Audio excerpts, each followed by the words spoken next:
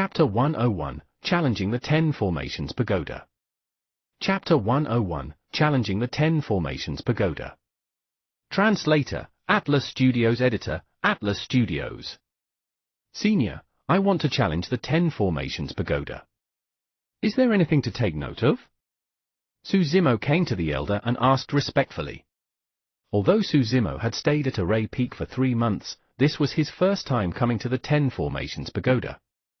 The elder paused for a while on Suzimo's face. He sized him up and asked, "You look very unfamiliar. You're not a disciple of my Array Peak, are you?" "I'm from Weapon Peak," Suzimo nodded. "Oh." The elder replied casually. He looked at the SEC badge on Suzimo's waist and passed him a wooden badge, saying in a deep voice, "Take this badge. If you can't hold it or encounter danger inside, break this badge immediately. You will be transported out safely. There are dangers to be encountered within the 10 Formations Pagoda." Suzimo was slightly stunned. The elder explained patiently, Level 1 of the 10 Formations Pagoda is very simple. As long as you set up a supplementary formation, you can reach Level 2. Level 2 is an illusion formation and the type of illusion is random. You will need to dispel the formation to reach Level 3. Level 3 is a trap formation. Once you clear the trap formation, you will be able to see the entrance to the Level 4, the Killing Array. It is extremely dangerous inside and if you aren't careful, you might lose your life. If you can't crack it, don't force yourself. Crush this badge. Level 5 is a combination formation consisting of 2 of either a trap, illusion or killing formation. You can only be considered as an elementary array formation master after dispelling the formation. With that, you can ascend to Level 6. With a rough understanding of the 10 Formations Pagoda now, Suzimo bowed and expressed his thanks before entering the pagoda. Looking at Suzimo's back view, the elder smiled and mumbled to himself, "It's rare for disciples of Weapon Peak to come and try to clear the 10 Formations Pagoda. I wonder how many levels that lad can clear. Perhaps 2? Suzimo. That's quite a familiar name. I seem to have heard it before somewhere." Murmuring softly, the elder shook his head and did not think much about it. After all, there were many disciples challenging the 10 Formations Pagoda on a daily basis and he only paid attention to some of the more outstanding ones from Array Peak. 10 Formations Pagoda, Level 1. This was a slightly spacious room that was empty. The floor was a little strange, it was soft with some elasticity. Surrounded by 4 walls, the door behind Suzimo slammed shut the moment he entered and the entrance to Level 2 was not in sight. Suzimo thought for a moment and understood. The entrance to Level 2 would only appear if he laid out a supplementary formation on the ground. He did not hesitate as a stream of spirit chi shot out from his fingertips. Squatting down, he drew on the ground carefully. He was drawing a soundproof formation. Inside, no one could hear any noise made from the outside. This was the first formation that Suzimo learnt and his motive was to isolate little cranes chirping. While drawing a formation pattern, one had to focus intently without any distractions or deviations. Even the slightest deviation of the formation pattern would result in a failed formation that could not be activated. This was a test of a cultivator's patience and conscientiousness towards details. The better they were, the more perfect things would be. Array formation masters were all meticulous people. If the setting up of a formation was seen as a game of chess, the array formation master would be the player. A chess game was unpredictable and a single misstep could lead to a loss. For array formation masters, any mistakes in their spirit patterns would render their previous efforts wasted. The soundproof formation was relatively simple and its patterns were not complex as well. Before long, Suzimo had drawn the formation on the ground. A spirit stone was placed in the eye of the formation as it shone brightly on the ground. The soundproof formation was activated. Crack! Crack! Crack! At the same time, a stone door appeared on a wall in the south, revealing a stone staircase made of granite that led to Level 2.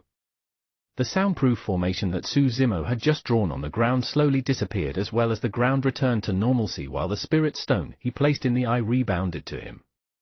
What an ingenious setup! Chuckling, Su Zimo picked up the Spirit Stone and headed to Level 2. The moment he entered Level 2, his body broke into a shudder. He was faced with a towering mountain covered in clouds and surrounded by water and greenery. There was a magnificent palace that looked like a paradise. Su Zimo realized that he had entered an illusionary formation. From Level 2 on, the disciple's ability to dispel formations would be tested. The principle of dispelling formations was simple: one had to locate the core of the formation, also known as the formation eye. The higher the grade of the formation, the more formation eyes there were. Grade 1 formations only contained a single formation eye. Grade 2 formations had two. If one wanted to dispel a Grade 2 formation, it wasn't enough to merely locate one formation eye.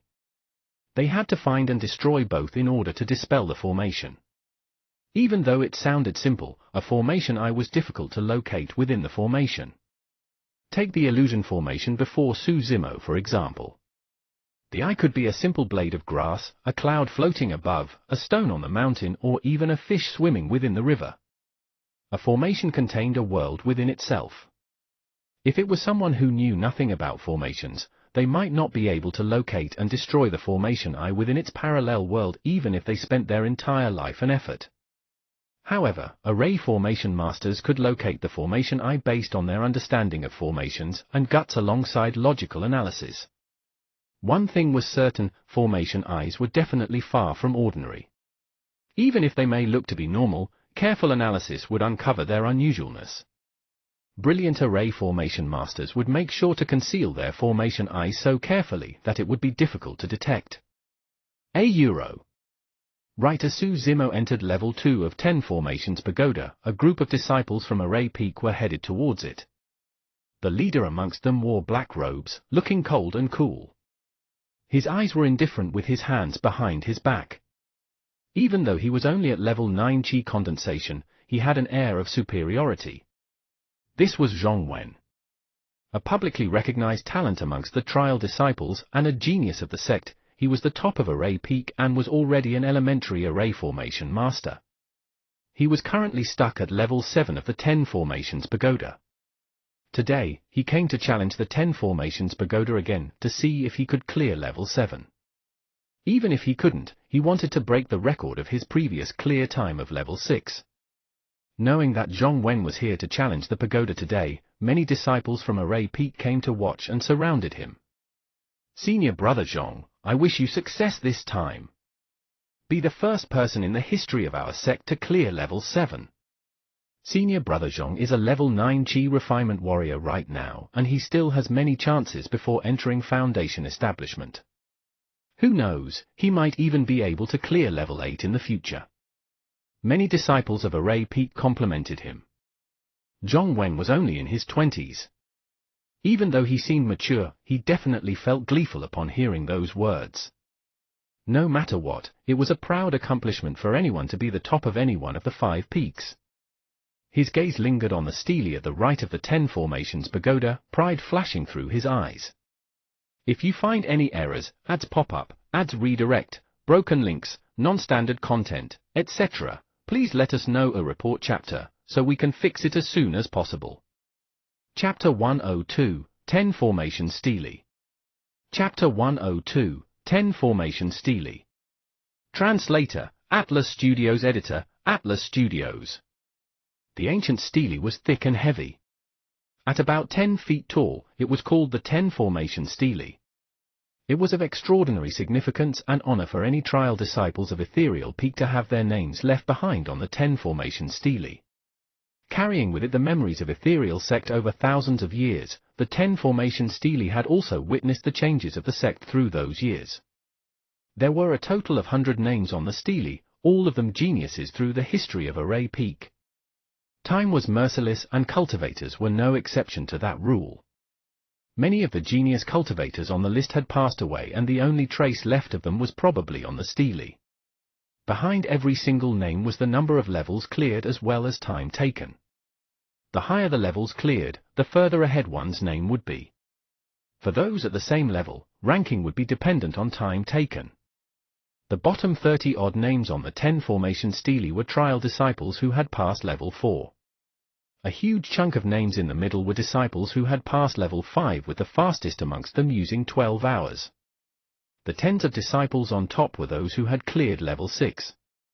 Zhong Wen's name was right at the top of the list. He was the top of Array Peak. There was reason for Zhong Wen to be proud, and he was definitely qualified as well. After all, he had already taken over every single genius through the thousands of years of history of Array Peak. He was the true number one of Array Peak. A line of words was displayed on the first row of the 10 formation stele. Zhong Wen cleared level 6, 11 hours. Right then, level 2 of the 10 formations pagoda suddenly shone with a bright light, attracting the attention of the Array Peak disciples.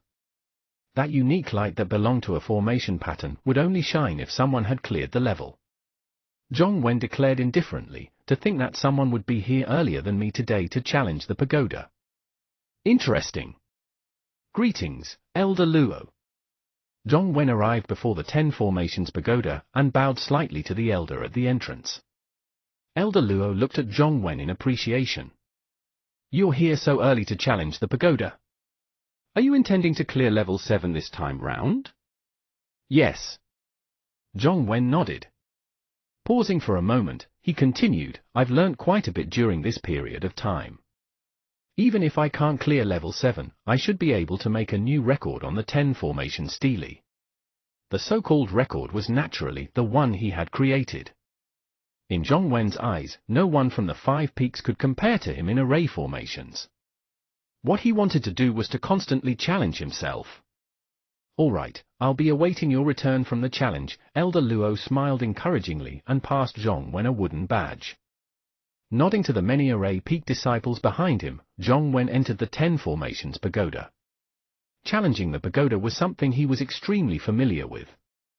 Without hesitation, spirit chi seeped out from his fingers, and he started drawing the moment he entered level 1. His choice of supplementary formation was the simplest type. Challenging the pagoda wasn't only a test of the number of levels cleared, one had to take into account the time taken too. Zhong Wen was naturally not going to waste any time. Before long, he was done drawing the formation pattern. Placing a spirit stone in the formation eye, the entrance to level 2 appeared. Retrieving his spirit stone, Zhong Wen rushed up to level 2 swiftly. Similar to Su Zimo, Zhong Wen found himself transported into an illusionary formation the moment he entered level 2. Looking calm, he surveyed his surroundings and walked about casually, stopping from time to time to observe the ground. 15 minutes later, he heaved out a sigh gently and summoned his flying sword, piercing it at the ground nearby. All of a sudden, the surrounding illusion disappeared and the entrance to level 3 came into sight. Zhong Wen was in excellent condition as he walked confidently to level 3. Su Zimo was in the level 3 trap formation at the moment as well. Even though they were in the same level, they were in different formations, and neither would see nor affect the other.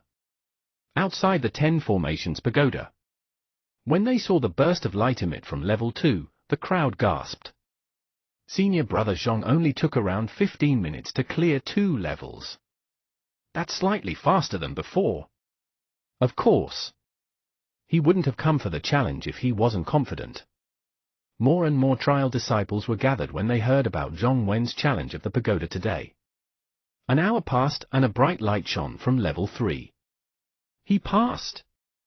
Yes, an hour. That's around the same as before. The disciples of Array Peak discussed. I wonder how long Senior Brother Zhong will take for level 4. I remember he took 2 hours previously. Actually, level 4 is not too bad. It's just a singular formation after all. Level 5 is the most difficult since it's a combination formation. The difficulty is doubly high.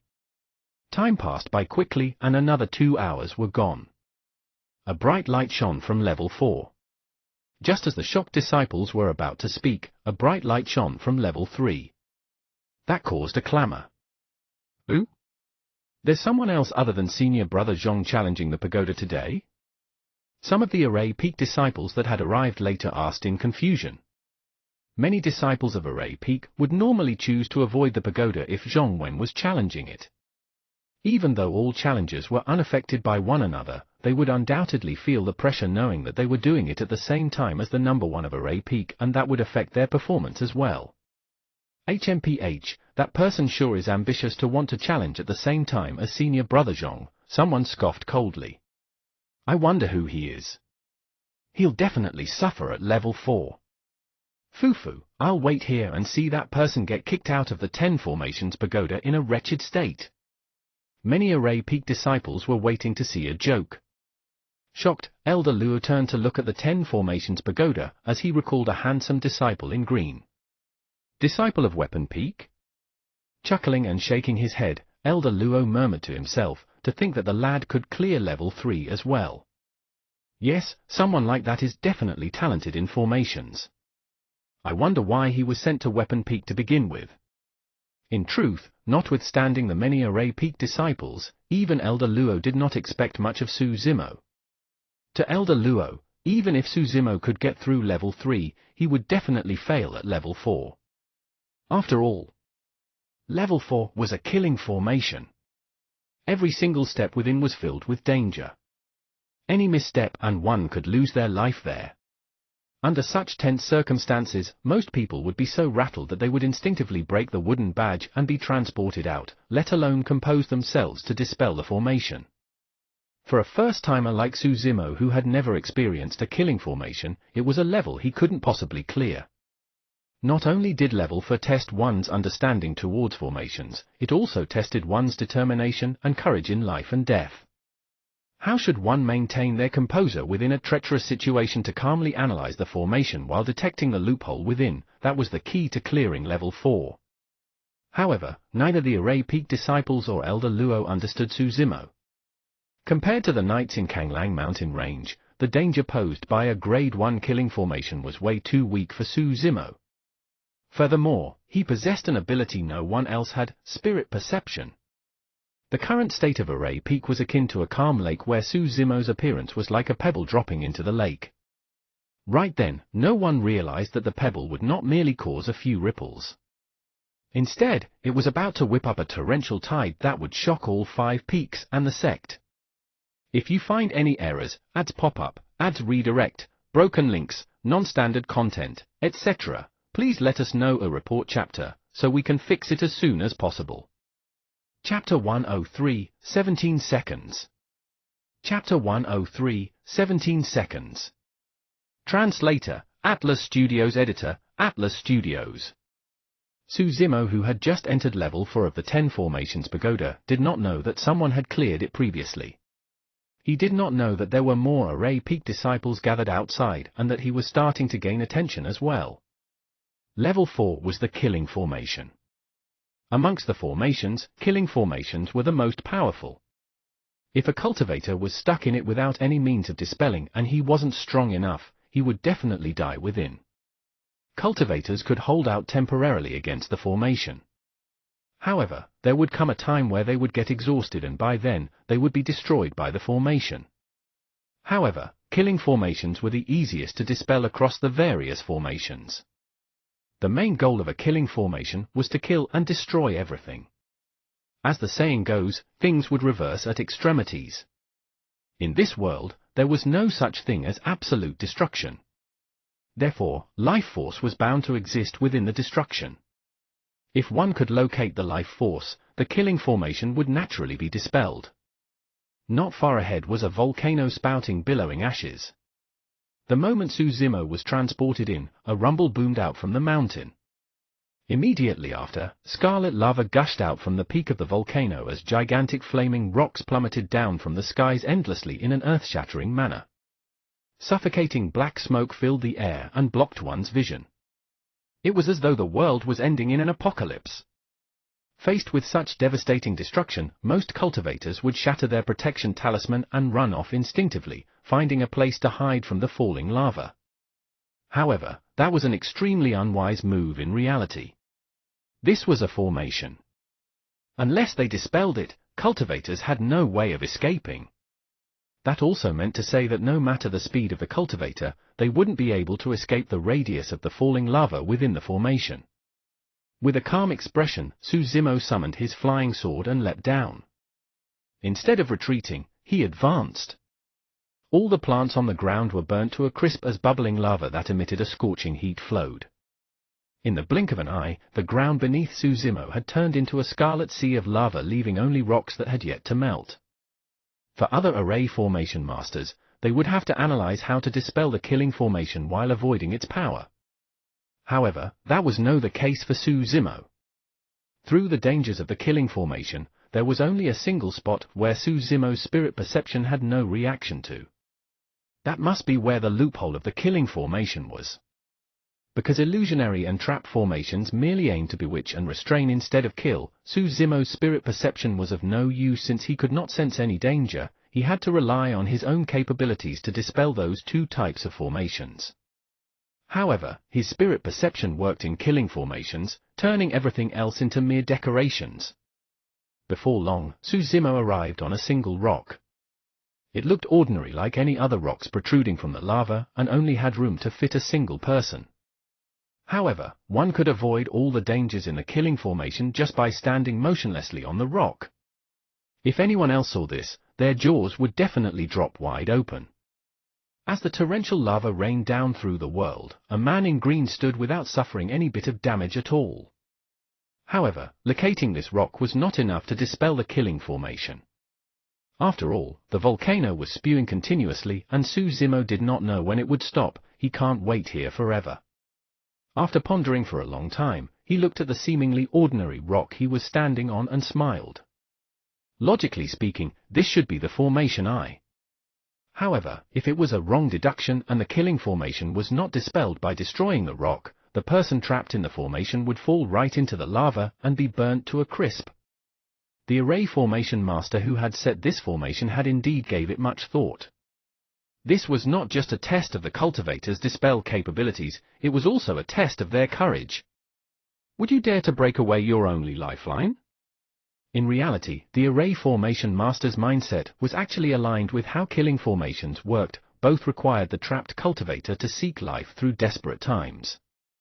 Smiling, Suzumo stomped down on his foot. Bam! The rock beneath him broke apart and Suzumo's body descended. Right as he was about to drop into the lava, everything around him disappeared and reality set in once more. The entrance of level 5 had appeared. Suzumo strolled towards it. At that moment, outside 10 Formation's pagoda. When the light of level 4 shone not long after level 3's light was lit up, the discussions of the disciples outside came to a halt. Everyone looked at the nearby 10 Formation's pagoda with widened eyes and gaping mouths. They could not recover from the shock. Elder Luo sensed it and looked back. When he saw the light of level 4 shining, he was stumped as well. That lad had cleared level 4? Also, it was so fast. It seemed like it only took 17 seconds. How was that possible? Countless questions surfaced in Elder Luo's mind as he frowned. What did I just see? Level 4's formation pattern had lit up as well? From the moment he stepped into level 4 to the light shining, it only took a few seconds. How could he be so fast? Who is that person? After a brief moment of silence, sounds were heard from the crowd as the Array Peak disciples discussed fervently. Even the number 1 of Array Peak, Zhong Wen, took 2 entire hours to clear level 4. How did that man dispel level 4's formation using just a couple of seconds? I've got it! Suddenly, a disciple exclaimed, there must be 2 people in 10 Formation's pagoda other than senior brother Zhong. So, someone had cleared level 3 previously and another person cleared level 4. Right. That must be the case. Another disciple nodded furiously in enlightenment. Yes, it must be a coincidence that someone had managed to clear level 4 right after the first person cleared level 3. Damn, that scared me. I told you it was impossible. The Array Peak disciples relaxed slightly as the crowd calmed down. After all, many of them were unable to dispel level 4's formation yet. If they knew that someone had cleared it using only a few seconds, it would be a huge blow for them. Upon hearing the conclusion in the crowd, Elder Luo lowered his head slightly to conceal his shock. No one knew better than him that from morning till now, only 2 people had entered the 10 Formation's pagoda. Since Zhong Wen had already cleared level 4, there was only one other person who could have cleared level 4 using a couple of seconds. It was that trial disciple from Weapon Peak, Su Zimo. Elder Luo turned and glanced at the 10 formation stele. The 30 over lines at the bottom were all formation geniuses who had cleared level 4. The fastest amongst them was Situ Boyon, who had spent 1 hour. Even if Su Zimo failed at level 5, he would definitely leave a mark on the 10 formation stele above Situ Boyon's name. His time taken to clear level 4 was the fastest through history, 17 seconds. If you find any errors, ads pop-up, ads redirect, broken links, non-standard content, etc., please let us know a report chapter, so we can fix it as soon as possible. Chapter 104, Level 6. Chapter 104, Level 6. Translator, Atlas Studios. Editor, Atlas Studios. Right as Zhong Wen entered level 5, Su Zimo ascended as well. This level was the final test for one to become an elementary array formation master. A combination array formation. Even between elementary array formation masters, some had deeper understanding towards formations. Some could combine 2, 3, or even more formations together. Level 5's combination formation comprised of 2 of either an illusory, trap or killing formation. The reason why it was difficult was partly because the combination of formation patterns was difficult to distinguish, making it easy to commit a wrong judgment. At the same time, a combination of 2 grade 1 formations implied that there were 2 formation eyes, and that increased the difficulty level of the formation. Even though grade 2 formations had 2 formation eyes as well, they were still more difficult to dispel than 2 grade 1 formations combined together. The reason for that was simple. Destroying a formation eye was equivalent to destroying half of the combination formation. With that, the remaining half would be much easier to dispel. However, destroying a formation eye in a grade 2 formation would not dispel the formation entirely. Su Zimo stood on the spot and sensed his surroundings, realizing instantly that he was in a trap and illusion combination formation. My luck's average. Su Zimo muttered softly. Things would have been much simpler for Su Zimo if it was a combination formation with a killing formation. However, given his current understanding of formations, clearing level 5 wasn't difficult, it was just a matter of time. Time slowly passed. The Array Peak disciples outside of 10 Formations Pagoda did not leave. At the moment, most of the people's attention was not on Zhong Wen. Instead, they were curious as to who the person who cleared the level 4 formation was. As evening approached, level 5 lit up. That must be senior brother Zhong. Yes. He broke another record once more. He's even faster than before. I wonder if he can clear level 6. The disciples began to discuss once more. From level 6 on, it was a test of the Array Formation Master's understanding of grade 2 formations. Similar to level 1, level 6 only required laying a supplementary type of grade 2 formation. The formation patterns of a grade 2 formation were much more complex than a grade 1, and its difficulty was doubly so. Any slight mistake would render the formation a failure. The Array Peak disciples knew that 2 hours was all it took to know whether or not one could pass level 6. Everyone waited patiently. 2 hours were nearly up and there was still no sign of light from level 6. All of a sudden, a blur appeared at the entrance of 10 Formations Pagoda as a figure appeared. Everyone's heart skipped a beat as they looked over. It was Zhong Wen. Ooh. It's a pity, but I failed level 6. Actually, it's a good thing. You took a faster time clearing the first 5 levels, so you've already broken your previous record, senior brother Zhong. Because he had gone through the killing formation of the 10 Formations Pagoda, Zhong Wen's clothes were tattered and he looked somewhat wretched. However, his expression was still calm and firm as he looked towards the 10 Formation stele. A bedazzling bright light shone on the first row of the 10 Formation stele. The name written was still Zhong Wen, and it was still stated that he had cleared level 5. However, the time taken had changed from 11 hours to 10 hours and 15 minutes. Zhong Wen heaved a sigh of relief. His arm had quivered slightly at the critical juncture of setting up his grade 2 formation. As such, there were some deviations in his formation patterns and his previous efforts were wasted. However, he had still gained something for breaking his own record once more. Elder Luo smiled. Not bad, not bad.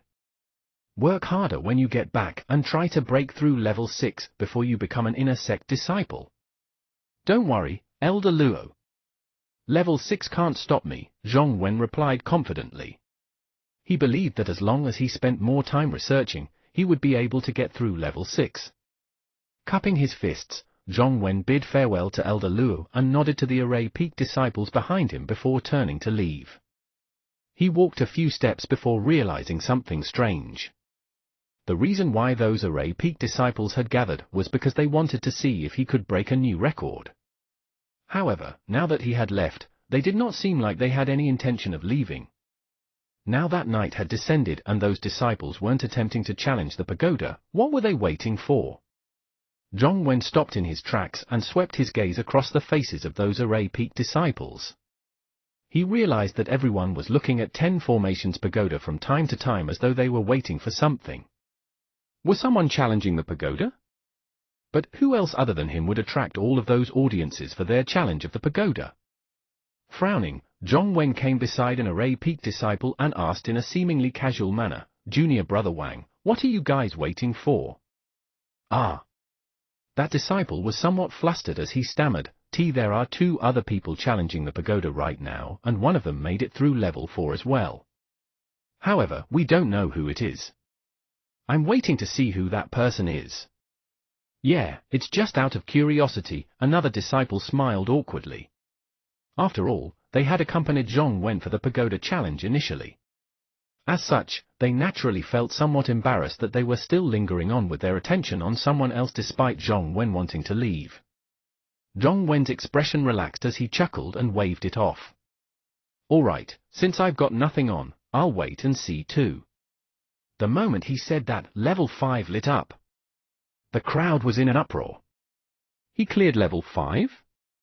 That's enough to leave a name on the 10 Formations Stele. Amazing!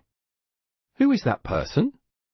When he heard the discussions of the crowd, Zhong Wen's expression turned serious.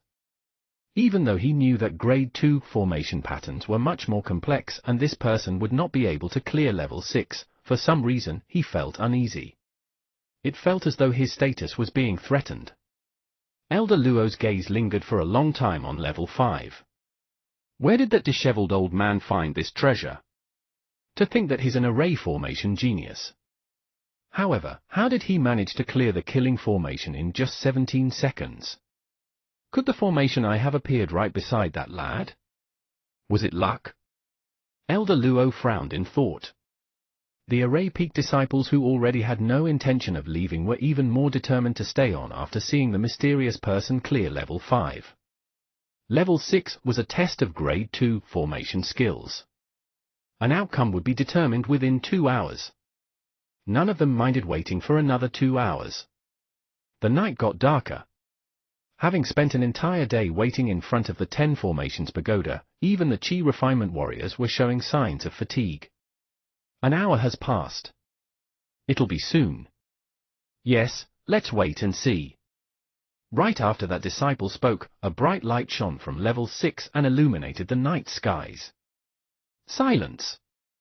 Hundreds of array peak disciples raised their heads and watched with agape mouths, forgetting to even breathe momentarily. Everyone's expressions were frozen. Their eyes were filled with complex emotions, shock, confusion, amazement, surprise. In only an hour, Su Zimo had cleared level 6. Elder Luo bolted upright and looked at the shining formation pattern light on level 6, lamenting internally, "Holy shit, holy shit. A true formation genius has appeared in our sect. If you find any errors, ads pop-up, ads redirect, broken links, non-standard content, etc., please let us know a report chapter, so we can fix it as soon as possible." Chapter 105, Turbulent Undercurrent. Chapter 105, Turbulent Undercurrent. Translator, Atlas Studios. Editor, Atlas Studios.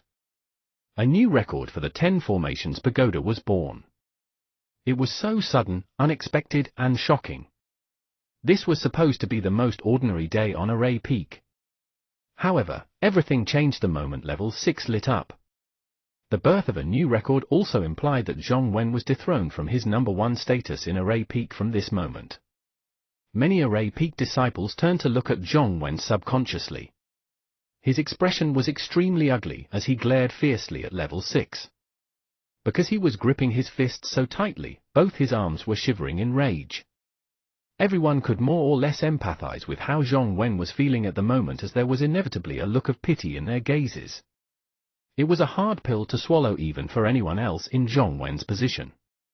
Closing his eyes for a long time, Zhong Wen let out a deep breath. By the time he opened his eyes once more, his gaze shone with a renewed confidence. At that, Elder Luo nodded to himself. To be able to walk out of such a trauma that quickly meant that Zhong Wen had a good character, his accomplishments in the future wouldn't be bad too. Very well. There's finally someone who can give me pressure. Smiling, Zhong Wen muttered to himself, it's been a long time since I've experienced this feeling. Even though I don't know who you are, your appearance will force out the best in me. With that said, Zhong Wen looked at the 10 Formations Pagoda deeply once more and turned to leave without hesitation. Many Array Peak disciples understood that before long, Zhong Wen would be back to challenge the 10 Formations Pagoda once more. At that time, the #1 of Array Peak would be determined by the person who clears Level 6 in the shortest period of time. Even after Zhong Wen's departure, many of the Array Peak disciples had no intention of leaving. Everyone was even more curious to see who this mysterious person who was challenging the pagoda was. The thought of the challenger clearing Level 7 did not cross everyone's minds. From the looks of it, it wouldn't be long before the person was sent out. However, time continued to pass and yet the challenger had not appeared. It was as though he was residing within the 10 Formations Pagoda silently. The night passed just like that. The morning sun rose and the many Array Peak disciples before the 10 Formations Pagoda were getting sleepy after staying awake for the entire night. Casually, they stretched their bodies and gathered their spirits. What's that person doing inside? He should come out if he can't continue. Why is he taking so long? I don't know, but I can't take it anymore. I've got to head back and rest. A worn-out disciple shook his head, no intending to waste any more time here. Yeah, I'm heading back too. After all, this person will definitely leave his name on the 10 Formation Stele after clearing Level 6. I'll just see who he is then, another disciple remarked. Right then, someone sped towards them on a flying sword. When the person approached, everyone focused their attention over, it was Zhong Wen who had left the previous night. He was back after a single night. One could imagine how he must have spent all his time and energy into researching on Grade 2 formations rather than sleep the previous night. Arriving before Elder Luo, Zhong Wen declared deeply, Elder, I'd like to challenge the 10 Formations Pagoda. Very well. Elder Luo nodded his head and passed Zhong Wen a wooden badge.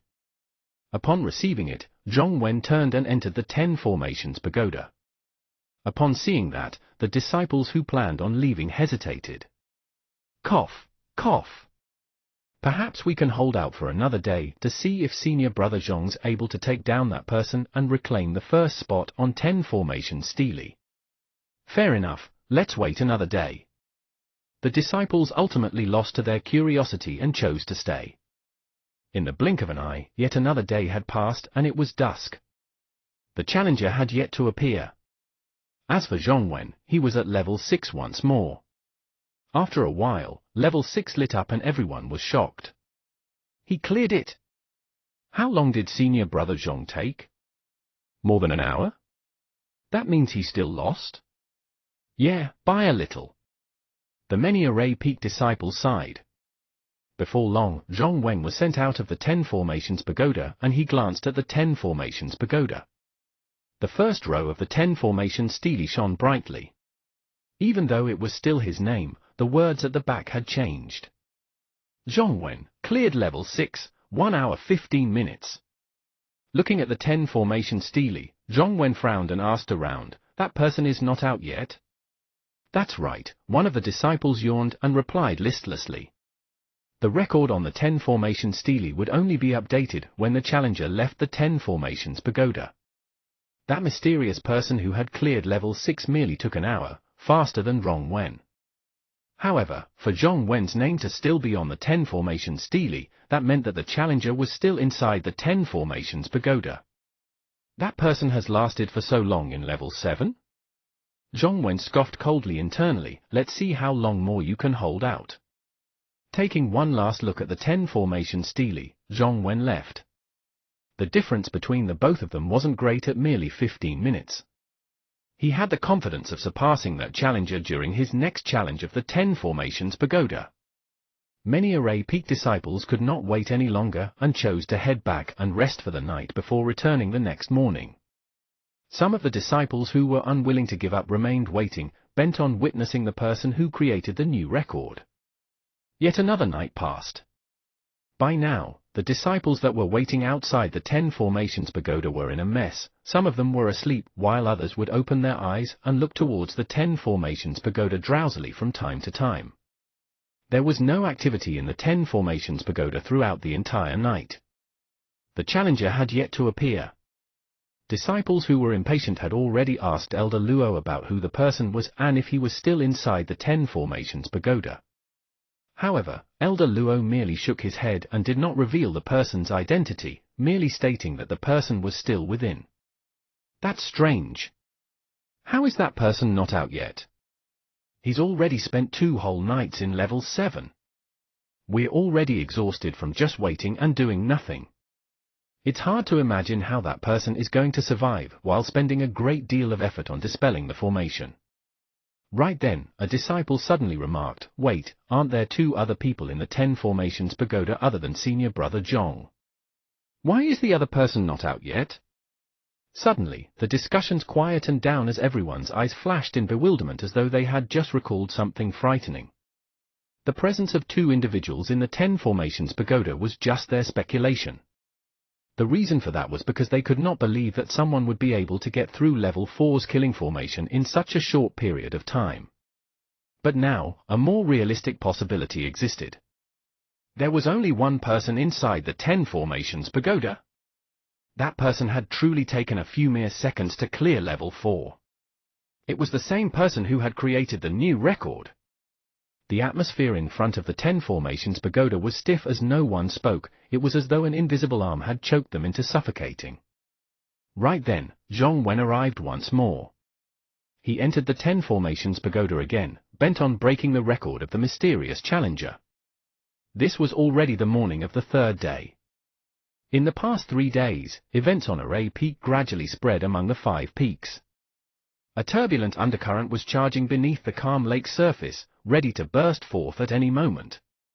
If you find any errors, ads pop up, ads redirect, broken links, non-standard content, etc., please let us know a report chapter, so we can fix it as soon as possible. Chapter 106, Things are getting interesting now. Chapter 106, Things are getting interesting now. Translator, Atlas Studios. Editor, Atlas Studios.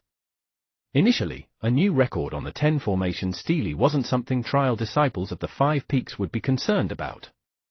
That was because everyone knew that it must have been broken by Zhong Wen, and because of that, they were already used to it. However, when they heard that the new record was broken by an unknown, mysterious disciple, it piqued everyone's curiosity. Following that, news spread of how Zhong Wen had returned to challenge the pagoda once more, but he still lost to the mysterious challenger. Right now, it was his 3rd attempt and the outcome was unknown. A clash between 2 top geniuses of Array Peak was akin to the year-end Array Peak face-off being brought forward. It wasn't just the young and inquisitive trial disciples who were interested, even the 5 peak masters were aroused with slight curiosity. The number of people gathered before the 10 formations pagoda was increasing as time went on. Other than Array Peak, disciples of the other 4 peaks came as well to witness the final outcome. Led by Feng Haoyu, a group of talents from Spirit Peak arrived. Little Fatty was among them. After 3 months, Little Fatty was already at the peak of level 8 Qi condensation. Ling Ru's appearance caused a huge stir as many disciples turned their gazes towards this ice-cold beauty. In less than a year, she was regarded by quite a number of people as the top beauty of all 5 peaks. It wasn't just because of her looks, it was also because she was extremely strong. Right now, she was the same as Feng Haoyu at the peak of level 9 Qi condensation. She was his biggest competitor for the year-end Spirit Peaks face-off. More than that, Lang Ru had displayed a shocking talent in the craft of talismans. She also stood a high chance of taking the #1 spot on Talisman Peak's year-end face-off. Disciples of Elixir, Talisman, and Weapon Peak had arrived to watch the show with Shui Yi and the others among them. There were still 3 months left to the year-end face-off. This challenge of the 10 Formations Pagoda was probably the biggest event in all 5 peaks till then. In the blink of an eye, the 3rd day was already half gone. As dusk arrived, level 5 of the 10 Formations Pagoda lit up, indicating that Zhong Wen was about to challenge level 6 once more. If he could clear level 6 within an hour, he would be able to reclaim his honor as the #1 of Array Peak. Little Fatty squeezed through the crowd to get to Shui Yi and whispered, "Senior brother Shui, why haven't I seen bro at all recently? I've not seen him for a couple of days now as well. But I think things should be fine, don't worry," Shui Yi consoled. Little Fatty frowned and murmured, "Strange. I haven't seen him in 3 months and his cave abode was empty too. I was contemplating to help bro sharpen his fighting techniques." Shui Yi smiled without saying anything. In his opinion, Su Zimo might have realized he had no hope of winning at the end of the year and made an excuse to leave. That way, he could avoid the year-end face-off. Even though he might get mocked by others for it, it was better than losing in front of everyone. Right then, level 6 burst forth with a bright, bedazzling light of formation patterns. He did it! How long did it take? Around 45 minutes. It's less than an hour. As expected of senior brother Zhong. He is backed by a strong foundation of knowledge towards array formations after all. As the discussions went on, some of the Array Peak disciples who were closer to Zhong Wen heaved a sigh of relief. Before long, Zhong Wen was sent out of the 10 Formations Pagoda. At the same time, the top row of the 10 Formations Stele shone brightly as the words shuffled. Zhong Wen, cleared level 6, 45 minutes. Not bad, not bad. Elder Luo nodded with a smile. Congratulations, senior brother Zhong. You're still the best. You've cleared level 6 with such speed. Some disciples of Array Peak hurriedly congratulated him with cupped fists. Hands behind his back, Feng Haoyu nodded to Zhong Wen. Given Feng Haoyu's haughty character and status within the 5 peaks, he was already giving face to Zhong Wen by showing that gesture. Zhong Wen smiled and raised his voice. "Everyone, please quiet down." The noisy crowd gradually calmed down. "It's all thanks to your care and concern that I'm able to return to the top of the 10 Formation Stele. It's been a tiring few days, everyone, but..." Zhong Wen changed the topic and with a sharp gaze, looked towards the 10 Formations Pagoda intently and declared, "The person I must thank the most is that unknown challenger. I've mentioned previously, his appearance will force the best out of M-." Before Zhong Wen could even finish saying "me," his pitch changed and his pupils constricted as though he had witnessed something horrifying. Everyone looked in Zhong Wen's direction. Level 7 of the 10 Formations Pagoda was lit up. The light was a little blinding. Before anyone knew it, Elder Luo was already standing up and looking at level 7 with a blank look of disbelief. The atmosphere in front of the 10 Formations Pagoda had turned extremely strange. No one spoke. Everyone was mesmerized by the light coming from level 7 that they forgot to breathe. It was as though they had lost their souls. Zhong Wen's expression changed a couple of times before settling on an ashen look with a dim gaze. He had lost. He had lost completely. Right then, he tried countless times to muster his courage and gather his confidence, but he couldn't do it. The shining light of level 7 gave him a pressure that no one could understand. It was a pressure called despair. He knew better than any other disciples among the 5 peaks about the obscurity of Grade 2 formations. Even that mysterious challenger had spent an entire 2 days and nights before deducing his way to clear level 7. However, a clear was a clear. Yet, Zhong Wen was completely lost in the face of level 7's formation. He was trapped by the illusion formation and could not locate any loopholes of it at all. In fact, he could not last for more than 4 hours within level 7. If he continued to stay on, there was a high chance he would suffer irrecoverable damage to his psyche. Ooh. Sighing sadly, Zhong Wen turned around and mumbled to himself despondently, "I've got no chance of surpassing him." "You do." Right then, a warm voice rang out beside Zhong Wen. Zhong Wen looked up. Out of nowhere, Array Peak's master, Shen Yi, had appeared and was standing not far away, smiling and looking at him encouragingly. When he met with that gaze, Zhong Wen shuddered and the haze within his heart dispersed, allowing him to see the light once more. Taking a deep breath of air, Zhong Wen nodded his head and replied deeply, "Don't worry, master. I won't be defeated that easily. I'll be back once more." "Well done. That's more like my disciple." With his confidence regained, Zhong Wen left the 10 Formations Pagoda once more. Shen Yi looked at the fading level 7 light and a trace of curiosity flashed in his eyes.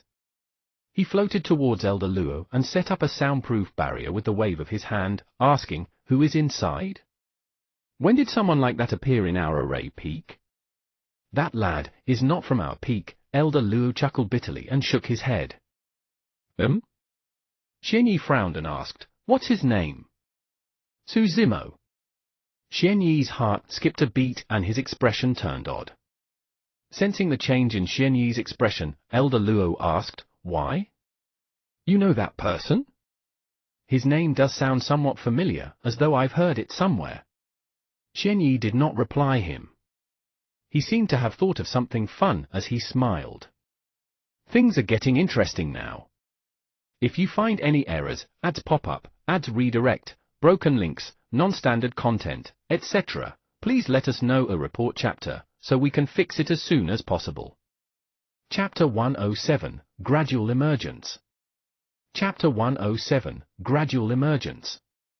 Translator, Atlas Studios. Editor, Atlas Studios. Elder Luo was flustered as he urged, "Don't beat around the bush." "Who is he?" "The one that slashed at me on the front peak." "That's the lad," Shen Yi chuckled.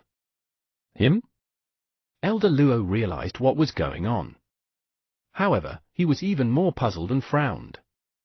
Hasn't he already issued a challenge to Feng Haoyu and caused a huge stir about wanting to prevent the latter from getting #1 for Elixir and Weapon Peak? What has that got to do with us? If he can challenge the 10 Formations Pagoda, he must have put in quite a lot of effort on learning formations. Why do you think he's doing this instead of spending his time on refining elixirs, weapons, and raising his cultivation? I've got no idea too. Shen Yi shook his head and smiled. "But don't you think that this is really interesting?" "So what if it is?" "He's not a seed from our peak, sigh," Elder Luo replied regrettably. Shen Yi looked at the 10 Formations Pagoda meaningfully and whispered, "I'm just curious now to see how many levels he can clear." Gradually, night arrived. Many Array Peak disciples left, while disciples of the other 4 peaks waited to see who the challenger was. Little Fatty rolled his eyes and stopped an Array Peak disciple casually, asking with a grin, "Senior brother, why aren't you guys waiting anymore?" "Hey! Junior brother, this is where you lack experience." The person replied mysteriously, "Think about it. Even if you wait here the entire night, you might not get to see who the person is. You might as well come back tomorrow morning. Furthermore, even if that person can clear level 8, it'll take at least 2 days and nights too." Little Fatty nodded his head in agreement. "Senior brother, you're really smart. That does make sense." The mysterious person had taken 2 days and nights to clear level 7. Even if he could clear level 8, it wouldn't be that soon. At that thought, Little Fatty headed back to rest. There was no activity in the 10 Formations Pagoda for the next 2 days as more than half of the gathered disciples had lost their patience and left. Zhong Wen arrived at the 10 Formations Pagoda on the morning of the 6th day, ready to challenge it once more. Before night arrived, he was sent out by the pagoda. Even though he had cleared the first 6 levels even faster than before, he still failed at level 7. Just as he was about to leave, Level 8 lit up. Level 8? That person has cleared Level 8. That's a full 3 days and nights. That means that he's been inside for a whole 6 days now. What sort of a body does he have to withstand such a draining experience? In fact, many disciples did not know that Suzumo's physique was much more terrifying than they had thought. Moreover, he was tortured by Little Crane endlessly back in his Weapon Peak cave abode, and it was almost 10 days of sleepless nights back then. It could be said that Suzumo's current achievements in array formation was forced entirely by a stupid bird. When he saw the glowing light of Level 8, Zhongwen felt a bitterness surge within him. He no longer had any hope. The difference was too great. Once again, he looked at that familiar name at the top of the 10 formation steely. He found it a little eye-piercing and could not help but laugh at himself bitterly before leaving. When he saw Zhongwen's back view, Elder Luo shook his head and sighed. What a pity! If that person had not appeared, Zhongwen would have been a really great genius of array formations. By now, the disciples of the various peaks had a rough grasp of the timing for the 10 formations pagoda. Based on that logic, the mysterious person was going to take even longer to clear Level 9. With the year-end face-off approaching, most disciples would naturally not choose to spend their days wasted here. Moreover, it was already dark and everyone dispersed to rest in their cave abodes. Before long, it was peaceful at the 10 formations pagoda once more. Elder Luo was the only one still guarding as he stood up and stretched. Xian Yi walked over from afar and said, Elder Luo, go and rest first. I don't think there'll be much activity for the next few days now that the lad's at Level 9. Elder Luo shook his head. Why? You're still worried? Xian Yi chuckled. If you are, I'll help you watch over tonight. Elder Luo let out a mysterious smile and asked, do you know what type of formation is at Level 9? Killing? Xian Yi was puzzled as to why Elder Luo would raise that question. Elder Luo asked once more, do you know how long that Suzumo took to get through Level 4's killing formation? Realizing that there was something more to it, Xian Yi's eyes gleamed as he made a guess, 15 minutes. Elder Luo snickered, beating around the bush slightly before replying slowly, 17 seconds. Pust! Xian Yi's expression changed entirely as he gasped, how could that be? After a deep silence, Xian Yi asked in a testing manner, is it a coincidence?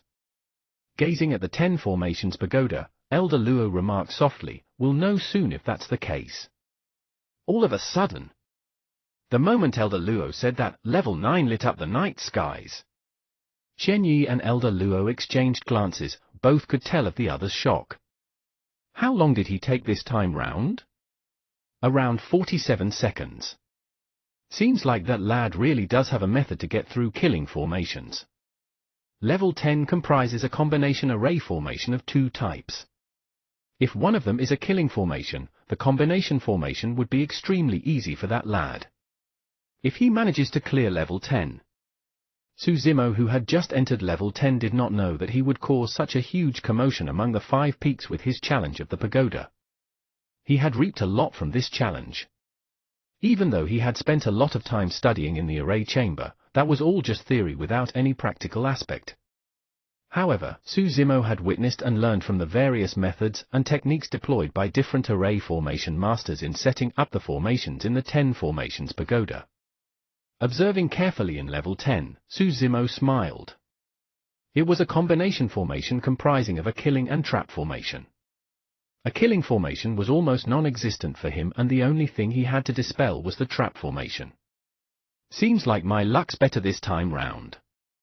A deep fatigue could be seen from Suzumo, but still, his eyes remained clear and resolute. For 6 whole days, Suzumo had not rested at all as he spent his time dispelling formations.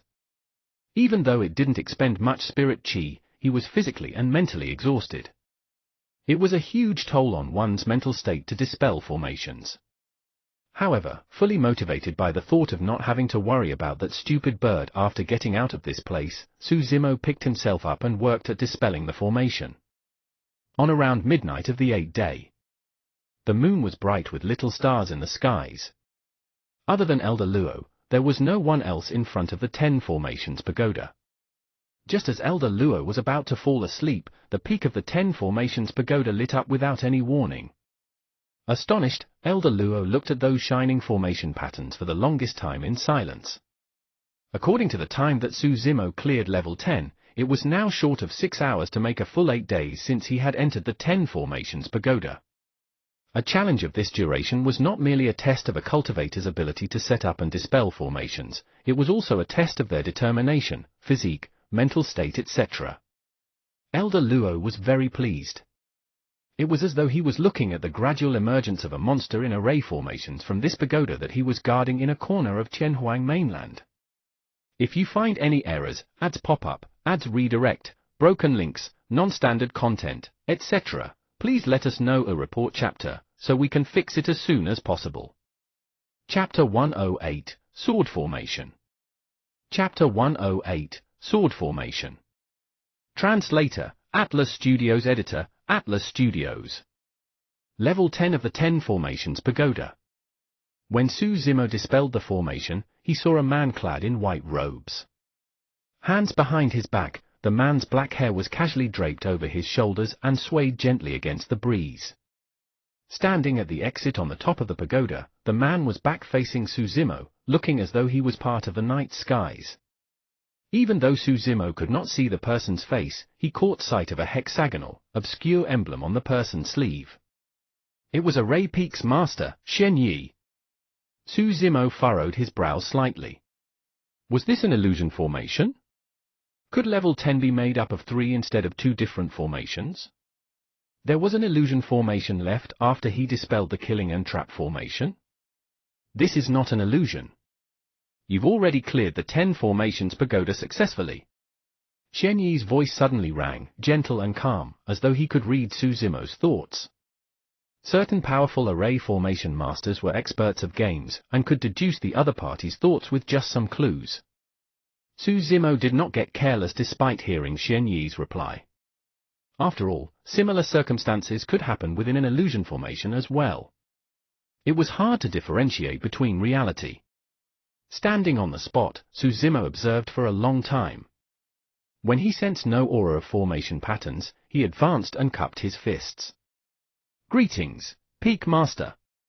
Shen Yi did not turn around, merely asking, how long have you been studying formations? 3 months, Su Zimo did not hide anything. A shocked expression flashed through Shen Yi's eyes and disappeared quickly. 3 months. Shen Yi mumbled repeatedly to himself. After a long time, he turned slightly and smiled at Su Zimo, nodding. Come on, stand beside me. Momentarily startled, Su Zimo continued walking forth until he was beside Shen Yi. Tired? Shen Yi asked with a smile. Su Zimo nodded his head. Right then, the only thing he wanted was to head back to his cave abode and sleep in silence, without a care for the world. I've heard about your challenge with Feng Haoyu as well. Why did you suddenly come and learn about formations despite not having much time? Shen Yi was curious. The image of that stupid bird flashed through Su Zimo's mind as he shook his head with a bitter chuckle. There's a long story behind it. It's less than 3 months until the year-end face-off. I'm not concerned about elixir and weapon refinement, but I heard that you challenged Feng Haoyu to a fight after the Spirit Peak face-off? Shen Yi asked. Yes. Are you confident? Hesitating for a moment, Su Zimo shook his head. No. He would be confident if not for his concern that his demonic self might be exposed. However, in terms of pure cultivation techniques, Su Zimo was far inferior.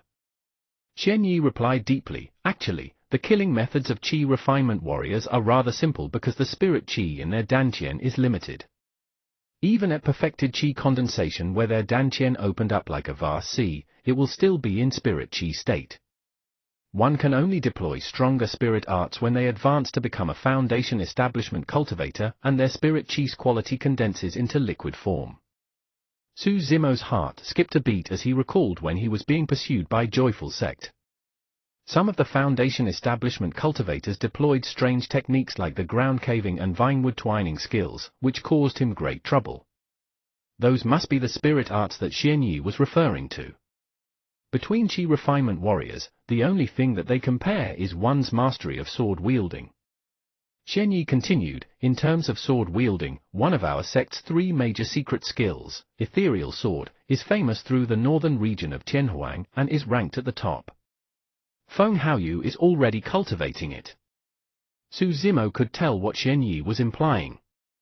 In other words, he had no chance of winning against Feng Haoyu, who was already cultivating Ethereal Sword. In the hazy, starry night, both men stood at the peak of the 10 Formations Pagoda. One was clad in white and had a graceful bearing, while the other was clad in green with a delicate, handsome face. If any trial disciples of the 5 peaks saw this scene, their jaws would drop in shock. Every single peak master was a golden core. What sort of status did they bear in the sect? The fact that a mere trial disciple at only level 6 Qi condensation was able to stand shoulder to shoulder and chat with Array Peak's master was a treatment that would make anyone envious.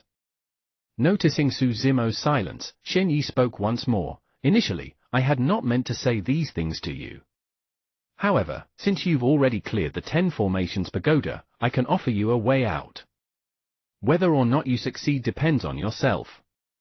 Thank you, Peak Master. Su Zimo's heart skipped a beat as he bowed hurriedly to express his thanks. Xian Yi continued slowly. Other than the standard skills and secret techniques of sword wielding, there is another method that can raise a cultivator's fighting strength. It's called a sword formation. Sword formation? Su Zimo furrowed his brows in deep thought. In Array Chamber, he had chanced across a bamboo scroll named Tripartite Sword Formation. Xian Yi replied, most Array Formation masters are weak because in fights, opponents would not give you a lot of time to set up your formation before rushing in blindly. However, there exists a special branch amongst Array Formation masters, the Sword Formation Master. The prerequisite of becoming a Sword Formation Master is that they must first be an Array Formation Master with a deep understanding towards formations. Secondly, they had to cultivate a type of sword formation. Su Zimo nodded. Sword formation manuals are extremely rare, and even within our sect, we only have 2. One is called the Tripartite Sword Formation, while the other is the Hexagonal Sword Formation. The former is a Grade 1 formation, while the latter is a Grade 2. The activation of a sword formation is through remnant marks created by tearing through the void with a flying sword. By using them as replacement for formation patterns, an Array Formation Master is able to create a formation that can produce a powerful force. Su Zimo was shocked to hear this. Just setting up a formation patterns was something that was extremely difficult for Array Formation Masters. Any single mistake and the formations would fail. Furthermore, they were now talking about using the remnant marks in the void as a replacement for formation patterns. Xian Yi spoke, the reason why there are so little sword formation masters is because the conditions are way too harsh. Every single sword formation master is an elite among the Array Formation Masters and have a far superior understanding of formations. Furthermore, sword formations usually require the use of multiple flying swords. Using a single flying sword in battle is tough enough, let alone using many for a sword formation. Su Zimo nodded. For example, 3 flying swords were required for the Tripartite Sword Formation. As the name implied, Hexagonal Sword Formation would most likely require 6 flying swords. Also, controlling multiple flying swords would cause one Spirit Qi to deplete faster. If the formation was a failure, it would be a waste of Spirit Qi for the Sword Formation Master, and he would end up placing himself in danger. Xian Yi chuckled. Furthermore, how are normal Array Formation Masters going to get that many flying swords? For example, many of our trial disciples barely have a single inferior grade flying sword, let alone 3, 6 or even more. Can they use flying swords of different grades as replacement? Su Zimo asked. No. Xian Yi shook his head. You have to understand that the flying swords used for a sword formation must be of the same grade. If the grades were different, the formation patterns left in the void would deviate and the formation would definitely fail. If you find any errors, ads pop up, ads redirect, broken links, non-standard content, etc., please let us know a report chapter, so we can fix it as soon as possible. Chapter 109, Earth-Shattering. Chapter 109, Earth-Shattering. Translator, Atlas Studios. Editor, Atlas Studios. Of course, if the flying swords used are of the same build, size, weight and sharpness etc., it would be even easier to set up a formation. Pausing for a moment, Shen Yi chuckled. But that's not too realistic unless the flying swords are created by the same weapon refinement master who had specially created them as a set. A set of flying swords? Su Zimo's eyes twinkled meaningfully. You're a disciple of Weapon Peak. Even though you have yet to become a weapon refinement master, I'm sure you understand how difficult it is to refine weapons. It's already difficult enough to create a single graded spirit weapon, let alone a set. The mention of that had Su Zimo's heart skipping a beat. Everything else aside, it wasn't really difficult for him to create a set of almost identical inferior grade flying swords. But of course, I know that this is not an easy path to undertake and this idea might not even be of help for you to defeat Feng Haoyu. After all, with just 3 months left to the year-end face-off, time is limited for you. Shen Yi continued expectantly, however, you're the most talented array formation master that I've ever seen. Perhaps, you can one day be a true sword formation master if you continue in this direction. Peak Master, are you a sword formation master? Su Zimo suddenly asked. I'm the only sword formation master in our sect. Shen Yi nodded his head with a smile. It was only then that Su Zimo understood why Shen Yi was waiting for him and telling him about those things. The latter wanted to find a sword formation master successor in the sect. Pulling out a scroll from his storage bag, Shen Yi passed it over to Su Zimo. I believe you must have come across the tripartite sword formation in the array chamber. This is the hexagonal sword formation. Burn it after you memorize it, do not spread it. Su Zimo received it with both hands and nodded his head. Shen Yi pondered for a moment and continued, Zimo, don't harp on a moment's failure. There is still a long way to go. Su Zimo knew that Shen Yi was worried he would lose to Feng Haoyu and have his confidence dashed, hence that advice. In truth, Shen Yi was not the only one. Neither of the 4 peak masters nor anyone in the sect had their eyes on Su Zimo winning. Perhaps he might be evenly matched with Feng Haoyu in terms of elixir and weapon refinement. However, in everyone's eyes, the outcome was already decided. If the both of them fought, Su Zimo would only humiliate himself. Of course, there was a single existence in Ethereal Peak who thought highly of Su Zimo. Only, that existence wasn't human. Go on, time is precious. Spend more effort on elixir and weapon refinement so that you can get number 1 for those 2 peaks, Shen Yi instructed. Su Zimo nodded his head and closed the hexagonal sword formations manual. Summoning his flying sword, he left the 10 formations pagoda and disappeared into the night skies. The moment Su Zimo left the 10 formations pagoda, the names on the 10 formations stele started shifting as everything was pushed down for a blank space above. Zhong Wen's previous record was now pushed to the 2nd row. A line of words appeared on the 1st row of the 10 formation stele. Cleared level 10, 7 days 18 hours. However, the portion where his name was supposed to be was a complete blank. Right then, Shen Yi descended from the 10 formations pagoda and accidentally caught sight of what happened. Slightly surprised, he murmured softly, that lad must be so tired that he forgot to place his sect badge on the 10 formation stele. Stunned for a moment, Elder Luo suddenly realized. Aya, I forgot to tell him about this. The 10 formation stele would only record one's name after they tapped their sect badge on it after the pagoda challenge. For the past 3 months, Su Zimo spent his time buried in the ancient texts in Array Chamber with absolute focus. He did not interact with any Array Peak disciples as well. In fact, he did not even know about the function of the 10 formation stele. When he saw the huge stele before his challenge, he did not think much nor ask about it and headed for the pagoda straight. Elder Luo thought that as a disciple of Weapon Peak, Su Zimo was merely there to join the crowd and did not mention it since he had not expected the latter to leave a mark on the stele either. Should I call him back? Elder Luo leapt into the air, prepared to chase after Su Zimo to inform him about it. Shen Yi waved it off and shook his head. Forget it. That lad hasn't slept a single week in nearly 8 days.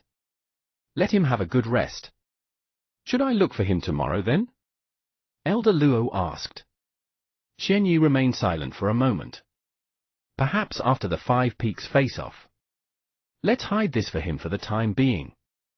Needless to say, something like this would definitely cause a commotion among the Five Peaks, and it'll attract trouble for him if the other disciples knew that he was the one who cleared the 10 Formations Pagoda. Yes, that's good too.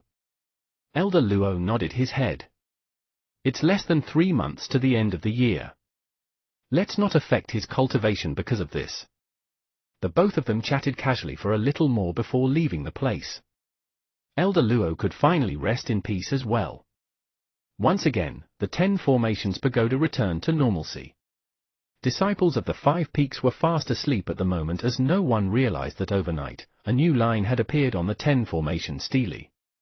Yu Ping was a disciple of Array Peak. His habit for the past few days would involve running to the 10 Formation Stele for a look in the morning before going off to do his own things. This morning, Yu Ping arrived on his flying sword and took a spin around 10 Formations Pagoda, glancing at 10 Formations Stele casually. Yeah, no changes. He murmured softly.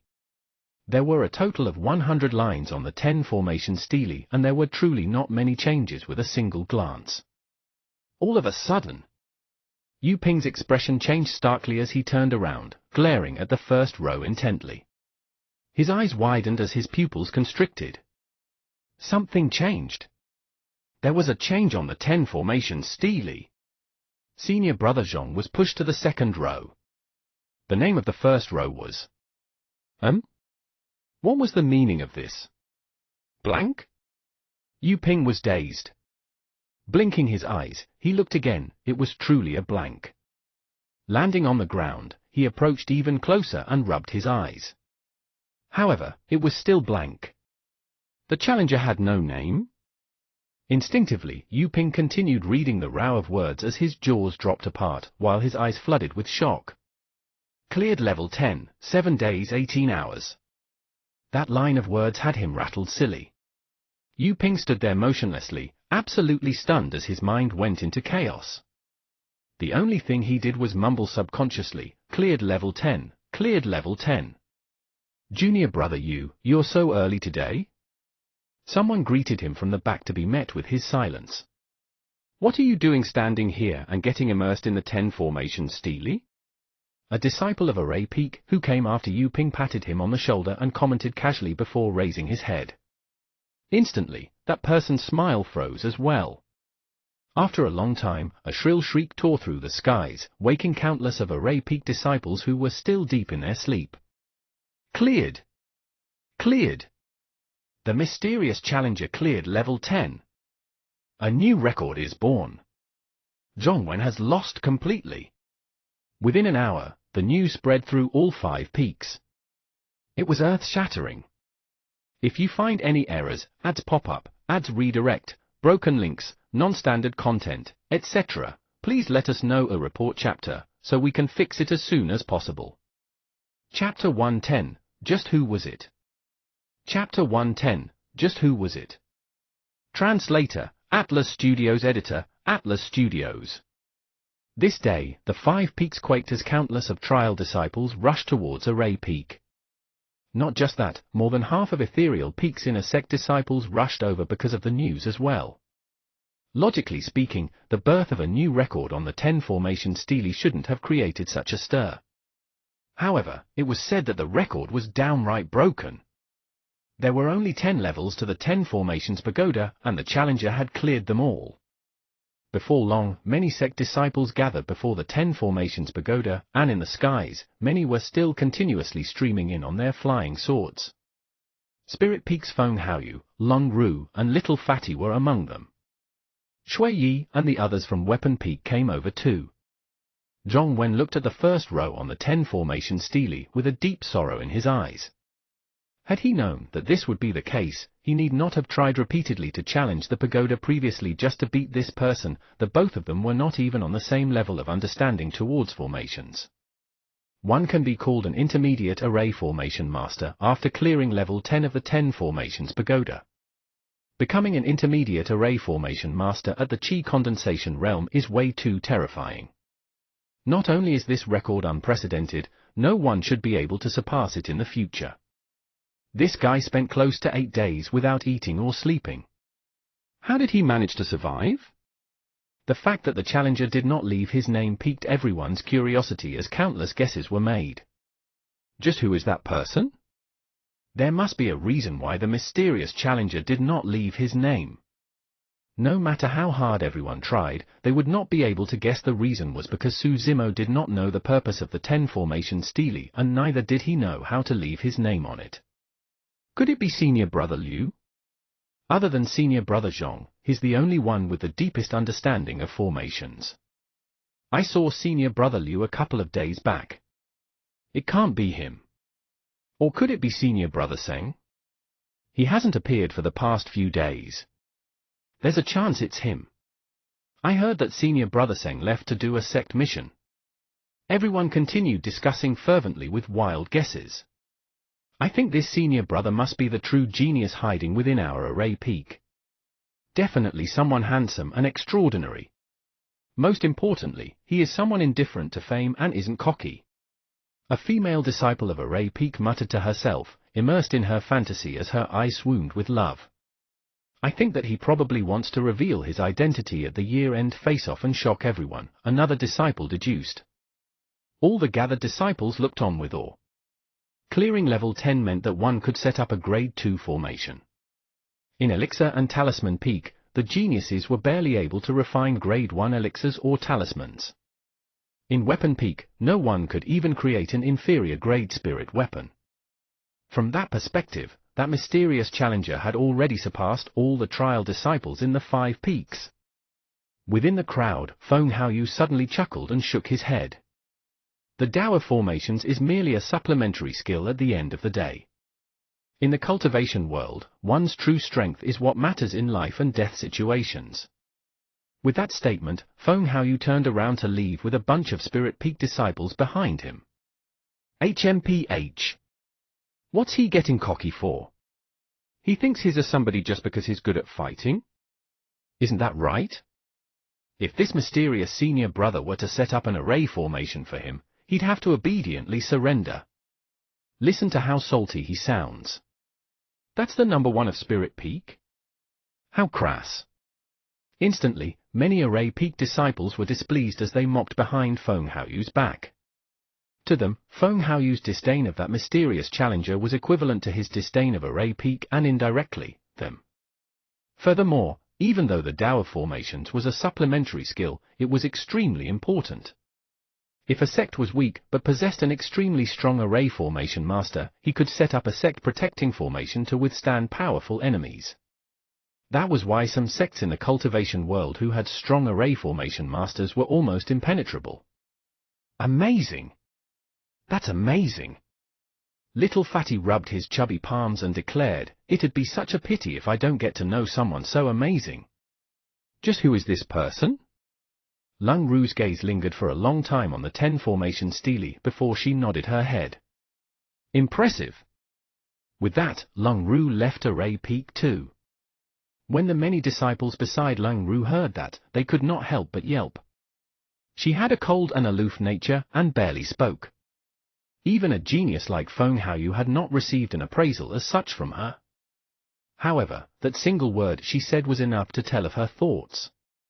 Little Fatty squinted his eyes and looked around the crowd for a long time as though he was searching for someone. After a while, he found nothing and frowned, murmuring to himself, where did bro disappear to recently? He isn't even here to take a look at such a huge commotion? No, I've got to go take a look at Weapon Peak. His mind made up, Little Fatty summoned his flying sword and sped towards Weapon Peak. In the distant skies, 5 golden cores stood among the clouds, watching the rare spectacle on Array Peak. They were the 5 peak masters. Just who is the person who challenged the pagoda?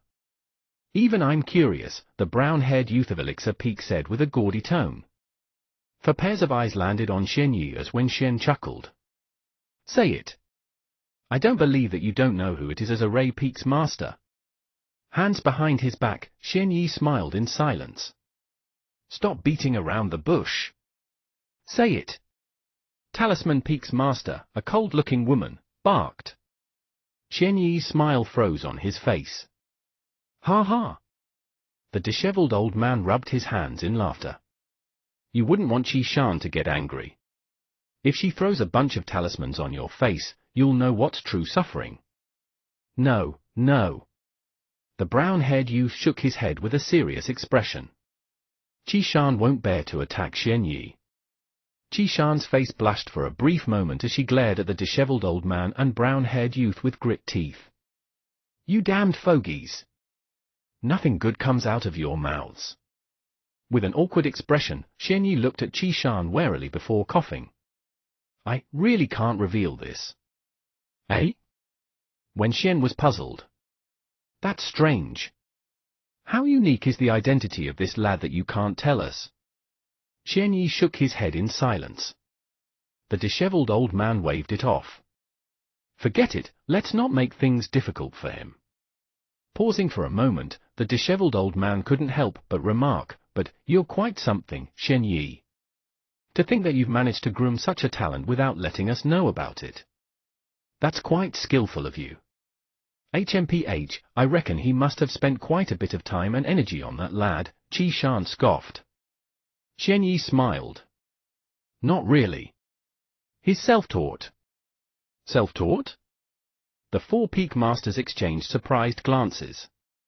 If someone could clear the 10 formations pagoda based on his own studies without the guidance of a strong array formation master as backing, that was truly something incredible. Damn, that's going to make us even more curious, Wen Xian laughed bitterly. Xian Yi pondered for a moment and replied, don't worry. His identity won't be hidden for long. It's just a matter of time before you guys know about it. If you find any errors, ads pop up, ads redirect, broken links, non-standard content, etc., please let us know a report chapter, so we can fix it as soon as possible. Chapter 111, Displeasure of Little Fatty. Chapter 111, Displeasure of Little Fatty. Translator, Atlas Studios Editor, Atlas Studios. Weapon Peak. Little Fatty arrived at the entrance of Su Zimo's cave abode. The door of the entrance was destroyed by Little Crane and Su Zimo had not fixed it. Looking inside, Little Fatty caught sight of a green-robed man in deep sleep on the stone bed with a ferocious spirit tiger guarding at the side. A twinkle appeared in Little Fatty's eyes as he cast his flying sword aside and rushed in. When the spirit tiger saw Little Fatty, it growled softly but did not show any animosity. It naturally knew that Little Fatty was Su Zimo's friend. If anyone else had barged in as such, the spirit tiger would have rushed in front of Su Zimo to block. Bro! Wake up! Little Fatty was already yelling before he approached. Even though Su Zimo was deep in sleep, he was already awake subconsciously the moment Little Fatty had barged in. Shaking his drowsy head, Su Zimo sat up and blinked his sleepy eyes while stretching his tendons. Bro, where have you been for the past 3 months? Why haven't I seen you anywhere? Little Fatty asked. Su Zimo replied casually, I went out to relax. Rolling his eyes, Little Fatty grumbled, Bro, you sure are confident. The 5 Peaks face-off is approaching and yet you went out to relax. Pausing for a moment, Little Fatty inched towards Su Zimo and said mysteriously, Bro, haven't you heard that something major happened in our sect recently? Ah? Su Zimo was somewhat puzzled as he shook his head. I don't know. Bro, you know that there's a 10 formations pagoda in Array Peak, right? Yeah? A mysterious disciple cleared the entire 10 formations pagoda. Su Zimo's heart skipped a bit and he was more awake now. Frowning, he asked, how did you know about it? I'm not the only one. All trial disciples of the 5 Peaks know about it. Before long, the entire sect's going to know about it. There's a lot of people gathered on Array Peak right now. Su Zimo was shocked. He had not expected that his unintentional actions would have caused such a stir. Could Elder Luo and Peak Master Xian Yi have spread the news? Wrong. On second thought, Su Zimo asked, what do you mean by mysterious disciple? Nobody knows who cleared the 10 formations pagoda? Hee hee. Little Fatty gave a mysterious smile as he said beamingly, "That's the most incredible part." After the disciple cleared the pagoda, he did not leave his name on the 10 formation stele. Now, disciples of all 5 peaks are guessing at that person's identity. 10 formation stele? Su Zimo blinked his eyes and vaguely recalled that there was a huge stele filled with words beside the 10 formations pagoda. What do you mean leaving a name on the 10 formation stele? Su Zimo asked once more. Little Fatty explained the use of the 10 formation stele. After clearing the pagoda, one has to tap their sect badge on the 10 formation stele for their name to be recorded. Su Zimo froze for a moment and muttered to himself, "So, there's such a thing." That incredible person cleared all 10 levels in one go and left gracefully just like that. How admirable! Little Fatty's eyes were filled with awe as though he was imagining a cultivator's extraordinary demeanor amidst the ethereal clouds, leaving as he flicked his sleeves. In reality, Su Zimo was thoroughly exhausted that night and had barely managed to return on his flying sword. There was no way he was that carefree.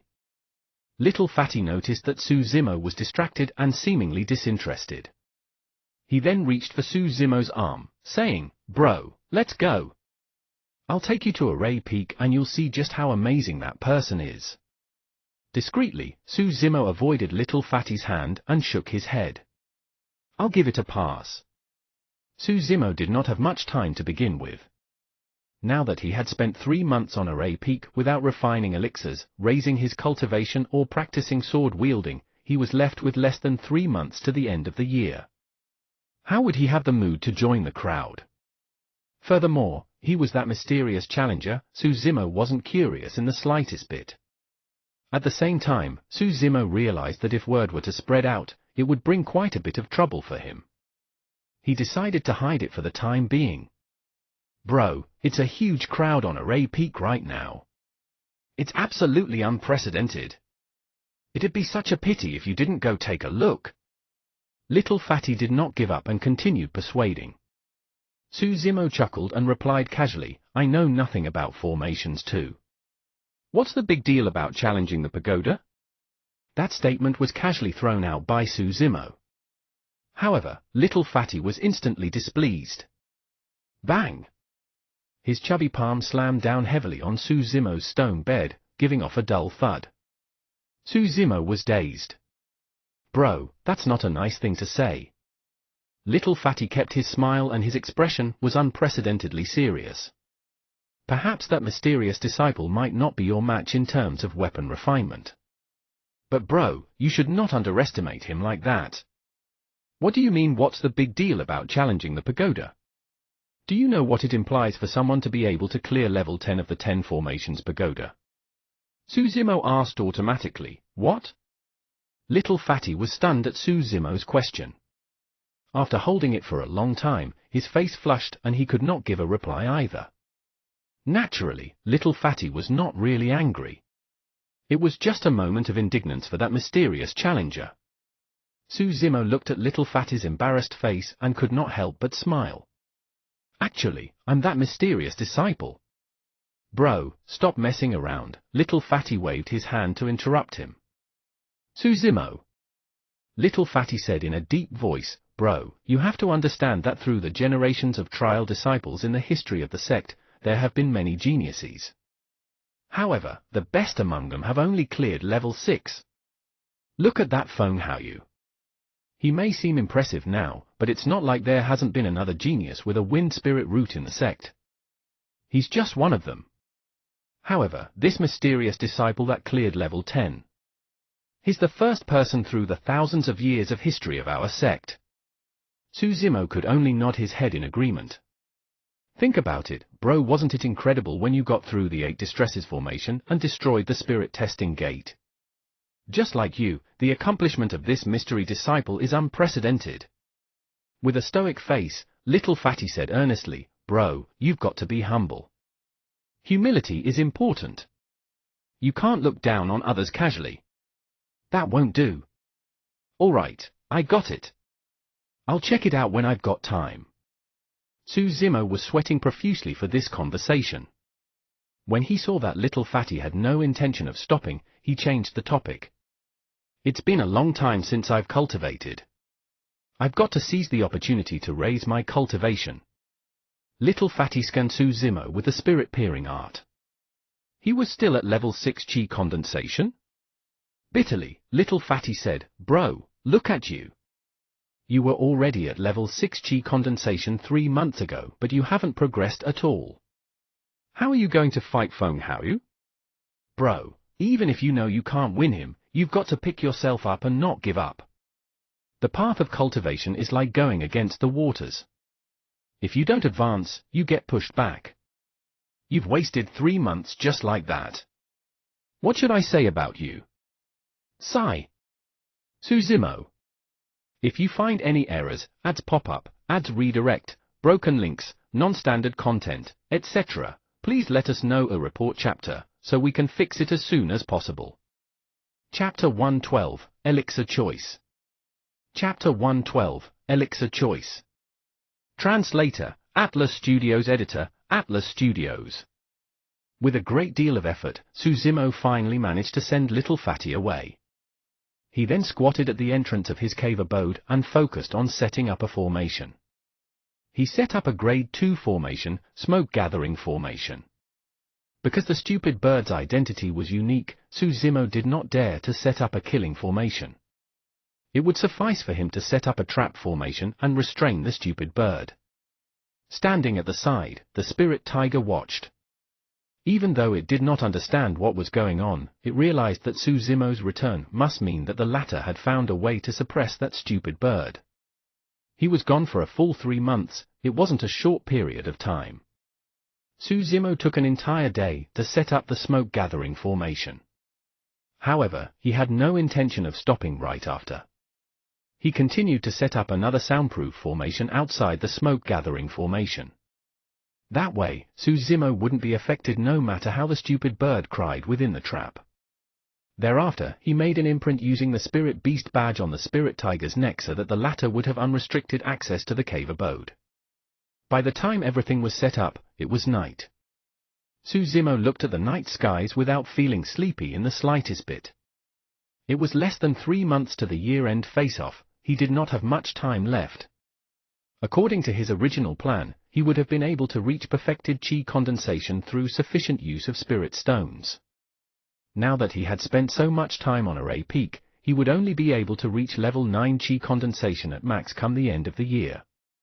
After all, he did not have much progress on elixir refinement yet. Against Feng Haoyu's perfected chi condensation, Suzimo knew that he had no chance of winning. Furthermore, Feng Haoyu was cultivating one of the 3 major secret skills, Ethereal Sword. Suzimo's only chance of winning was on the 2 sword formation manuals. He had to master the tripartite and hexagonal sword formation before the year-end face-off and become a sword formation master. Suzimo did not sleep the entire night as he summoned his elixir furnace and started with refinement. Previously, he had a chance of refining grade 1 elixirs. However, it exploded due to Little Crane's interference, wasting all his previous efforts. After 3 months of not refining elixirs, Suzimo's technique was clearly rusty. Unable to control the temperature of the flames precisely, the spirit herbs were burnt to ashes. It was only till midnight when he finally found the feeling and got into the groove. Failing many times in between, Suzimo finally managed to refine a cauldron of elixirs come early morning. Usually, a cauldron would contain 9 elixirs. However, the complexity of the refinement increased with the recipe and as such, the number of elixirs were reduced. For example, among grade 1 elixirs, the most difficult of them was the Foundation Establishment elixir, and each refinement would only produce a single elixir, nothing more. Spirit Gathering elixir was the most simple to refine amongst grade 1 elixirs. 9 Spirit Gathering elixirs burst forth from the holes in the elixir furnace and hovered in midair. 8 of the elixirs had 3 elixir patterns etched on them, those were superior grade elixirs. 1 of them had 4 elixir patterns, a supreme grade elixir. Looking at the 9 elixirs that he had refined floating in the air, Suzimo's eyes flickered as he pondered. It was out of his expectations that he had managed to produce elixirs of such quality with his first attempt. Refinement of elixirs was unlike that of weapons. For weapon refinement, fire was the foundation. However, the true core of it was on the steps of tempering and spirit gathering. As for elixir refinement, the true core lies in the 2 extraction steps. The more thorough the extraction, the less the impurities of the elixir and the better the quality of the end product. With a single thought, a scarlet flame appeared from the fingertip of Su Zimo's right hand with a loud thud. There was only a single explanation as to why he could create elixirs of such quality: it was the level 3 spirit fire. He could vaguely sense that the level 3 spirit fire produced by his right hand was unlike normal level 3 spirit fires. In fact, it seemed to give him a unique advantage in terms of refining spirit herbs. As long as he continued practicing on grasping the flame's temperature precisely and familiarizing himself with the ratio of spirit herbs, it wouldn't be impossible for him to create perfect elixirs. Perhaps this flame of mine isn't actually a level 3 spirit fire? Maybe it just shares the same color as one? Su Zimo looked at his right hand repeatedly and fell into deep thought. Right then, a familiar cry of a crane appeared outside his cave abode. Caw! Caw! The spirit tiger trembled as it jolted up in fright. The hair on its back all stood up as fear seeped out of its eyes. Even after 3 months, the spirit tiger still had lingering fears. That was enough to tell how tormented it was by Little Crane. It's finally here. Su Zimo smiled gently as he looked calmly at Little Crane descending from the skies. Flapping its wings, Little Crane looked at Su Zimo with a taunting and gleeful expression. Its meaning was clear: small fry, even if you hide outside for 3 months, you'll have to come back sooner or later. You can't escape from my grasp. Right as Little Crane descended upon the entrance of the cave abode, a bright, bedazzling light shone from the ground. The formation pattern shone brightly as the smoke-gathering formation was activated. Caw! Little Crane's expression changed as it panicked. It wanted to soar into the skies, but it realized that no matter how it tried, it could not fly out of that small region. It was trapped. Having grown up in Ethereal Peak, Little Crane naturally knew of the methods deployed by cultivators. Instantly, it realized that it might have fallen into a type of array formation. Caw! Caw! Enraged, Little Crane shrieked sharply and loudly. However, its voice reverberated around the soundproof formation and could not pass through. Inside the cave abode, the spirit tiger looked at Little Crane opening its mouth without any sound coming out. Instantly, it beamed and jumped around the spot in excitement. It was his turn to see the stupid bird suffer. Finally, comeuppance! It's my turn for revenge. The spirit tiger reared its head and howled, letting out all its indignance. When it saw the spirit tiger's provocation, Little Crane was even more enraged. It stood silent on the spot for some time before suddenly flapping its wings.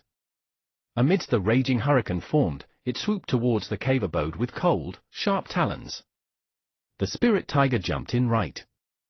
Just as it was about to dodge, it realized that Little Crane was still stuck within the same region and could not escape at all. It merely slammed around the corners like a headless bug. That caused the spirit tiger to laugh even more merrily. Su Zimo heaved out a sigh of relief. It was obvious that the stupid bird knew nothing about formations. Furthermore, it was not strong enough to break through the formation with brute force. He could finally cultivate in peace for the next few days.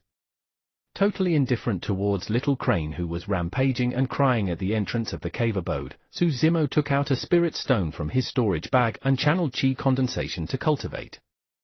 His cultivation was stagnant for 3 months now, and he had to raise it as soon as possible. Even though he had just refined a cauldron of spirit-gathering elixirs, Su Zimo had no intention of consuming them.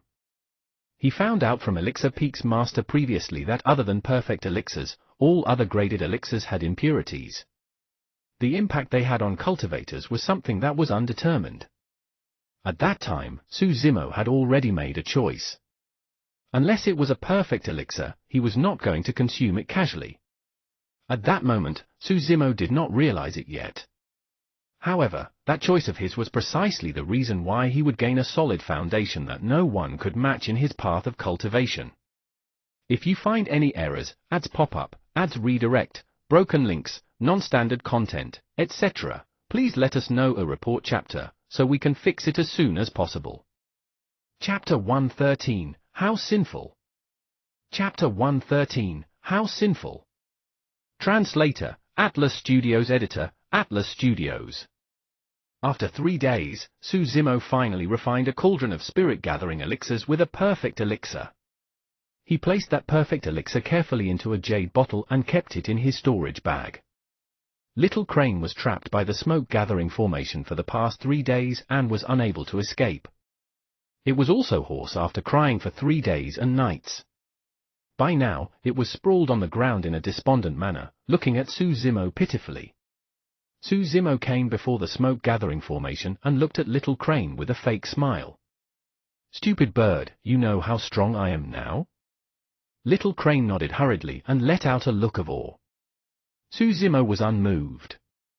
This stupid bird had a high status and had never suffered before in the sect. There was no way it was going to give in so easily. If Susimo let it go, it might even come back and cause a greater ruckus. "Stay here for 3 months. I'll let you off after the 5 Peaks face-off," Susimo remarked casually. "Caw, caw." Instantly, Little Crane's expression changed as it yelled at Susimo as though threatening him. Scoffing coldly, Susimo pretended as though he saw nothing and left his cave abode, riding his flying sword towards Elixir Peak. Knowing how to refine spirit-gathering elixirs was not enough for him to be the #1 of Elixir Peak. The greatest difficulty of weapon refinement lies in spirit gathering. As for elixir refinement, the difficulty lies in the deep knowledge that was required of all the various types of spirit herbs. An elementary elixir refinement master would be able to differentiate between the spirit herbs for grade 1 elixirs as well as their attributes and the temperature they could endure. Someone who was unfamiliar with those things would be put in a spot if someone were to give them a recipe and they did not know of the spirit herbs listed. If so, how could they refine any elixirs? Incredible elixir refinement masters would be able to understand the recipe's description based on their imaginations and creativity. From there, they could refine new elixirs using their own ratios. But of course, Susimo was still far from that. Susimo's motive for heading to Elixir Peak was to exchange for a record of grade 1 spirit herbs so that he could memorize them. Thereafter, he would exchange for some recipes and spirit herbs to continue practicing on refinement. Before long, Susimo returned to his cave abode. For the next few days, he worked on raising his cultivation and elixir refinement. Trapped in the formation, Little Crane had nothing to eat and had lost weight, looking even more pitiful. The spirit tiger could not bear to see it suffer, and hence, when it hunted for food outside, it would bring some back for Little Crane as well, chatting with it every now and then. During this period, the relationship between the tiger and Crane had improved quite a bit. Only, the way Little Crane looked at Susimo was still filled with resentment and pride. Susimo could not be bothered. This day, he refined another cauldron of elixirs with 4 supreme grade and the rest being superior grades. Just as Susimo was about to keep the elixirs, he had an idea. Even though he was not going to consume those elixirs, they still contained the essence of spirit herbs. He wondered if they would work to help spirit beasts raise their cultivation faster too. At that thought, Susimo walked towards the spirit tiger with the fragrant-smelling elixirs. Right as he was about to ask, the spirit tiger wagged its tail with a pandering look. Its mouth was gaping and saliva was almost drooling. All right, that saved him the question. "Look at your worthless expression," Susimo scolded jokingly before tossing some of the freshly refined elixirs over. The spirit tiger leapt into the air and opened its mouth, catching an elixir and chewing in satisfaction. When Little Crane, who was trapped in the formation, saw that, it was stunned. That works too. It was completely stupefied. It had taken elixirs in the past before. However, even if its mother was the mystical guardian beast, the elixirs given to her were middle grade at best. Little Crane had never seen someone like Susimo who would feed a dog superior grade elixirs.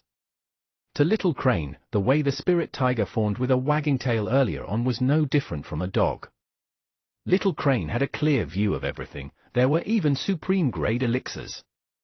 How extravagant! How wasteful! How exciting! How sinful! But I like it. Little Crane jumped on the ground excitedly and winked at Spirit Tiger, trying to signal to it. There were many cultivators who reared spirit beasts in the cultivation world. However, only few of them would be willing to feed their spirit beasts with elixirs, much less superior or supreme-grade elixirs. Cultivators would not even bear to eat those elixirs, much less feed their spirit beasts. Little Crane felt that it was getting along quite well with the Spirit Tiger these days, and it was implying for the latter to share some elixirs with it. The Spirit Tiger glanced at Little Crane and hesitated for a long time. Finally, it picked up an elixir of the worst quality from the ground and tossed it into the smoke-gathering formation. Little Crane was enraged, but it couldn't do anything at all. Twerking its butt, the Spirit Tiger ran back and clawed a circle on the ground, protecting the rest of the elixirs in front of it. It looked like it was ready to fight anyone to the death if they dared touch those pills. Suzimo shook his head and smiled. Retrieving a couple of jade bottles from his storage bag, he poured all the elixirs within in front of the Spirit Tiger. Most of them were superior grade elixirs with some supreme grade ones, even the lowest quality was at middle grade. He remarked, "It's all for you. Hurry and raise your cultivation." The Spirit Tiger was bedazzled. This happiness came too suddenly. Joy has finally come to me. The Spirit Tiger dove head first into the pile of elixirs and nearly fainted from the fragrance of it all. Little Crane was getting more and more anxious as it watched, crying repeatedly, but her voice could not be heard at all. "How can you finish so many elixirs? Share some with me." After a moment, the Spirit Tiger regained its senses and swallowed another few elixirs. It then sprawled on the ground and began snoring. Every spirit beast knew how to cultivate innately. However, certain spirit beasts with powerful bloodlines would contain a memory heritage that would make their cultivation techniques even stronger. The Spirit Tiger merely had an ordinary bloodline, and its cultivation technique would never be able to match the Marrow Cleansing section, let alone the mystic classic of the 12 Demon Kings of the Great Wilderness. The thought of imparting the Marrow Cleansing section to the Spirit Tiger so that it could turn stronger had crossed Suzimo's mind as well. However, Daiyu had once warned him not to impart the skill to anyone else, and as such, Suzimo could only abandon that thought. Seeing that no one was paying attention to it, Little Crane felt extremely aggrieved. Left with no choice, it picked an elixir left behind by the Spirit Tiger earlier and began cultivating. Within a couple of days, the Tiger and Crane finished all the elixirs. Even though Little Crane's cultivation rose, it wasn't obvious because it was a spirit demon and did not consume much elixirs to begin with. However, the Spirit Tiger's aura was clearly much more ferocious. Its gaze had turned more sinister and its fur was now golden, standing erect like shimmering needles. If it continued cultivating as such, it wouldn't be long before the Spirit Tiger became a Foundation Establishment Realm spirit demon. After the elixirs were consumed, both the Spirit Tiger and Little Crane were yearning for more as they looked at Suzimo wistfully, waiting for him to refine.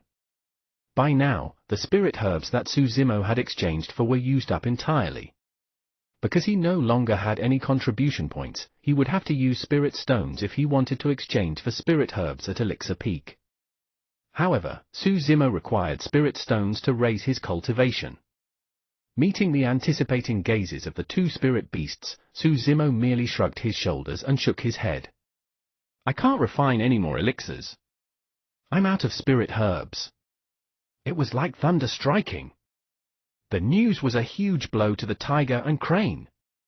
Both of them were addicted and had yet to enjoy to their heart's contentment. However, he was going to stop.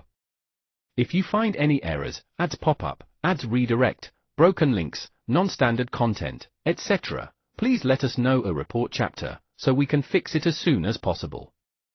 Chapter 114, Trump Card. Chapter 114, Trump Card. The reason why Suzimo wanted to stop refining elixirs was because he no longer needed it. Similar to weapon refinement, Suzimo no longer had to waste time on it now that he could refine inferior grade spirit weapons. There were 2 months left to the year-end face-off. At the moment, Suzimo's cultivation was at level 7 Qi condensation. Coupled with the perfect elixirs he had refined previously, it was not going to be an issue for him to reach level 9 Qi condensation by the end of the year. However, perfected Qi condensation was impossible for him. At perfected Qi condensation, the Dantian would open up like a vast sea of Qi and one would be much stronger than at level 9. That was something that required elixirs, spirit stones, and a long period of cultivation. Even cultivators with heaven spirit roots were no exception to that rule. During this period of time, Little Crane had consumed quite a bit of Su Zimo's elixirs. Even though it was still trapped in the smoke-gathering formation, its relationship with Su Zimo had improved. Despite that, Su Zimo did not dare to let Little Crane out. This day, Little Fatty arrived at Su Zimo's cave abode once more. When he saw that Su Zimo's cultivation had risen, he felt relieved and thought that Su Zimo had finally picked himself up. At the moment, Little Fatty's cultivation realm was at the peak of level 8 Qi condensation. By the end of the year, he was definitely going to hit level 9 Qi condensation. Even though his progress was already very fast, it was still slightly inferior compared to Feng Haoyu and Leng Ru. In theory, the cultivation speed of heaven spirit roots should not lose out to variant spirit roots. Su Zimo had vaguely sensed that Little Fatty's physique was different. Even though it could not be compared to his, it was definitely much stronger than most other Qi refinement warriors. There was a possibility that Little Fatty had used a portion of his spirit Qi on tempering his body. That might be why he was not on the same level as Feng Haoyu and Leng Ru. The reason for Little Fatty's arrival was naturally to impart to Su Zimo the various methods of sword-wielding and fighting between cultivators. As Xian Yi had mentioned, the fights between Qi refinement warriors were relatively simple and there weren't many things to mention, most of it had to be learned through practical experience. For that month, Little Fatty stayed in Su Zimo's cave abode. As the both of them sparred daily, Su Zimo's sword-wielding skills were becoming more and more proficient. Initially, Su Zimo was at a complete disadvantage. Each time Little Fatty summoned his flying sword, he could suppress Su Zimo in less than 3 moves. However, as time went on, Su Zimo was gradually able to match Little Fatty evenly. Subsequently, the Spirit Tiger even joined the fights and attacked Su Zimo together with Little Fatty. At the beginning, Su Zimo was not used to being attacked by Little Fatty and the Spirit Tiger together. However, as his sword-wielding skills improved, he was able to hold his ground without losing out.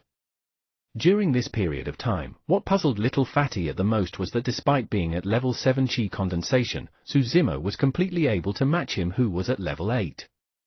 That implied that the quality of Su Zimo's spirit Qi was far superior compared to Little Fatty's.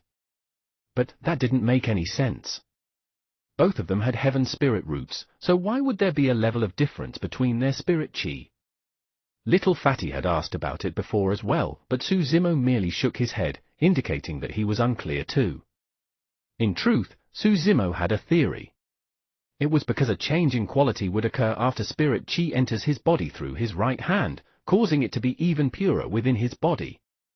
Vaguely, Su Zimo had the feeling that his right hand might have something else that Dai Yu left for him. That was the reason why he could produce the level 3 spirit fire too. However, everything was so strange that Su Zimo would naturally not mention it to anyone else. This day, Little Fatty had plans to leave.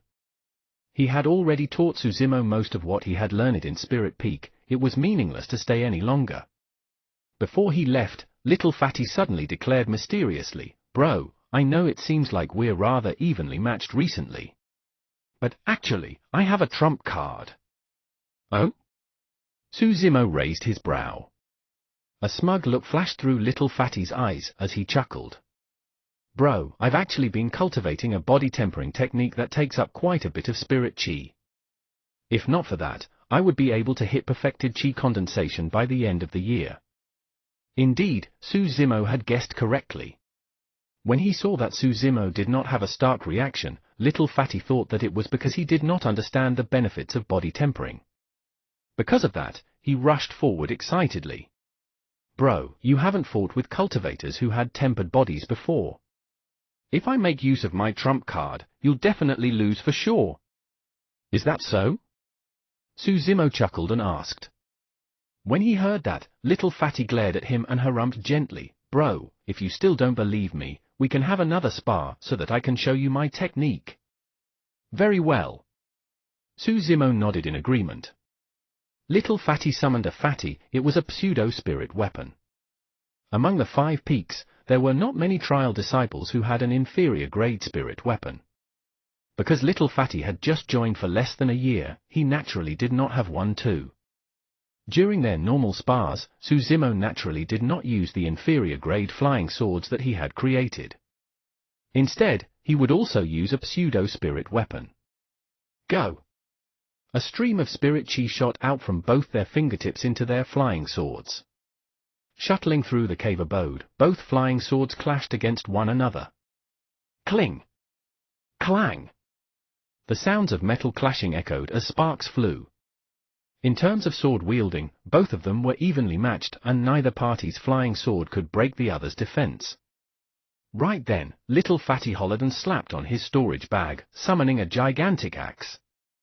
The gigantic axe looked to be the same size as Little Fatty, and it appeared extremely strange when he wielded it. While their flying swords were fighting in mid-air, Little Fatty took advantage of the chance and tunneled forth. A golden light shone on the surface of his body as he suddenly arrived before Suzimo, swifter than ever. Swoosh! The gigantic axe tore through the voids and descended from the skies menacingly. Before it got close, Suzimo's hair was already pushed backwards. Ha ha, bro! You lost! Little Fatty burst out in laughter. As the gigantic axe was about to strike Suzimo's head, Little Fatty hurriedly held back. Right then, with an unchanged expression, Suzimo suddenly reached out and grabbed the incoming axe. Bang! Even though the gigantic axe had met with flesh, the sound that echoed felt like it was defeated. The gigantic axe could not advance anymore. Little Fatty's face turned pale with fright as he rushed over and asked in panic, "B-bro, are you all-right? Why did you grab my weapon?" Suzimo had already tossed the axe onto the ground and retracted his nails discreetly. Holding up Suzimo's hand, Little Fatty checked it back and forth. There was no damage done at all. He was all right? Completely unharmed? Little Fatty's gaze towards Suzimo changed gradually. No matter how strong his body was, there was no way he would dare to receive a weapon with his bare hands. That was akin to courting death. However, Little Fatty had witnessed the scene unfold right before his eyes. Before Little Fatty managed to retract his momentum, Suzimo had already stopped the axe. The feeling was no different from chopping an unshakable mountain. "Bro, you?" Little Fatty's eyes were filled with astonishment. Suzimo chuckled casually. "I've also cultivated body tempering techniques before. You've got to help me hide it." "F for sure." "Definitely." Little Fatty nodded instinctively. "If you find any errors, ads pop up, ads redirect, broken links, non-standard content, etc., please let us know a report chapter, so we can fix it as soon as possible." Chapter 115, Face-Off Commencement. Chapter 115, Face-Off Commencement. When Little Fatty left Suzimo's cave abode, he was still filled with doubts.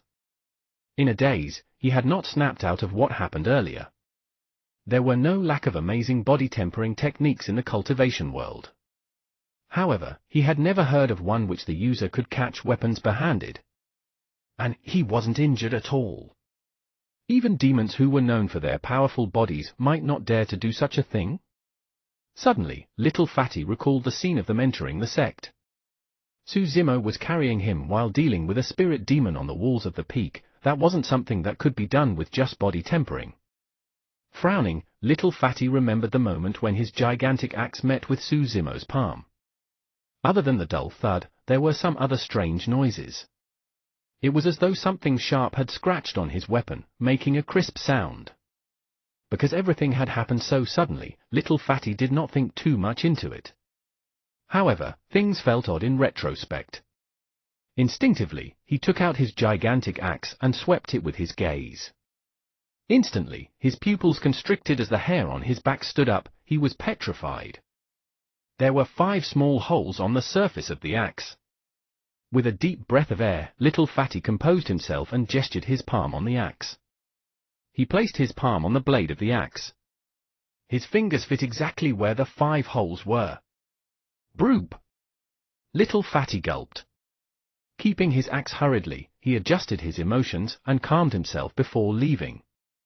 In the cave abode, Su Zimo looked at his palm and sighed gently. He had merely wanted to grab Little Fatty's axe on a whim earlier on. He didn't expect that he couldn't suppress the power of blood and forced out those sharp nails. It may not have been a big deal to be seen by Little Fatty. However, if seniors of the sect saw it, they might turn suspicious, and that might even reveal his demonic bloodline. This matter is ultimately a problem. Su Zimo shook his head with a look of worry on his face. It was 1 month away from the year-end face-off.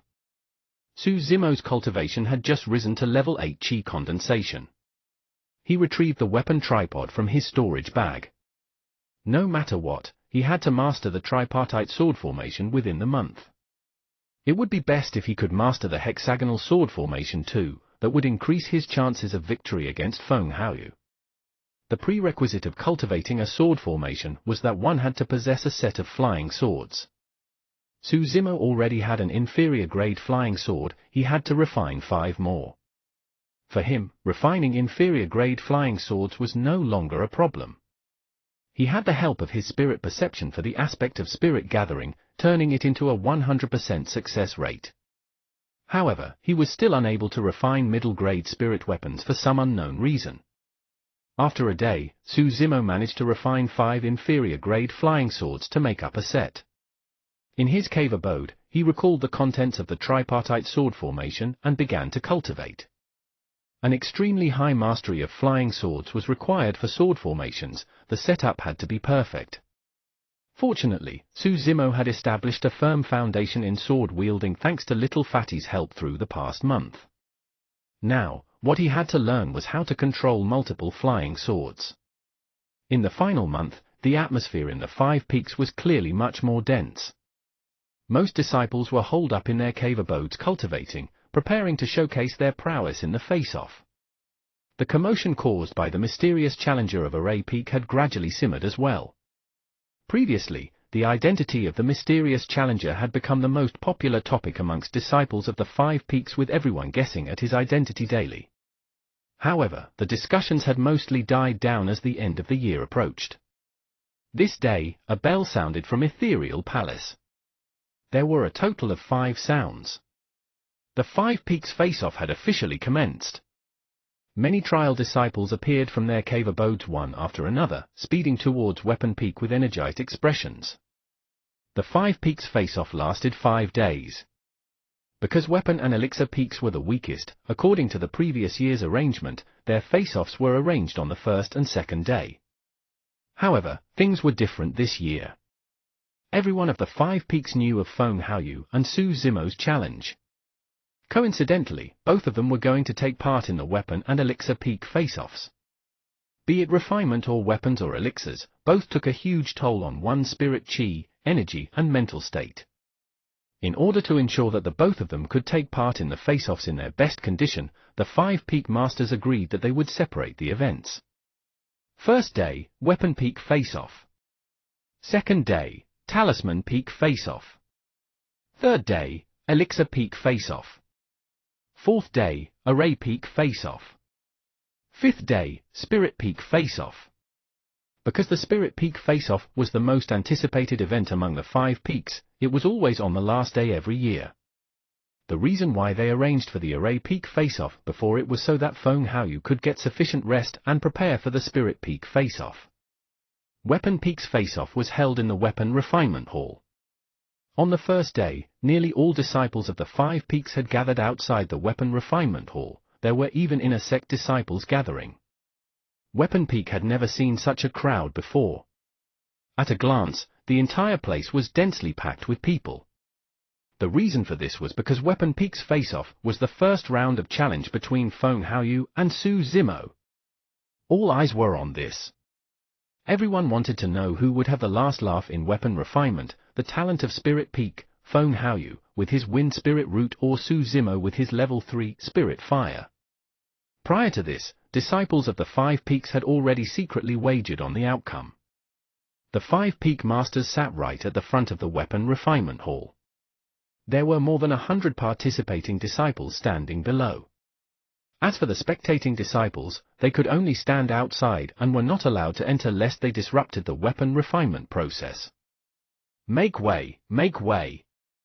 A holler sounded from outside the crowd as though someone had arrived. The crowd parted to the sides, revealing a passageway. Hands behind his back, a purple-robed Qi refinement warrior strode in. With a haughty expression, he entered the weapon refinement hall. It was Feng Haoyu. Amazing! He's already at perfected Qi condensation. HMPH, that's not all. I'm telling you, senior brother Feng already hit perfected Qi condensation more than a month ago. Right now, he's only a single step away from entering Foundation Establishment realm. I wonder what cultivation Su Zimo is at right now. If he's too far apart, there won't be anything to look forward to for their sparring. Right then, someone shouted among the crowd. Su Zimo is here. Everyone looked over. Not far away, Su Zimo arrived on his flying sword. Still clad in green robes, he looked calm as though he was in no pressure at all. "Ha!" A disciple could not help but scoff. "Am I seeing things? He's only at level 8 Qi condensation?" "Fufu, you were right. The difference between them is 2 levels. The outcome is obvious without them even fighting." Another disciple shook his head and laughed, his ears clearly filled with disdain. "If I were Su Zimo, I would admit defeat as soon as possible, lest I get beaten up too badly in public and embarrass myself. If you find any errors, ads pop up, ads redirect, broken links, non-standard content, etc., please let us know a report chapter, so we can fix it as soon as possible." Chapter 116, What is he refining? Chapter 116, What is he refining? Translator, Atlas Studios. Editor, Atlas Studios. Despite the ridicules of the crowd, Su Zimo remained expressionless. As if he had not heard anything, he walked straight to the weapon refinement hall. As he had spent 3 months on Array Peak and placed much effort into learning about sword formations, Su Zimo's cultivation had not reached his expected level 9 Qi condensation. But of course, there were still a couple more days before his final battle with Feng Haoyu. If Su Zimo were to seize the chance to cultivate during the few days, he would have a chance to reach level 9 Qi condensation. "Bro, good luck!" Little Fatty's voice rang out from the crowd as he thumped his fist towards Su Zimo. Smiling, Su Zimo nodded his head and entered the weapon refinement hall. Within the hall, Shui Yi and the others nodded their heads to greet Su Zimo. "Junior brother Su, don't let those nasty remarks distract you. Calm yourself and you'll definitely win," Shui Yi whispered when Su Zimo walked by him. "Yes. You too, senior brother Shui," Su Zimo replied with a smile. "Don't worry. I've managed to cultivate a level 2 spirit fire by now. I might not lose to Feng Haoyu too." Shui Yi's eyes flashed with confidence. It was not easy for someone in their Qi condensation realm to cultivate a level 2 spirit fire as well. This time round, Su Zimo did not stand at the back of the hall. Instead, he walked right to the front and stood in the same row as Feng Haoyu. A tense aura gradually spread through the hall. "Junior brother Su, I haven't seen you for half a year. Even though your cultivation hasn't increased much, you seem to have gotten much more daring." Feng Haoyu glanced at Su Zimo and remarked blandly. "I've always been daring." Su Zimo's tone was indifferent as he did not even look over. Feng Haoyu continued, "If you beg for mercy and admit defeat now, I'll give you some face after the Spirit Peak face-off and let you suffer a less shameful defeat." "Is that so?" Su Zimo smiled calmly. Of course, Feng Haoyu did not simply want to bicker with Su Zimo. His main goal was to disrupt Su Zimo's mind. Be it weapon or elixir refinement, any bit of distraction could result in a failure. Unfortunately, Feng Haoyu did not manage his goal. His 2 punches seemed as though they were hitting cotton and harmless. "By the way, I forgot to tell you something." Feng Haoyu's lips curled as he extended his palm. With a swoosh, a flame rose in it. Dark red color, it was a level 2 spirit fire. Immediately after, Feng Haoyu's palm stirred as a spirit wind was injected into the level 2 spirit fire. Swoosh! The flames grew in size and the color intensified, transforming into scarlet in the blink of an eye. Level 3 Spirit Fire. Immediately, Feng Haoyu's voice rang out. I've also managed to cultivate a level 3 Spirit Fire. In front of me, your greatest support is nothing at all.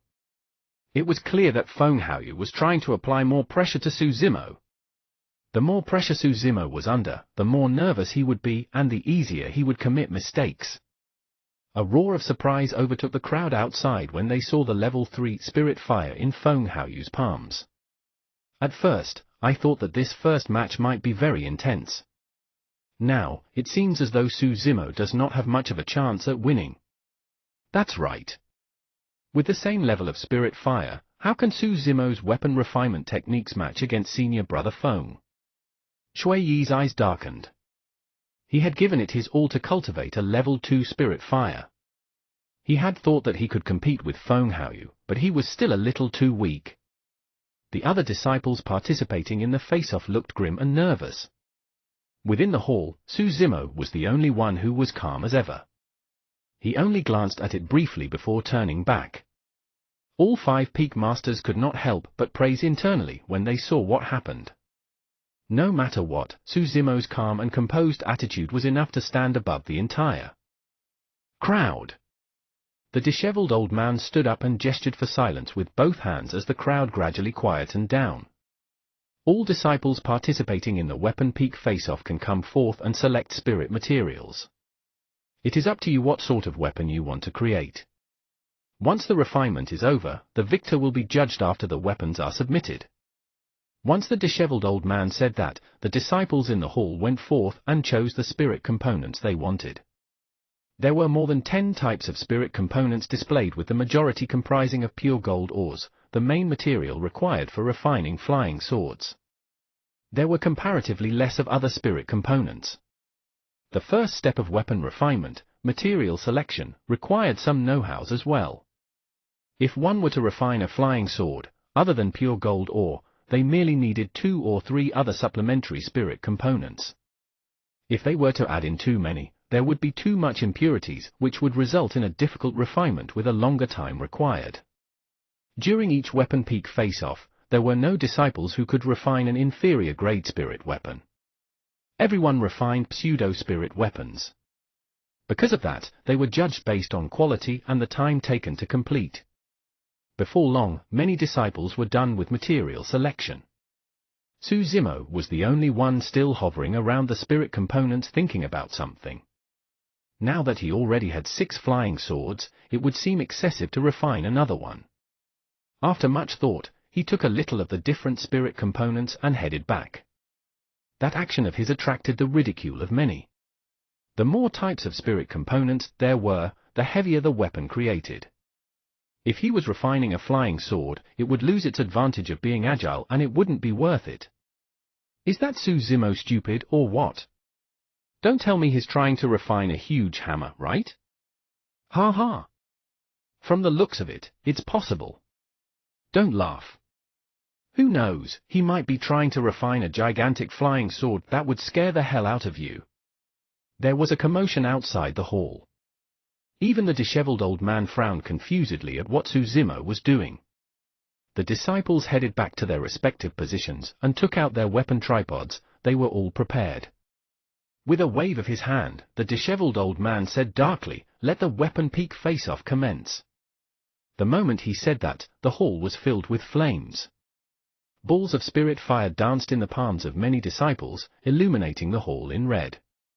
The crowd outside had quietened down too.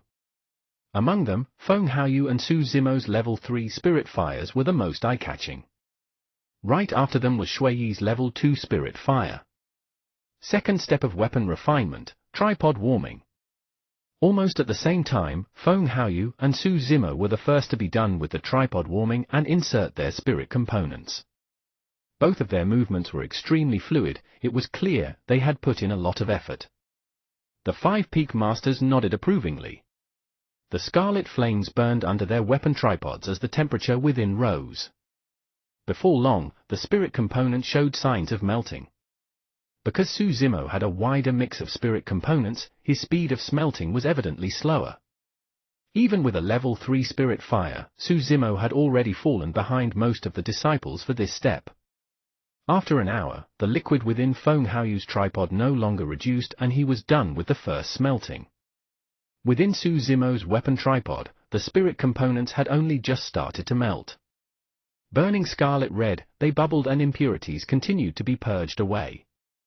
Right then, Feng Haoyu's advantage was obvious as he was far ahead of Su Zimo. However, Su Zimo was in no rush.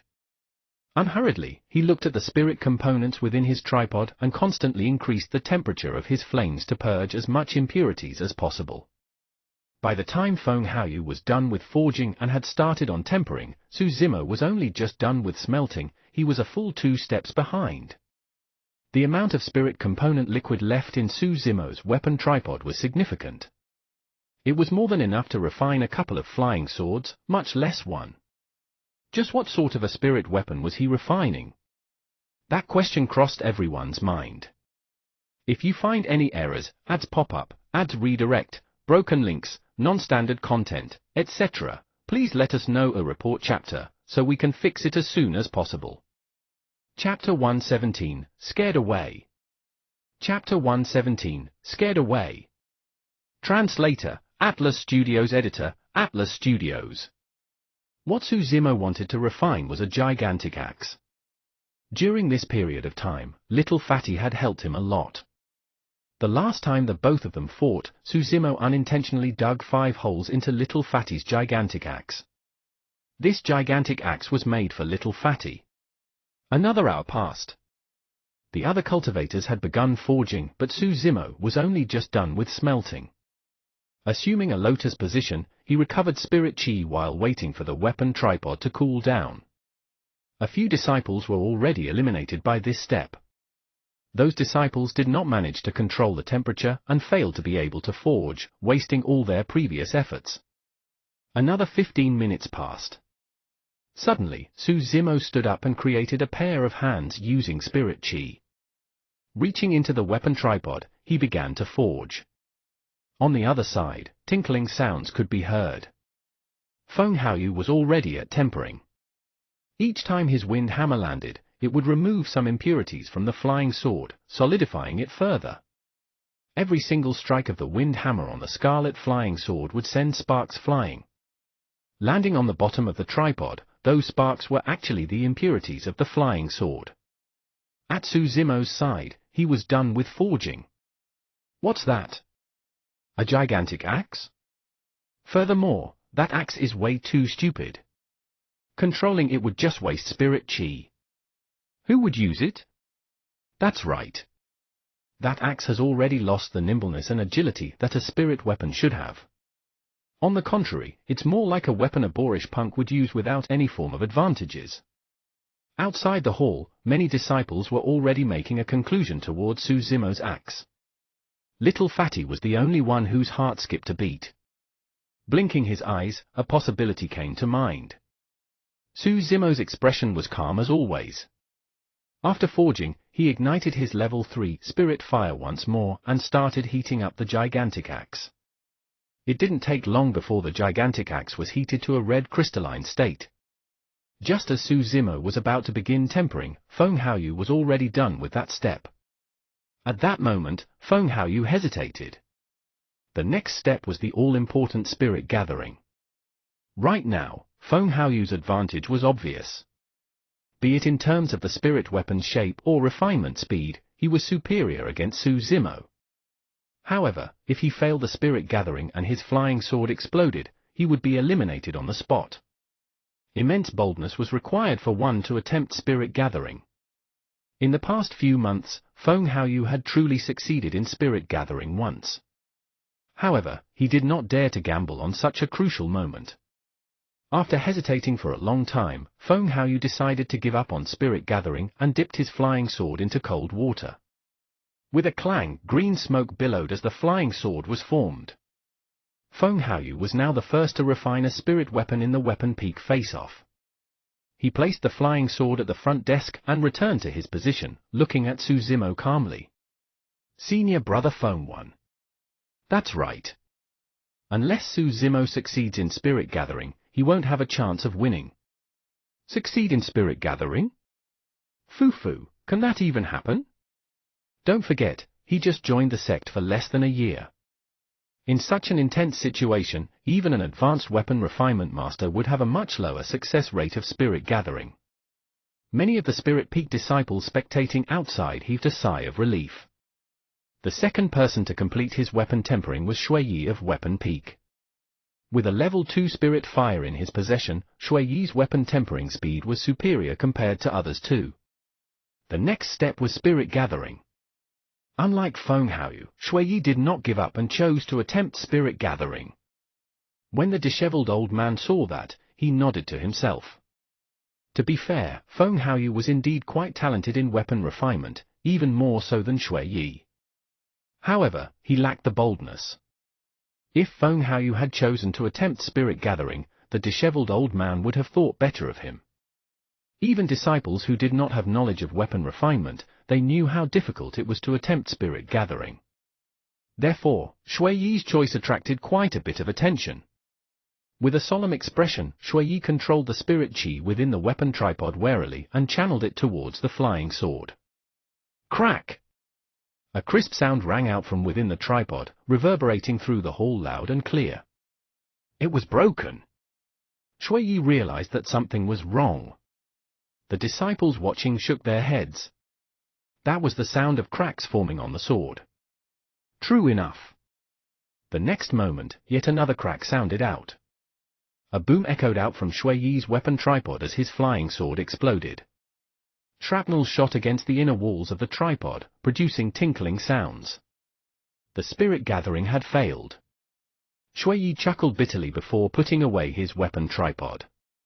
He bowed to the 5 peak masters and left the weapon refinement hall. The explosion of the flying sword meant that he was eliminated. Following that, other disciples were finishing up with their weapon refinements. Apart from Shui Yi, no one else attempted spirit gathering. Right then, Suzumo heaved out an air of relief as he was done with his tempering. Swoosh, swoosh, swoosh! Everyone fixed their gaze on Suzumo. Some of the Weapon Peak disciples had looks of anticipation. Suzumo was now Weapon Peak's final hope. If he failed, that would mean that the number 1 of Weapon Peak would be taken away by disciples of other peaks. Even though they were all of the same sect, it wasn't an honor for disciples of Weapon Peak. Suzumo paused for a moment and suddenly, he did something that shocked everyone. He removed his weapon tripod. What is he doing? Is he giving up on spirit gathering? I'm not sure.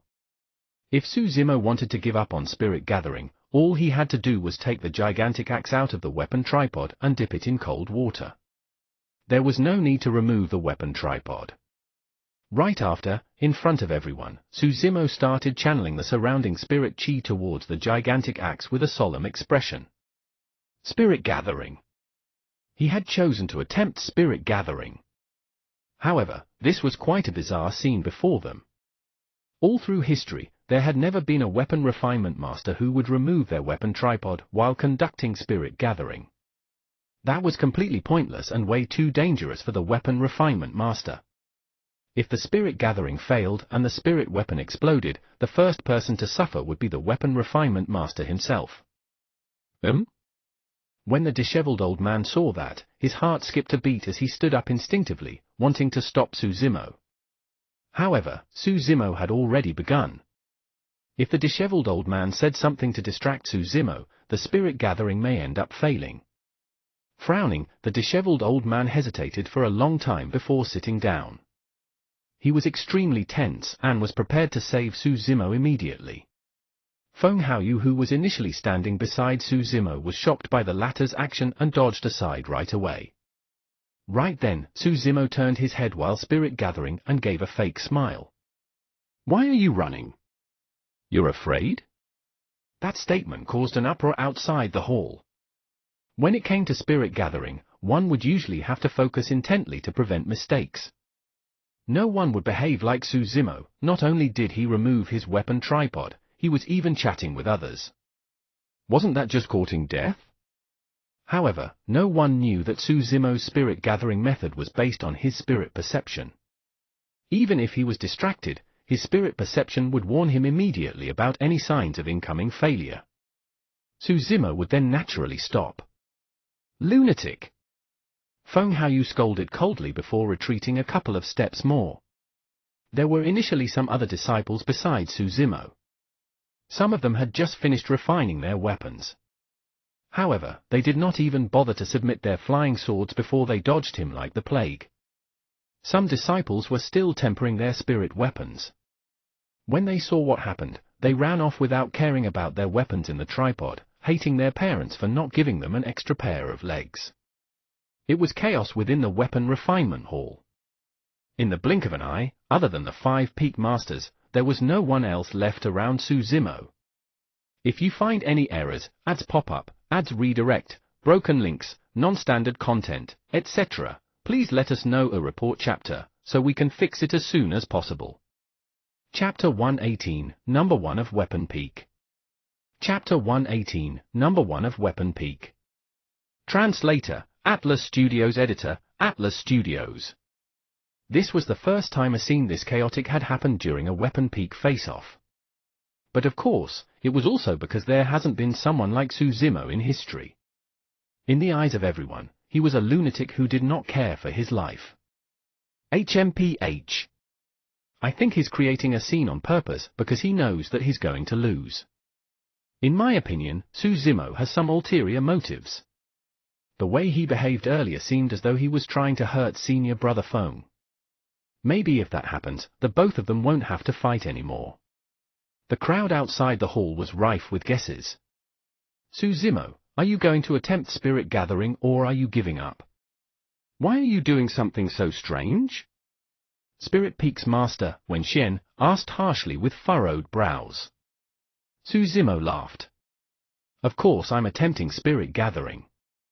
Why are you removing your weapon tripod for spirit gathering? Wenxian asked again. Why not? Suzumo reversed the question, rendering Wenxian speechless. Indeed, there was no such rule that stated that spirit gathering had to be conducted within a weapon tripod. Suzumo's actions were merely so strange that no one could comprehend.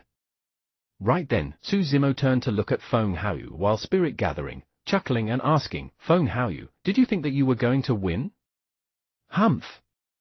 Feng Haoyu harumphed coldly, I don't believe you can succeed in spirit gathering. Very well. I'll show you.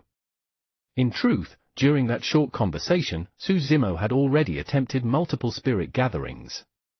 However, he stopped in time after sensing danger. This time round, a faint imprint of a spirit pattern appeared on the axe without any warning alerts. Suzumo was elated. Success! Buzz! With a tremble, the axe glowed brightly, emitting a bedazzling light. A spirit pattern! The discussions outside the hall gradually died down.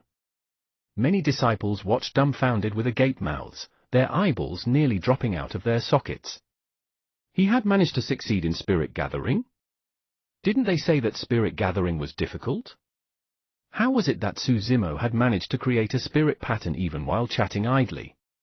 Not to mention the many disciples outside the hall, even the 5 peak masters were stunned and filled with questions. Was it luck? Coincidence? What had just happened?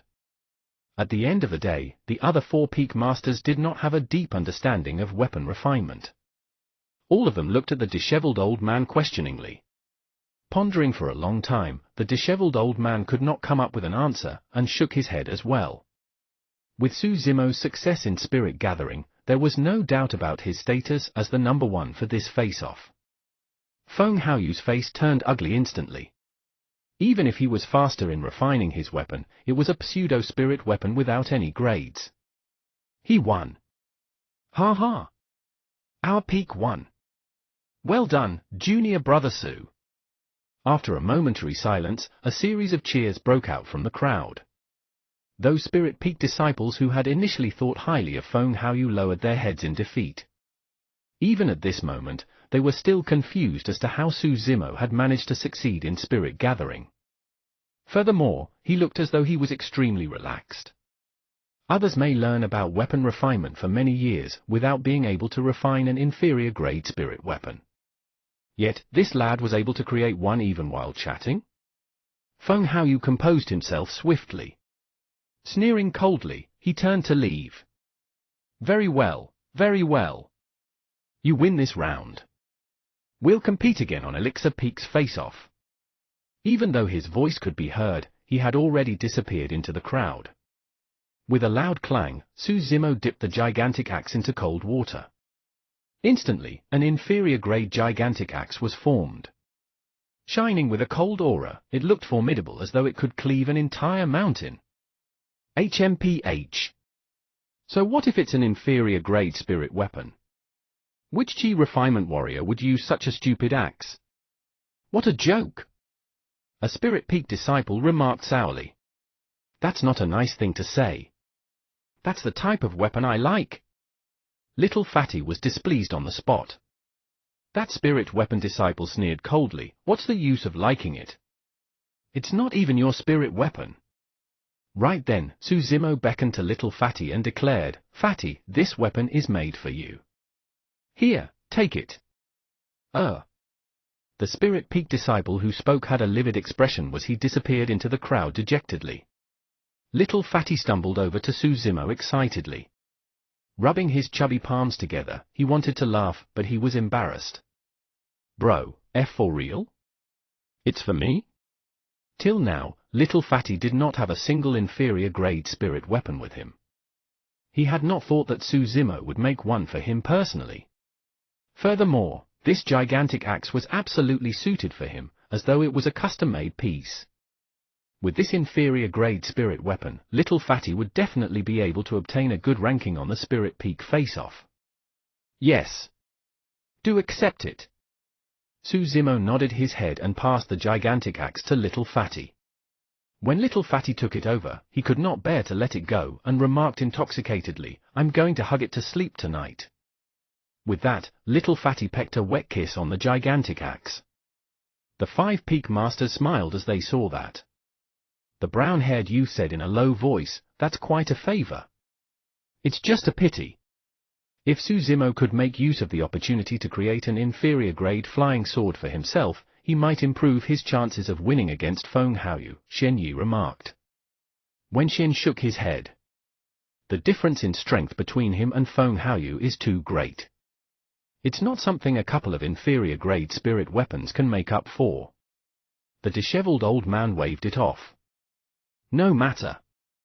Su Zimo can select an inferior-grade spirit weapon of his desire from the spirit weapon chamber, forgetting number 1 of Weapon Peak. Rising, the disheveled old man declared, the outcome of this Weapon Peak face-off is obvious. The victor is Su Zimo, disciple of Weapon Peak. Many Weapon Peak disciples cheered loudly. The disheveled old man continued, Su Zimo, come up and explain to us the meaning of why you removed your weapon tripod earlier. Su Zimo looked apprehensive. Don't worry. There is no difference between those who are ahead or behind. Anyone who accomplishes the feat is a master. Share your insight so that all of us can learn from it, the disheveled old man encouraged him. Su Zimo walked to the disheveled old man and whispered, Master, my method isn't really suitable for everyone. To be fair, Su Zimo was the only one who could attempt that method of spirit gathering, no one else could imitate it. No matter, just mention a couple of things casually, the disheveled old man persuaded again. Left with no choice, Su Zimo headed up the front. Facing the many disciples of the 5 Peaks, he coughed gently. Outside the hall, multiple disciples listened intently. It's actually a personal habit to remove the weapon tripod. I just feel like it'll help boost my chances of success in spirit gathering, Su Zimo braced himself and commented ambiguously. What he did not know was that his casual comment had stuck to the minds of many disciples. Removing the weapon tripod could improve the success rate of spirit gathering. Seeing the sparkle in the eyes of many disciples, Su Zimo continued hurriedly, removing the weapon tripod is a dangerous act. It's best if everyone does not try it.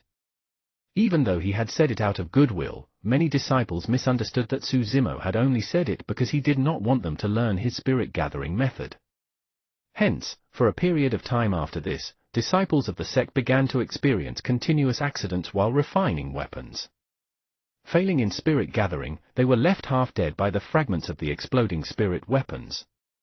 If you find any errors, ads pop up, ads redirect, broken links, non-standard content, etc., please let us know a report chapter, so we can fix it as soon as possible. Chapter 119, Carnate Spirit Weapon. Chapter 119, Carnate Spirit Weapon. Translator, Atlas Studios. Editor, Atlas Studios. After the Weapon Peak face-off ended, many disciples dispersed gradually. The disheveled old man stopped Suzumo. Coming before the spirit weapon chamber, he laughed and said, "The prize for the number 1 of Weapon Peak is to be able to get a spirit weapon of his choosing in the spirit weapon chamber. Go on in." Suzumo's achievement of attaining the number 1 of Weapon Peak was an honor for the disheveled old man as well. The way he looked at Suzumo was filled with pride. The spirit weapon chamber in Weapon Peak was filled with pseudo and inferior grade spirit weapons. As for middle grade spirit weapons, only inner sect disciples of Foundation Establishment Realm were qualified to obtain them on Ethereal Peak. Actually, given Suzumo's current ability in weapon refinement, inferior grade spirit weapons were no longer attractive to him. However, since it was the sect's spirit weapon chamber after all, he decided to go take a look inside. There are various types of spirit weapons in the spirit weapon chamber. Do you have anything in mind? The disheveled old man asked. Suzumo shook his head and questioned, "Do you have any suggestions, Master?" "Indeed, I do have one." The disheveled old man pondered for a moment before saying, "You have a fight left with Feng Haoyu after the 5 Peaks face-off. To be fair, you don't stand much of a chance winning." That was obviously an euphemistic statement. All 5 Peak Masters felt that Suzumo had zero chance of winning. The disheveled old man continued, "Therefore, I suggest you choose an inferior grade defensive spirit weapon. That way, you won't be injured badly even if you lose." In general, spirit weapons were divided into 3 types. For offensive spirit weapons, the most common were flying swords. There were also defensive spirit weapons such as shields, armor, and heart-protecting mirrors. Lastly, there were support spirit weapons that came in all shapes, sizes, and uses. For offensive spirit weapons, the more spirit patterns and the higher grade they were, the more killing power they possessed. Vice versa, the higher the grade of defensive spirit weapons, the more damage they can prevent. Suzumo did not comment. Nodding his head, he entered the spirit weapon chamber. Rows of spirit weapons were displayed within the spirit weapon chamber, with flying swords taking up the majority. There were less defensive and support spirit weapons. Suzumo looked through the entire place and did not find anything of particular use to him. For defensive spirit weapons, he could refine them at any moment and he did not have to choose from one here. As for the other spirit weapons, they were of little value to his current state. Right as Suzumo was about to randomly pick a spirit weapon and leave, he caught sight of a golden light shining for a brief moment at the corner of his eyes. Stopping in his tracks, he turned to look. After checking through the place, he did not find the source of the golden light. He thought that he was seeing things.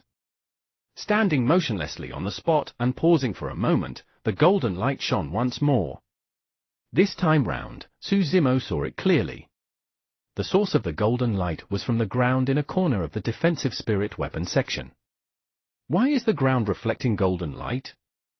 Feeling that something was amiss, he walked closer to take a better look. The ground seemed to be covered by a golden silk cloth that was filled with dust. It seemed as though it was left there for a long time without anyone bothering about it. The golden light was reflected from this beneath the thick dust covering it. In the spirit weapon chamber, be it pseudo or inferior grade spirit weapons, everything was placed on their respective shelves. What was the reason for the golden silk cloth to be thrown on the ground? Suzumo used his sleeves to brush away the dust, looking at it intently. The golden silk cloth looked to be a defensive type of inner armor. Weaved with golden thread, it was only a thin layer. With an additional layer of dust covering it on the ground, it was difficult to notice it even when people walked by. It looked to be a pseudo-spirit weapon. The reason why it looked to be was because there was a single spirit pattern on the armor. However, it was broken into several portions, and even injecting spirit chi to it was not enough for it to unleash its strength as a spirit weapon. However, there was a strange thing. If spirit weapons were to receive a devastating blow, the spirit patterns would dissipate rather than break into several portions. In fact, most spirit weapons would end up breaking as well. Yet, the armor before him was not only perfect, its spirit pattern had not dissipated as well. That was quite contradictory. Su Zimo pondered for a moment and decided to take this pseudo-spirit weapon as his reward. Extending his palm, he grabbed the golden inner armor on the ground casually. Just as he was about to turn and leave, his expression changed. I can't lift it? The golden silk armor was still lying motionlessly on the ground. Even though Su Zimo did not activate his power of blood, that single grab of his had at least a ton worth of strength. How is this thing so heavy? Su Zimo was surprised. Using both arms, he grabbed it. However, the golden inner armor was merely slightly lifted with most of it still on the ground. Finally, Su Zimo understood why the golden inner armor was left casually on the ground. If it was placed on the stone racks, they would crumble instantly. Su Zimo's heart stirred. He took off his storage bag and channeled his blood. Instantly, his eyes shone bright red and his veins popped up. As a shocking power burst forth from his body, he yanked the golden inner armor and stuffed it into his storage bag. No matter how heavy something was, it would be light as air inside the storage bag. Slowly, Su Zimo composed his blood, and after his demon form disappeared, he walked out of the spirit weapon chamber. Have you chosen? The disheveled old man was waiting outside as he asked upon Su Zimo's exit. Nodding his head, Su Zimo hesitated for a moment before saying, I saw a strange golden inner armor inside. I've got no idea where it came from, but I brought it out. Golden inner armor? The disheveled old man frowned and thought for a while. Suddenly, his expression changed as he exclaimed, Mystic gold silk armor. Mystic gold silk armor? So, that's the name of that pseudo-spirit weapon, Su Zimo murmured softly. Pseudo-spirit weapon? The disheveled old man's gaze turned odd. Isn't it a pseudo-spirit weapon? I saw a spirit pattern on it, but it was broken into several segments and it can't be used. Isn't that considered as just a pseudo-spirit weapon? Su Zimo asked. The disheveled old man looked emotional as he asked, Su Zimo, do you know how many different grades there are for spirit weapons? 4. Inferior, middle, superior and supreme, Su Zimo replied. Pausing for a moment, Su Zimo recalled a speculation he had previously and continued, if for spirit patterns create a supreme grade, perhaps there's a perfect grade with 5 spirit patterns. The disheveled old man gave a look of approval and nodded. Not bad. Indeed, there are perfect spirit weapons above supreme grades. Right after, the disheveled old man asked again, but do you know what's above perfect grade? There's more after perfect grades? Su Zimo was surprised. With a deep voice, the disheveled old man said, Carnate comes after perfect. Carnate spirit weapons. What are carnate spirit weapons? They are created by the universe and formed after absorbing an endless amount of spirit chi. Perfect spirit weapons have 5 spirit patterns, but carnate spirit weapons have 6. The 6th is known as the carnate pattern. If you find any errors, ads pop up, ads redirect, broken links, non-standard content, etc., please let us know a report chapter, so we can fix it as soon as possible. Chapter 120, A Terrifying Powerful Being 1,000 Years Ago. Chapter 120, A Terrifying Powerful Being 1,000 Years Ago. Translator, Atlas Studios. Editor, Atlas Studios. Carnate pattern? Su Zimo frowned in deep thoughts. The disheveled old man continued, the broken segments on the mystic gold silk armor are the carnate patterns. Since it's carnate, postnatal weapon refinement masters are not able to create it, no matter how powerful they are. Su Zimo gradually returned to his senses. Shocked, he could not help but ask, Master, what you mean to say is that the mystic gold silk armor is a carnate spirit weapon? It was. The disheveled old man drowned in reminiscence as he related slowly. It was said that 1,000 years ago, the mystic gold silk armor was one of the strongest defensive spirit weapons and was well known through the cultivation world. However, it was met with catastrophic damage and its 5 postnatal spirit patterns were destroyed, leaving only the carnate pattern that was broken into several segments. Since a carnate spirit weapon is so strong, what destroyed it? Su Zimo could not help but ask. There are many things that can. The disheveled old man laughed. A carnate spirit weapon is just a spirit weapon at the end of the day. Above spirit weapons are Dharma weapons. For golden cores, spirit weapons are the best type of equipment. However, once you reach nascent soul realm, you will naturally be able to create Dharma weapons and will no longer use spirit weapons. A strong Dharma weapon is able to obliterate a carnate spirit weapon. Those are items on completely different levels. Su Zimo roughly understood. No matter how sharp weapons in the mortal world were, they were easily destroyed by spirit weapons of cultivators as well. So, why is this mystic gold silk armor in Weapon Peak's spirit weapon chamber? Su Zimo felt that since it was a carnate spirit weapon, it should be stronger than other spirit weapons even if it was destroyed. The disheveled old man shook his head. The mystic gold silk armor only has a broken carnate pattern and is equivalent to a pseudo-spirit weapon. Even though it can block against sharp weapons, it's unable to defend against spirit techniques without a spirit pattern.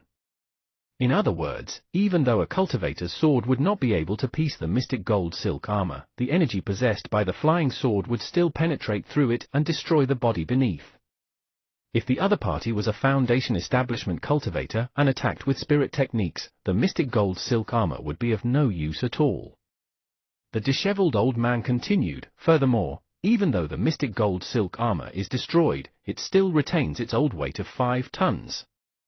Which cultivator would be able to endure that? That is the reason why no one has touched it for the past 1,000 years. It's almost a useless spirit weapon. 5 tons. Even back then, there were not many golden cores who had the ability and qualifications to wear it. As though the disheveled old man recalled something, his expression looked somewhat wistful. Su Zimo naturally knew of how heavy the mystic gold silk armor was. If he hadn't activated his power of blood, he would not have been able to lift that seemingly thin inner armor. Suddenly, a thought struck him as he asked, since this mystic gold silk armor is here, does that mean that someone from our sect once wore it? The disheveled old man remained silent. Who is that person? Is he still in the sect? Su Zimo asked out of curiosity. The disheveled old man's eyes fluttered. After a long time, he sighed and shook his head. He is no longer in our sect and neither have I seen him before. I've merely heard rumors about it. It was said that he was a powerful being of our sect 1,000 years ago. In the northern region of Chenhuang mainland, he was invincible amongst the Foundation Establishment and Golden Cores. There was no one who could challenge him. Su Zimo was shocked. Someone who was invincible through an entire realm? How terrifying was that? What happened after? Su Zimo asked right away. I'm not sure. However, rumors about him disappeared thereafter. Did he die? Su Zimo frowned and thought to himself, no, someone that strong isn't going to die that easily. But why is that person no longer in the sect and it seems as though the disheveled old man is unwilling to talk about him? Did he commit some sort of violation? After a momentary silence, the disheveled old man continued, ever since our sect set up the 8 Distresses formation, there have only been 2 people to go through it entirely. One is you, and the other is him. Su Zimo's mouth opened slightly. The disheveled old man waved it off, seeming vexed. Return the mystic gold silk armor, and choose another item. You can't use that anyways. Given Su Zimo's current situation, the mystic gold silk armor was not suitable for him. However, for some reason, Su Zimo felt that he might be able to make use of it in the future. After a moment of hesitation, Su Zimo said in a deep voice, "Thank you, Master, but I'm still decided on the mystic gold silk armor." Frowning, the disheveled old man did not say anything more and merely sighed. It's up to you. However, do be careful during the fight against Feng Haoyu. If you think that you can't win him, just admit defeat and don't be reckless. Suzimo could tell of the disheveled old man's concern and replied with a smile. By the way, Master, I've got a question regarding weapon refinement. Suzimo changed the topic and asked, to be honest, Master, I've already successfully refined inferior-grade spirit weapons before the face-off. However, for some unknown reason, I just couldn't gather the second spirit pattern no matter what. Do you have any idea why? Ha ha! The disheveled old man could not help but laugh. Lad, you sure hid yourself well. So, you've already refined an inferior-grade spirit weapon. Not bad, not bad. Automatically, the disheveled old man thought that Suzimo had merely refined a single inferior-grade spirit weapon. After laughing, he said, actually, the most difficult step of weapon refinement is spirit gathering. However, the most crucial step is in fact tempering. That is a step that requires a lot of technique. In the cultivation world, sects that specialize in weapon refinement all have their unique tempering techniques. There are many impurities in spirit components, and making use of spirit fire alone is not enough to purge them all. Some of the remnant impurities can only be purged through advanced tempering techniques. If your tempering skill is weak and there are too many impurities, the forged spirit weapon would not be able to endure the immensity of a forcefully gathered second spirit pattern.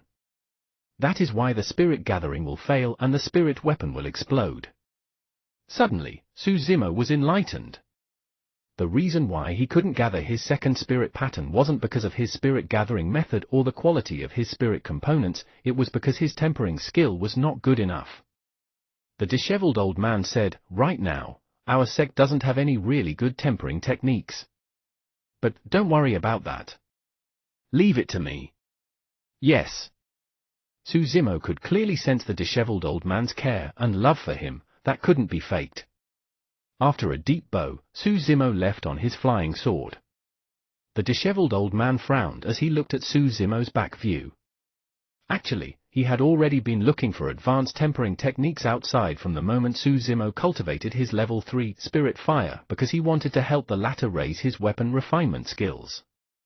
However, most of the tempering techniques were secrets of the sects and it was difficult for outsiders to obtain them. Sigh, the pearl is covered in dust. It's a pity, the disheveled old man sighed silently. He pondered about how he should go about looking for a suitable tempering technique for Suzimo after the Five Peaks face-off was over. All of a sudden, the disheveled old man's expression changed as he recalled an almost neglected detail. The mystic gold silk armor had a weight of 5 tons. As a level 8 chi refinement warrior, how did Suzimo manage to stuff it inside his storage bag? The more the disheveled old man thought about it, the more he felt that something was amiss. After pacing back and forth for a long time, he decided to abandon the thought of asking Suzimo about it. Looks like this disciple of mine isn't that simple either. If you find any errors, ads pop up, ads redirect, broken links, non-standard content, etc., please let us know a report chapter, so we can fix it as soon as possible.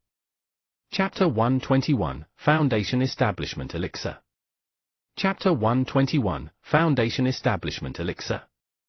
Translator, Atlas Studios. Editor, Atlas Studios. After the Weapon Peak face-off, many disciples of the Five Peaks were still talking about it. A number of Weapon Peak disciples were even prepared to celebrate and it was extremely lively. Suzimo did not participate and returned to his cave abode straight. Obtaining number 1 of Weapon Peak was entirely within his expectations. The only unexpected gain was the powerful mystic gold silk armor in his storage bag. By the time he returned to the cave abode, it was already past noon. I want to be in seclusion. Guard outside the entrance and not let anyone in. Suzimo said to the spirit tiger before assuming a lotus position on the stone bed and retrieving spirit stones from his storage bag. Tomorrow was Talisman Peak's face-off and he had no intention of spectating. Instead, he wanted to focus on his cultivation and attain a breakthrough as quickly as possible. Level 9 Chi condensation was much tougher than Suzimo had imagined. But of course, the biggest reason for that was because he had wasted too much time on Array Peak in the past 6 months. In the final 2 months, he had spent most of his time on practicing his sword-wielding skills and the sword formation. he did not have much time to actually raise his cultivation realm. There was a perfect grade spirit gathering elixir within his storage bag. He was almost done absorbing more than 2,000 inferior grade spirit stones. If he still could not achieve a breakthrough to level 9 Qi condensation, he would consume that spirit gathering elixir. The next morning, Shui Yi and other Weapon Peak disciples arrived at Su Zimo's cave abode early in the morning to invite him along to spectate at Talisman Peak. Even though it was less than 5 days, the 5 Peaks face-off was the biggest event of the year in the sect. Almost none of the trial disciples would continue to cultivate immensely in these 5 days. Even if they did not know anything about talismans, it was interesting to join the crowd too. But of course, more importantly, the person known as the #1 beauty of the 5 Peaks, Leng Ru, would be taking part in this year's Talisman Peak face-off. In fact, there was a high chance she could get #1 of Talisman Peak. Many disciples wanted to go and catch a glimpse of the beauty's aura. However, Shui Yi and the others were prevented from entering by the Spirit Tiger. They tried to explain things to the Spirit Tiger, but to no avail, and finally, they could only leave. Before long, Little Fatty arrived too. However, he had to leave as well against the snarling growls of the Spirit Tiger. Su Zimo was completely oblivious to everything happening outside. He was immersed in cultivation till the 3rd day of the 5 Peaks face-off. 3rd day, Elixir Peak face-off. This was Su Zimo's 2nd round of challenge against Feng Haoyu. Everyone knew that Feng Haoyu had lost the 1st round on Weapon Peaks face-off. Today's challenge would definitely be more intense than ever. Su Zimo pushed his door open and walked out of his cave abode. Even after a day and night with the spirit stones in his storage bag emptied out, he was still at the peak of level 8 Qi condensation. Su Zimo was in no hurry. He still had time. After the Elixir Peak face-off, he would continue to cultivate and attempt for a breakthrough by consuming the spirit gathering elixir. Early in the morning, many disciples had gathered on Elixir Peak. An endless stream of disciples arrived continuously in midair, their clothes fluttering gracefully in the skies. The moment Su Zimo arrived on Elixir Peak, he was held back by Little Fatty. "Bro, why didn't you come yesterday? Who won 1st place?" Su Zimo avoided answering by asking another question. "Of course it's Sister Leng Ru." Little Fatty snickered. "That Li Liang from Talisman Peak is no match for Sister Leng Ru." He was completely crushed. It was so exciting. "Bro, you didn't get to witness Sister Leng Ru creating talismans. That's what I call beautiful." "What nonsense is that?" Just then, a fair hand appeared behind Little Fatty's head and rapped on it lightly. Although the person who spoke sounded cold, it didn't seem like there was any ill intentions. Su Zimo turned his glance and met with a pair of icy eyes. A ravishing girl emitted an aura that prevented people from approaching her. Standing behind Little Fatty was Leng Ru, disciple of Spirit Peak. Unexpectedly, Leng Ru actually nodded when she met with Su Zimo's eyes. Slightly stunned, Su Zimo smiled and nodded in return. Even though the both of them joined the sect at the same time, this was the first time he was having such an interaction with her. Only, Su Zimo was slightly surprised. Given Leng Ru's personality, she would usually ignore even if people greeted her. Now, even though she did not say anything, her action was still rather surprising. Actually, after Su Zimo won 1st place in the Weapon Peak face-off, a number of disciples from the 5 Peaks already had a changed impression of him. Or rather, they wanted to befriend him. No cultivator would not want to be friends with a weapon refinement master. Everyone witnessed Little Fatty obtaining an inferior grade spirit weapon previously. Even though they said nothing, all of them were extremely envious. "Come, let me introduce you." Little Fatty's beady eyes revolved around Su Zimo and Leng Ru as he giggled. "This is #1 of Talisman Peak, Sister Leng Ru. This is my bro, #1 of Weapon Peak, Su Zimo." Su Zimo and Leng Ru exchanged glances. Leng Ru avoided his gaze and Su Zimo merely smiled with an indifferent expression. Blinking, Little Fatty continued, "Don't just stand there. Both of you have your own strengths and you should hang out more in the future." When he mentioned a hangout, Little Fatty winked at Su Zimo and sounded odd. Su Zimo was all right about it. However, Ling Ru seemed to have thought of something as a blush appeared across her cheeks. Compared to her snow-white skin, it was extremely obvious. More nonsense. You're asking for a beating. Ling Ru chided lightly and knocked Little Fatty on the head. Little Fatty merely continued giggling. Right then, Su Zimo felt an intense enmity as he looked over instinctively. Not far away, Feng Haoyu arrived on his flying sword with a group of Spirit Peak disciples. Upon seeing that Su Zimo and Ling Ru were standing closely together, rage flashed through the eyes of many Spirit Peak disciples. Even though Feng Haoyu's expression was cold and aloof as usual, his hands behind his back were curled into fists. Bro, other than Feng Haoyu, there's a Elixir Peak disciple called Huishou Yuan who is also a strong competitor for you in this face-off. You must not underestimate him. Little Fatty said. He was the #1 of Elixir Peak last year. He's probably even stronger for this year's face-off. Su Zimo nodded. Compared to Weapon Peak, there were slightly more disciples taking part in the Elixir Peak face-off at around 200 odd. All of them gathered in the Elixir Refinement Hall and waited patiently. Refinement of elixirs was unlike that of weapons. During the Weapon Peak face-off, the disciples could choose the type of weapon they wanted to refine. However, for the Elixir Peak face-off, the Peak Master would decide on a specific elixir for the disciples to refine, where they would be judged based on the final quality. Therefore, many disciples would always try to guess which elixir would be refined during the face-off. If they guessed it right and focused their practice on that specific elixir, their chances of winning the face-off would be much greater. Before long, the 5 Peak Masters arrived.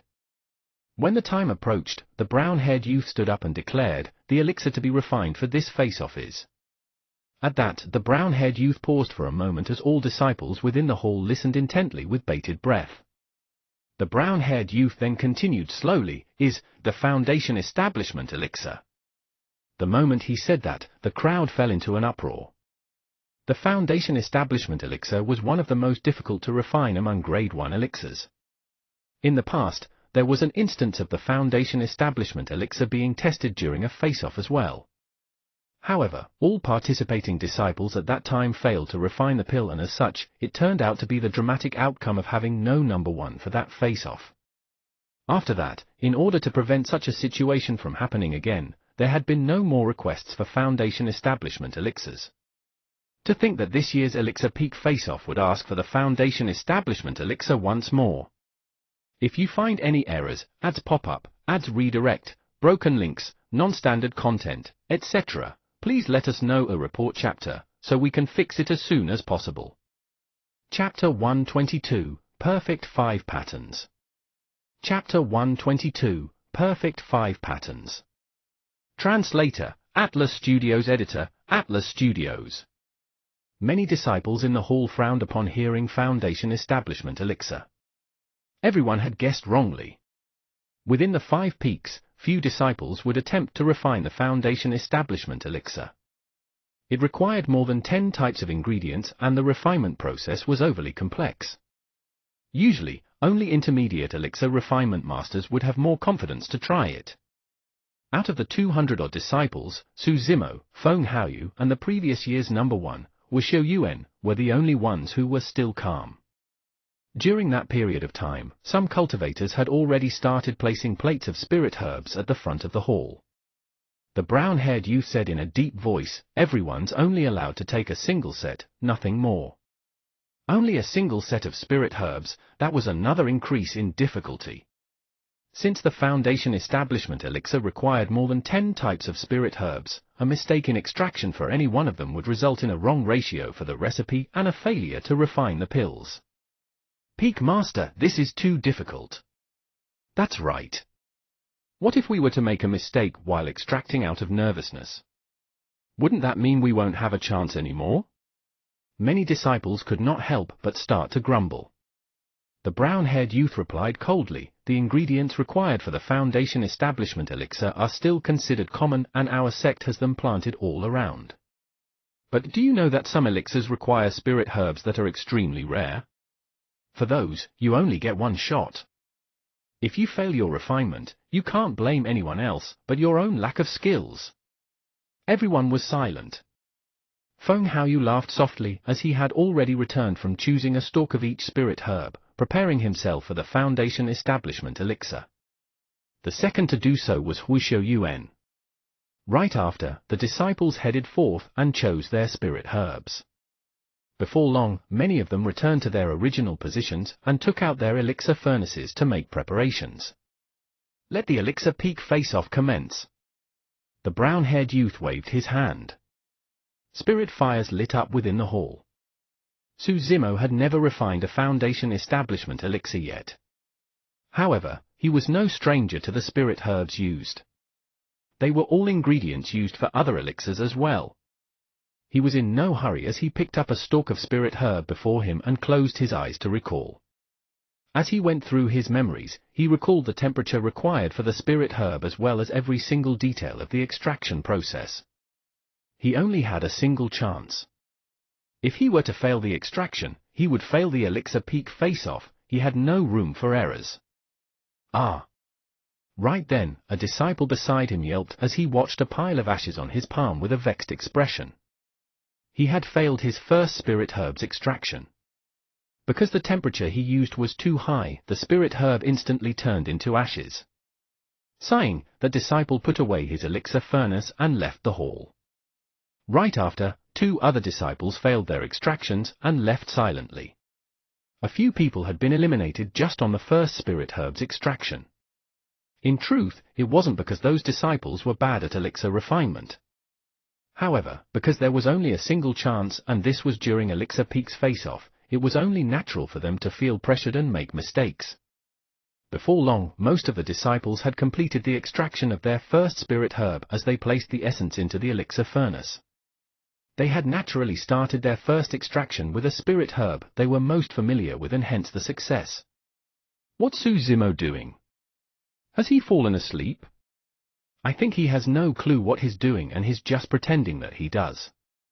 Upon seeing that Su Zimo had not started on his extraction for a long time, some sarcastic voices could be heard from the crowd. It was only until the other disciples had started on their second spirit herb's extraction that Su Zimo opened his eyes. Igniting his spirit fire, he placed the spirit herb above it and started extracting. Before long, his extraction produced a tuft of powder which he placed in the elixir furnace. Picking up his second stalk of spirit herb, he closed his eyes and recalled once more. After a long time, he opened his eyes again and began extracting his second stalk of spirit herb. More disciples were eliminated at the second spirit herb's extraction. Compared to Feng Haoyu and Huishou Yuan, Su Zimo's speed was extremely slow. However, he made no mistakes at all as every single essence he produced gave off a refreshing medicinal scent. As time passed by, more and more disciples were eliminated. By the time Su Zimo was done with extraction of his spirit herbs, there were only around 80 of the 200-odd people left. Third step of elixir refinement, synthesis. The proportion of spirit herb essences required must be exact, the slightest mistake would result in a refinement failure. This step was a test of the elixir refinement master's attentiveness and conscientiousness. After synthesis came the secondary extraction. This time, the flame can be more intense. This was the step where Su Zimo and Feng Haoyu's level 3 spirit fire would be of great use. What was worth mentioning was that Huishou Yuan had also managed to cultivate a level 2 spirit fire, which was extremely rare. Feng Haoyu was the first to be done with the fourth step followed swiftly by Huishou Yuan. Because he had spent too much time on the first extraction, Su Zimo was one of the slowest among the many disciples. Fifth step, formation. This step would reveal the quality of the elixir and it would be obvious who was better. Initially, Feng Haoyu and Huishou Yuan would take note of Su Zimo's progress and situation from time to time. However, neither of them dared to be distracted on the step of formation. It was absolutely silent outside of the hall as well. Everyone held their breaths and watched intently at the two people condensing their elixirs. Bang! There was a crisp sound. One of the disciples had failed his formation and the elixir exploded. Dejected, he left the elixir refinement hall in indignance. Right after, more crisp sounds echoed out of the hall. Bang! Bang! Bang! Another couple of disciples failed their elixir formation and the number of people in the hall decreased. Form. One of the disciples cursed softly. Ha ha, I did it! That disciple burst out in laughter. Right as he was about to collect his elixir and check on its quality, black smoke puffed out of the holes in his elixir furnace, giving off a nasty stench. The brown-haired youth shook his head. For a black smoke as such to be released, it meant that the Foundation Establishment elixir was no different from a poisoned elixir. Form. Right then, Wisho Yuin hollered softly. Immediately, a white smoke wafted out of the elixir furnace with a faint fragrance. Retrieve! A pill flew out of the elixir furnace and a clear pattern could be seen on it. It's an inferior grade Foundation Establishment elixir. Senior Brother Hui is amazing. He did it! Wisho Yuan heaved out a sigh of relief and looked towards Feng Haoyu subconsciously. Form. Right then, Feng Haoyu was also done with his elixir formation as a stronger fragrance was emitted from his side. An elixir flew out and hovered in midair. Spinning around, there were 2 elixir patterns clearly etched on it. A middle-grade elixir. Wisho Yuan's eyes dimmed as he let out a long sigh. He believed that he was definitely not weaker than Feng Haoyu in terms of the first 3 steps. However, for the 4th step, secondary extraction, his level 2 spirit fire was no match for a level 3, which was able to extract more thoroughly. That was the reason for the difference in quality of their pills. Before long, the other disciples were done with their elixir formation as well. Even though there were more than 20 others who had succeeded in elixir formation, their elixirs contained too many impurities and had no grade because of their poor qualities. Right then, Su Zimo was completed with his elixir formation as well as a thick aroma spread across the place. The moment the disciples outside the hall caught a whiff of it, their bodies shuddered and they let out intoxicated expressions as the spirit chi in their bodies began to rumble. If the fragrance alone possessed such an effect, what grade was the elixir created? The brown-haired youth's nose quivered as he sniffed carefully. Instantly, his expression changed as he bolted upright. With disbelief in his eyes, he murmured softly, "Could it be?" Swash! An elixir flew out of the elixir furnace and hovered in midair. There were 5 patterns etched on it. It was a perfect Foundation Establishment elixir. If you find any errors, ads pop up, ads redirect, broken links, non-standard content, etc., please let us know a report chapter, so we can fix it as soon as possible. Chapter 123, Mysterious Danger. Chapter 123, Mysterious Danger. Translator, Atlas Studios. Editor, Atlas Studios. Looking at the Foundation Establishment elixir that hovered in midair, it was pure silence both in and outside the hall. Everyone held their breath subconsciously as their eyes and minds were drawn in by that single elixir. The 5 elixir patterns on the surface looked so profound and mystical.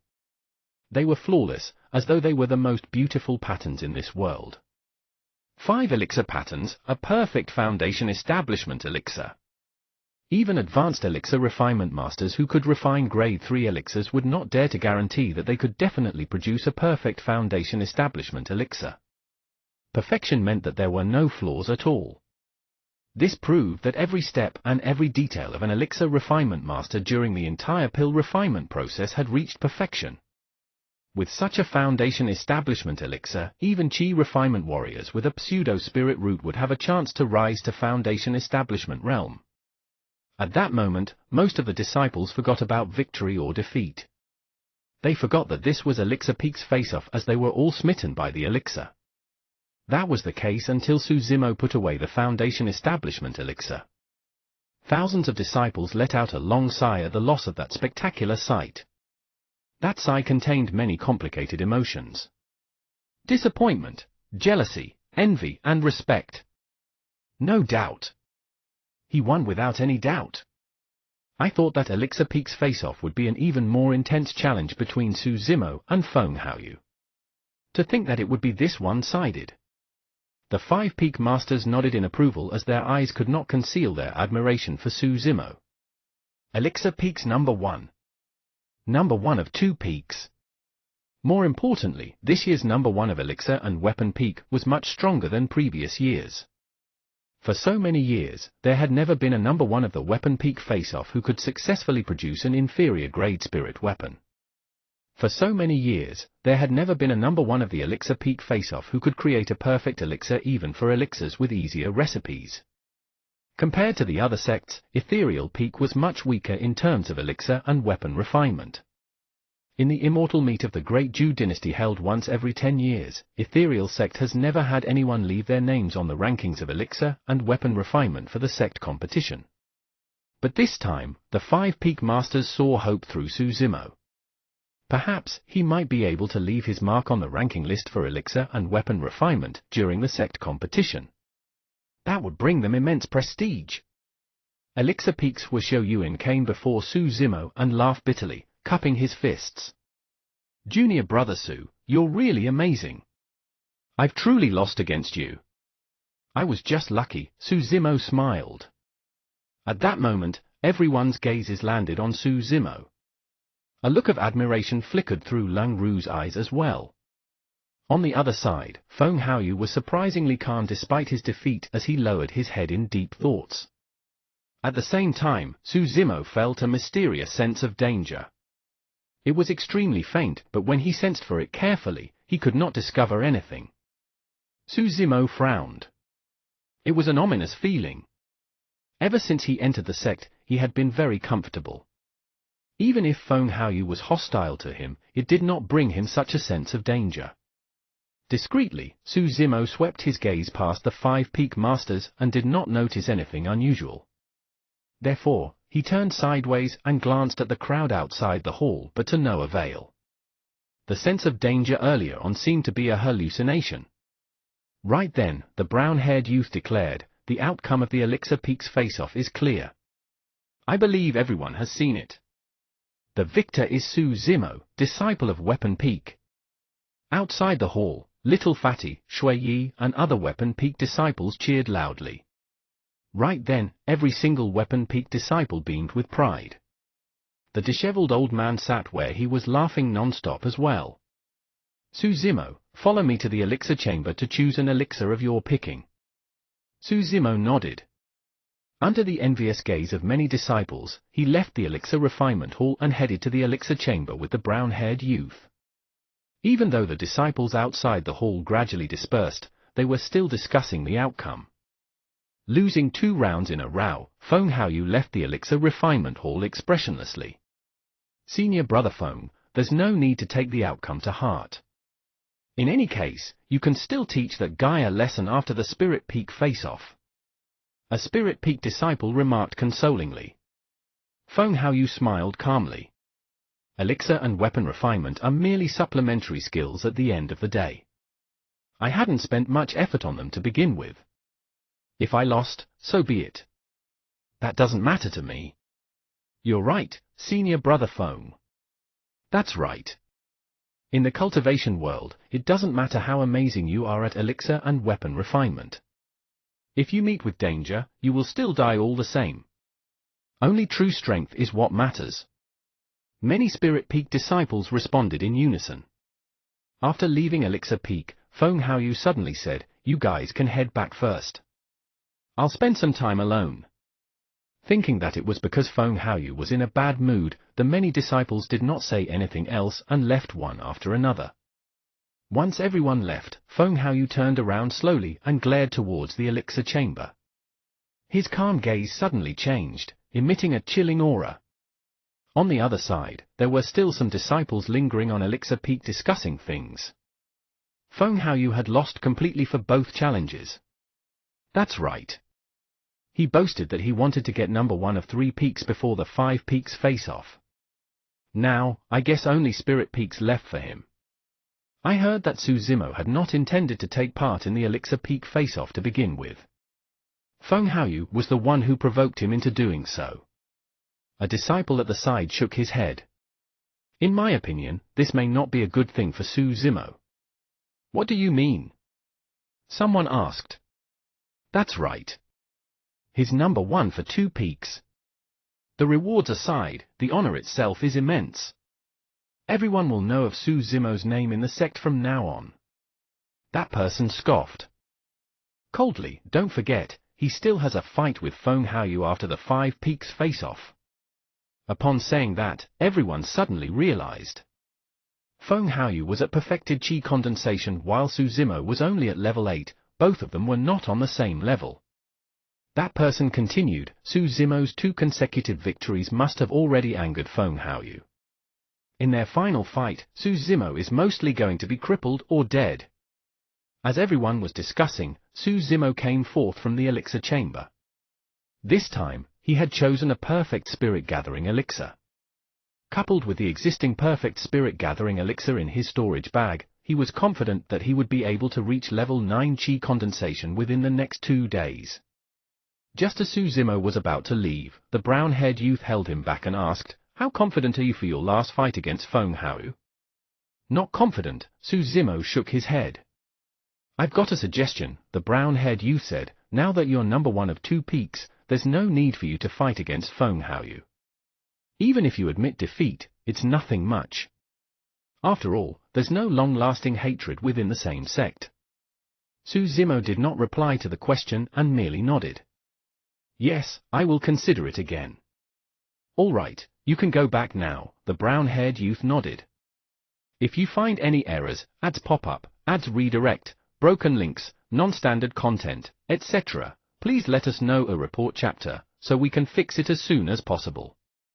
Chapter 124 Array Peak Face-Off. Chapter 124 Array Peak Face-Off. Translator, Atlas Studios. Editor, Atlas Studios. Su Zimo had not left far from Elixir Peak on his flying sword when he caught sight of a person who seemed to have been waiting for him for a long time. "Su Zimo, I didn't think much of you at first. But I have to admit that the surprises you've given me weren't too small," Feng Haoyu said with a fake smile. Su Zimo paused for a moment and ignored him, wanting to leave on his flying sword. Feng Haoyu continued, "Oh yes, there's something I need to remind you about." "Oh?" Su Zimo remarked softly without turning back. "From now on, you'd better keep your distance from Lung Ru. Or else," even though Feng Haoyu did not continue, there was a chilling coldness in his tone. Suddenly, Su Zimo laughed. He and Lang Ru were merely acquaintances. However, Feng Haoyu's threatening tone disgusted him. Su Zimo asked indifferently, "Or else, what?" "Or else, you will die." Since there was no one else around them, Feng Haoyu had no qualms and did not conceal his killing intent. With his back facing Feng Haoyu, Su Zimo's gaze narrowed. He had indeed sensed Feng Haoyu's killing intent at that very instant. Su Zimo's expression remained unchanged as he laughed.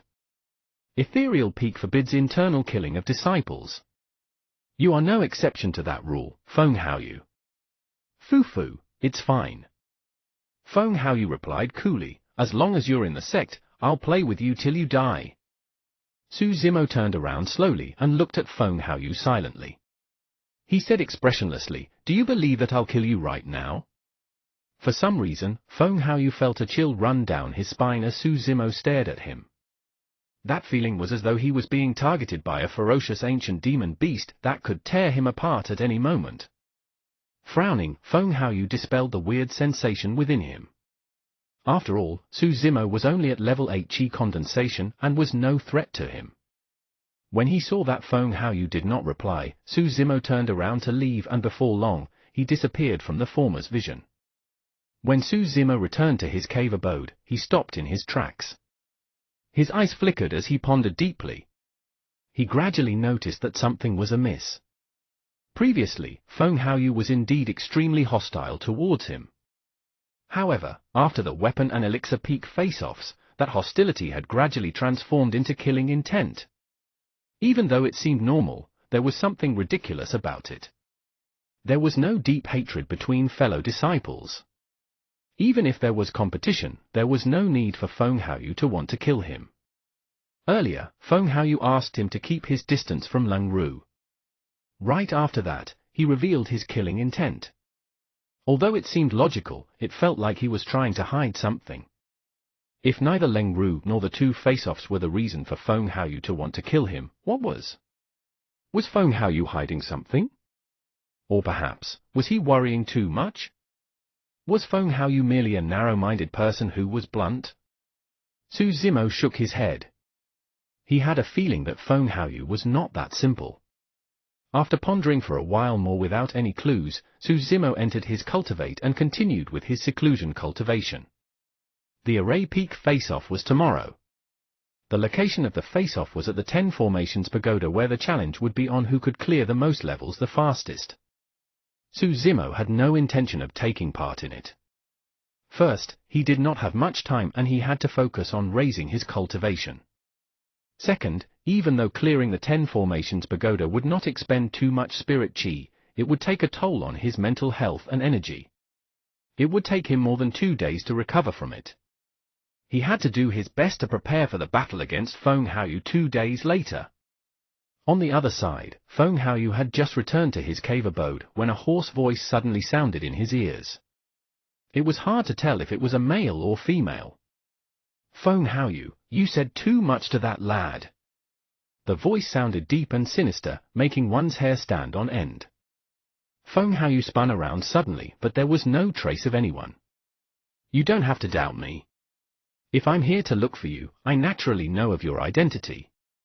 I'm just in time to remind you to be careful and not expose yourself. Also, don't forget about your mission." The voice sounded once more erratically. Feng Haoyu was finally relieved upon hearing that. Letting out a long breath of air, he laughed.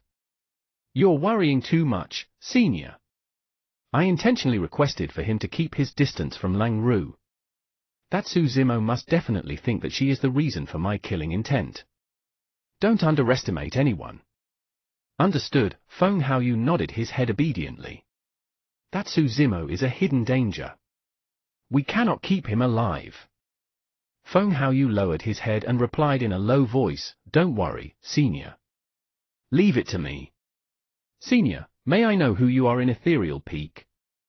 After pausing for a moment, Feng Haoyu asked. "That's not for you to know now. If need be, I will tell you." "Yes." After a moment, that voice no longer sounded and Feng Haoyu knew that the other party had left. Arranging his attire, he looked around before entering his cave abode. 4th day, Array Peak face-off. Each year, there were not many disciples spectating Array Peak's face-off. After all, the challenge was to clear the 10 Formations Pagoda. Prior to this, there was already a record on the 10 Formation Stele and everyone already knew who the number one would be. But it was different this year. Just 3 months ago, a mysterious challenger had appeared and destroyed every single record in the 10 Formation Stele's history. Cleared level 10, 7 days 18 hours. That row of words was still at the first row of the 10 Formation Stele. It was eye-catching, but its name was completely blank. Out of curiosity, everyone wanted to know the identity of that mysterious challenger. To many disciples, they felt that the reason why that person had kept his identity hidden was because he wanted to shock everyone during the Array Peak face-off. As such, many trial disciples had already gathered on Array Peak early in the morning because they wanted to see his true identity. The 5 Peak Masters had arrived early on as well. Seated in a row, they conversed idly. "Chen Yi, you're still unwilling to tell us even now?" Wen Shen laughed and asked. The brown-haired youth urged as well, "That's right. Since we're going to find out today, we'll at least be prepared if you tell us beforehand." Chen Yi's gaze swept through the crowd, but he did not see Su Zimo. After pondering for a while, he shook his head. "Forget it, you guys can see for yourself." Since Su Zimo did not choose to announce it, Chen Yi had no intention to reveal it either. Zhong Wen of Array Peak came before the 10 Formation Stele and looked at the first row of words with a complicated expression. "Are you finally going to show yourself today?" He murmured softly, "Let me see who you are so that I can accept my defeat thoroughly." Before long, the Array Peak face-off began. Doves of disciples challenging the 10 Formations Pagoda entered it together. Everyone outside was waiting for that one person to walk to the 10 Formation Stele and tap his sec badge. As long as that person appeared, there would be no need to take part in the Array Peak face-off, and he would also be the true number one of Array Peak. At that moment, Suzumo was in seclusion within his cave abode, attempting to reach level 9 Qi condensation. If you find any errors, ads pop-up, ads redirect, broken links, non-standard content, etc., please let us know a report chapter, so we can fix it as soon as possible. Chapter 125, Number 1 of Spirit Peak. Chapter 125, Number 1 of Spirit Peak. Translator, Atlas Studios. Editor, Atlas Studios. Time passed by gradually, and in the blink of an eye, a day had passed. The lights of the 10 Formations Pagoda's formation patterns shone repeatedly through the day. The first row on the 10 Formation stele still had a blank column where the name was supposed to be. By the time the last person was sent out of the 10 Formations Pagoda, there were still no changes on the 10 Formation stele. Not to mention the many trial disciples gathered before Array Peak, even the 4 Peak Masters looked to be slightly disappointed. Just who is that person? Why is he not here? Could that person truly think nothing of fame at all? The disciples were at the peak of their curiosity towards the mysterious challenger, such that they were getting anxious about it. Xian Yi stood up and declared, "The face-off is over. The victor is Zhong Wen, disciple of Array Peak." Sparse cheers rang out through the crowd. Everyone knew that the reason why Zhong Wen could obtain the number 1 position was because the mysterious challenger had not appeared. At that moment, Zhong Wen looked at the 10 Formation stele and smiled bitterly too. His title as number 1 of Array Peak this year was probably the least convincing. The 5 Peak Masters were the first to leave. In mid-air, when Xian was still disgruntled and asked, "Xian Yi, stop leaving us hanging." "Just who is it?" Xian Yi smiled and did not reply. After pondering for a while, he asked, "After the 5 Peaks face-off, where are you guys intending to set the location for the fight between Suzumo and Feng Haoyu?" "The location doesn't matter, since the outcome will not change," Wen Xian replied indifferently. Xian Yi shook his head. "This match is the focus of everyone's attention. In fact, the hype might not even be less than the 5 Peaks face-off itself. We had better take it more seriously. Suzumo is forbidden from entering Spirit Peak, so we can't use the Spirit Arena there. Since Suzumo is a disciple of Weapon Peak, it wouldn't be appropriate to hold it there either. That leaves us with the Spirit Arenas of Talisman, Array, and Elixir Peak," the brown-haired youth said. Xian Yi suddenly said, "Let's hold it at Array Peak then." "All right," Wen Xian nodded. The other Peak Masters did not have any objections, and so the matter was settled. Each year, Spirit Peak's face-off was always placed on the last day. It was also the most valued event of the sect and all the cultivators. Be it Array formations, talismans, weapons or elixir refinement, their ultimate goal was to raise the fighting strength of a cultivator. The cultivation world was a place where it was survival of the fittest and the strongest reigned supreme. The degree of cruelty was even more brutal than the jungle mountains where fierce beasts were rampant. This was also the reason why Daiyu had Suzumo survive in Kanglang mountain range for a year. Now, Suzumo had barely just stepped foot into the cultivation world and had yet to truly explore it and experience the threats within. 5th day, Spirit Peak face-off. Almost all disciples of the 5 Peaks were present. Many inner sect disciples who were in seclusion and even some elders turned up as well. The rules of the face-off were simple. Sect disciples would head up to draw lots for one-on-one fights. Finally, the eventual winner of the brackets is the number 1 of Spirit Peak. Even though Feng Haoyu had lost consecutively in the Weapon and Elixir Peak face-offs, he was still the one who received the most cheers during the Spirit Peak face-off. At the same time, all 5 Peak Masters thought the most highly of him too. In the process of competing with his opponents, Feng Haoyu had indeed displayed the strength expected of him. He won consecutively from the start to the end, and no one posed much of a challenge to him. Many disciples had heard that he was already cultivating one of the 3 major secret skills of the sect, Ethereal Sword, and wanted to catch a glimpse of its glory during Spirit Peak's face-off. However, Feng Haoyu did not use it at all. Other than Feng Haoyu, Lung Ru's performance was rather shocking too. Even though she did not possess an inferior grade spirit weapon, she had a firm foundation in sword wielding. Coupled with her talisman usage, she defeated many strong opponents of Spirit Peak. Lung Ru's flying sword carried a chilling aura. If one was careless and made contact with the sword, they would be covered in a layer of frost, reducing their mobility. Of course, Little Fatty was still the one who surprised everyone the most. He was only at level 9 Chi condensation and did not have much of an advantage in sword kinesis. However, with the help of the inferior grade gigantic axe given to him by Su Zimo and his powerful body tempering technique, he had managed to close the gap and obtain victory against quite a number of perfected Chi refinement warriors. The final battle was still between Feng Haoyu and Ling Ru.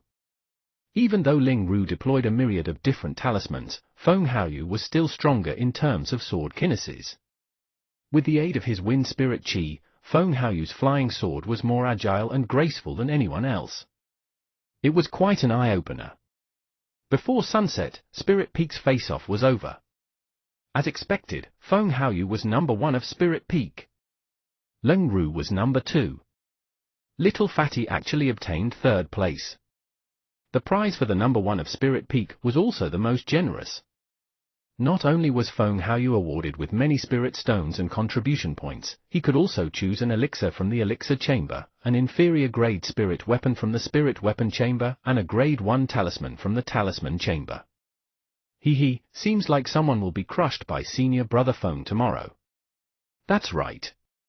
Even people like Lung Ru and senior brother Li who are at perfected Chi condensation lost to senior brother Feng. There's no way Su Zimo is a match with his level 8 Chi condensation. After the Spirit Peak face-off, no one had confidence in Su Zimo. That Feng Haoyu had managed to obtain the number 1 of Spirit Peak with much ease. He did not even use his full strength, the brown-haired youth chuckled. Wen Xian could not contain his smugness as he nodded. I'm never wrong in my judgment. If that wasn't the case, I wouldn't have pleaded with the sect master personally to let him learn our sect's secret skill in advance. To be fair, someone like Feng Haoyu with a wind spirit root is truly the best candidate to cultivate ethereal sword, the cold-faced lady nodded. Wen Xian laughed. Before this battle, I already told Haoyu that if he were to win his fellow seniors and juniors using the secret skill, he would have lost even if he got number 1 since no one would be convinced of his victory. Not bad, Haoyu had not let me down. The disheveled old man remained silent and looked slightly worried. The stronger Feng Haoyu was, the worse Su Zimo was going to be defeated tomorrow. As his beloved disciple, he could not bear to see Su Zimo suffer such a blow. Wen Xian, give me some face. Why don't you tell Feng Haoyu to forget about the battle tomorrow? The disheveled old man suddenly said after much hesitation. Given his status, the fact that he was saying something like that to plead for mercy for a disciple was extremely rare. Xian Yi, the brown-haired youth and cold-faced lady remained silent. It was inappropriate for them to interfere in something like this. Wen Xian remained silent for a moment before replying, the arrow is already on the bow and has to be shot. I can't do anything about this matter. But... Right as the disheveled old man was about to continue, Wen Xian frowned and cut him off. Su Zimo won Haoyu twice in a row, but Haoyu's not even allowed to win one. Your disciple is dear to you but mine isn't dear to me. With that, Wen Xian turned to leave and left the 4 of them alone. Slightly awkward, the disheveled old man sighed. The brown-haired youth coughed gently. Don't blame him. Wen Xian had poured too much effort into Feng Haoyu. Even though he did not say anything, he's definitely feeling upset about Feng Haoyu's 2 consecutive losses. It's only normal. Xian Yi patted the disheveled old man's shoulder and comforted him. It's all right.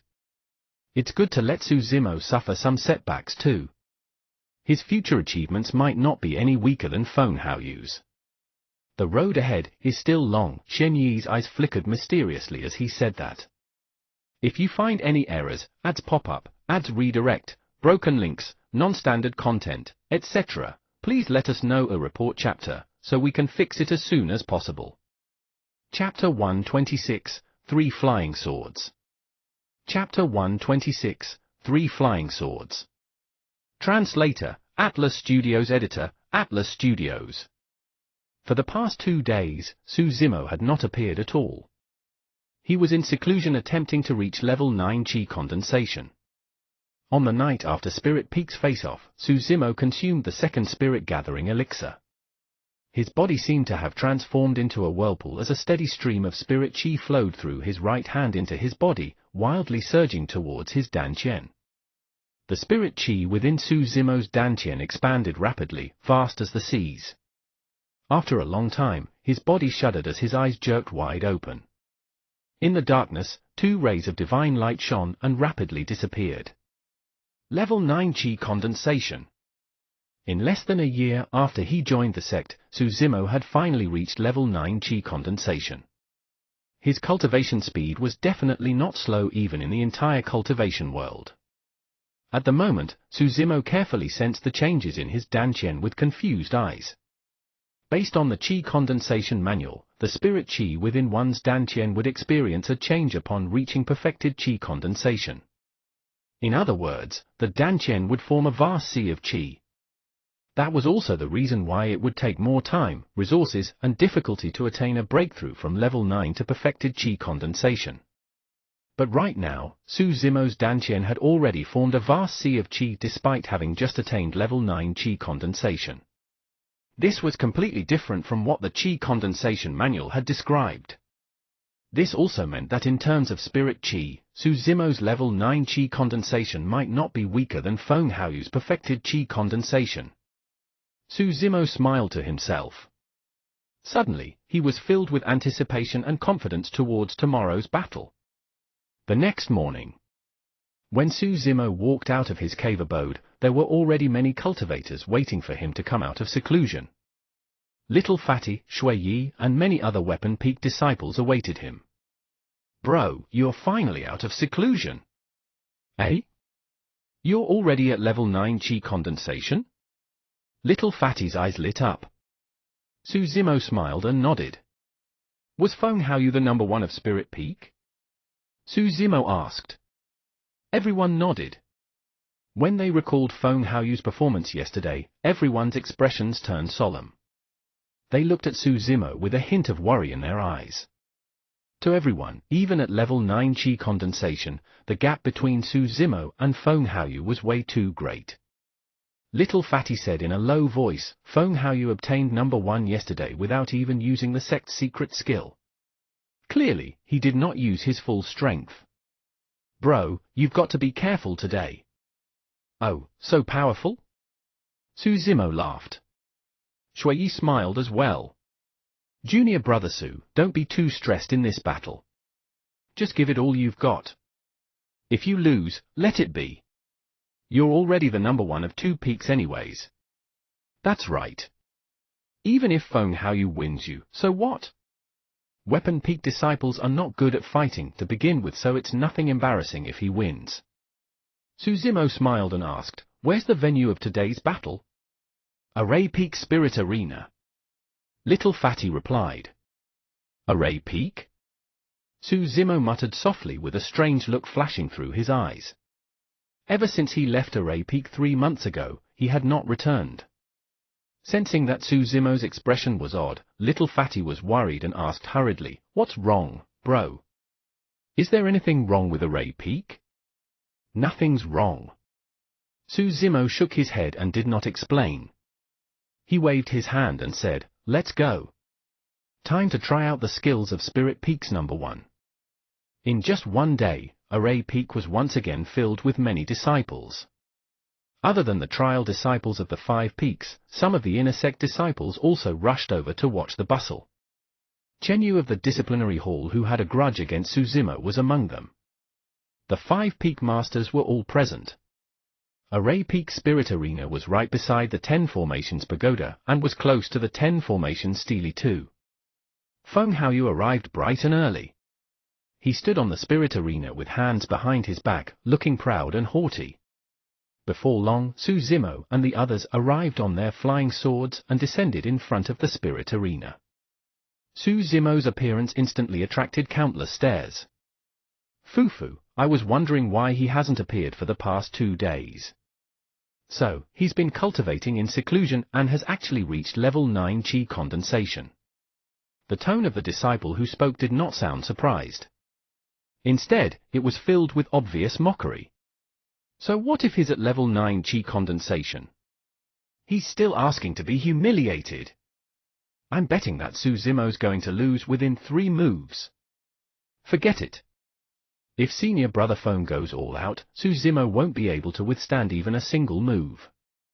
There was a flurry of discussion in the crowd. Even though Suzumo attained number 1 of weapon and elixir peak, it did not mean that he was strong. No one thought highly of him for this battle. Many of the Spirit Peak disciples were just waiting to see Suzumo make a fool of himself.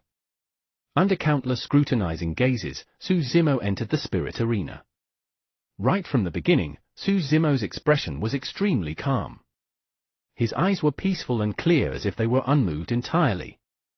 Hey, Suzumo! If you kneel and beg for mercy now, senior brother Feng might let you off out of kindness. Among the crowd, Sun Dao shouted and caused a burst of laughter. He was the Spirit Peak disciple who was knocked out by Suzumo with a single slap. Suzumo cast a sideways glance at Sun Dao indifferently and said, "Why? Do you think you haven't embarrassed yourself enough last time?" That incident had always been a disgrace for Sun Dao. Now that Suzumo was mentioning it in front of everyone, Sun Dao's face turned green and red.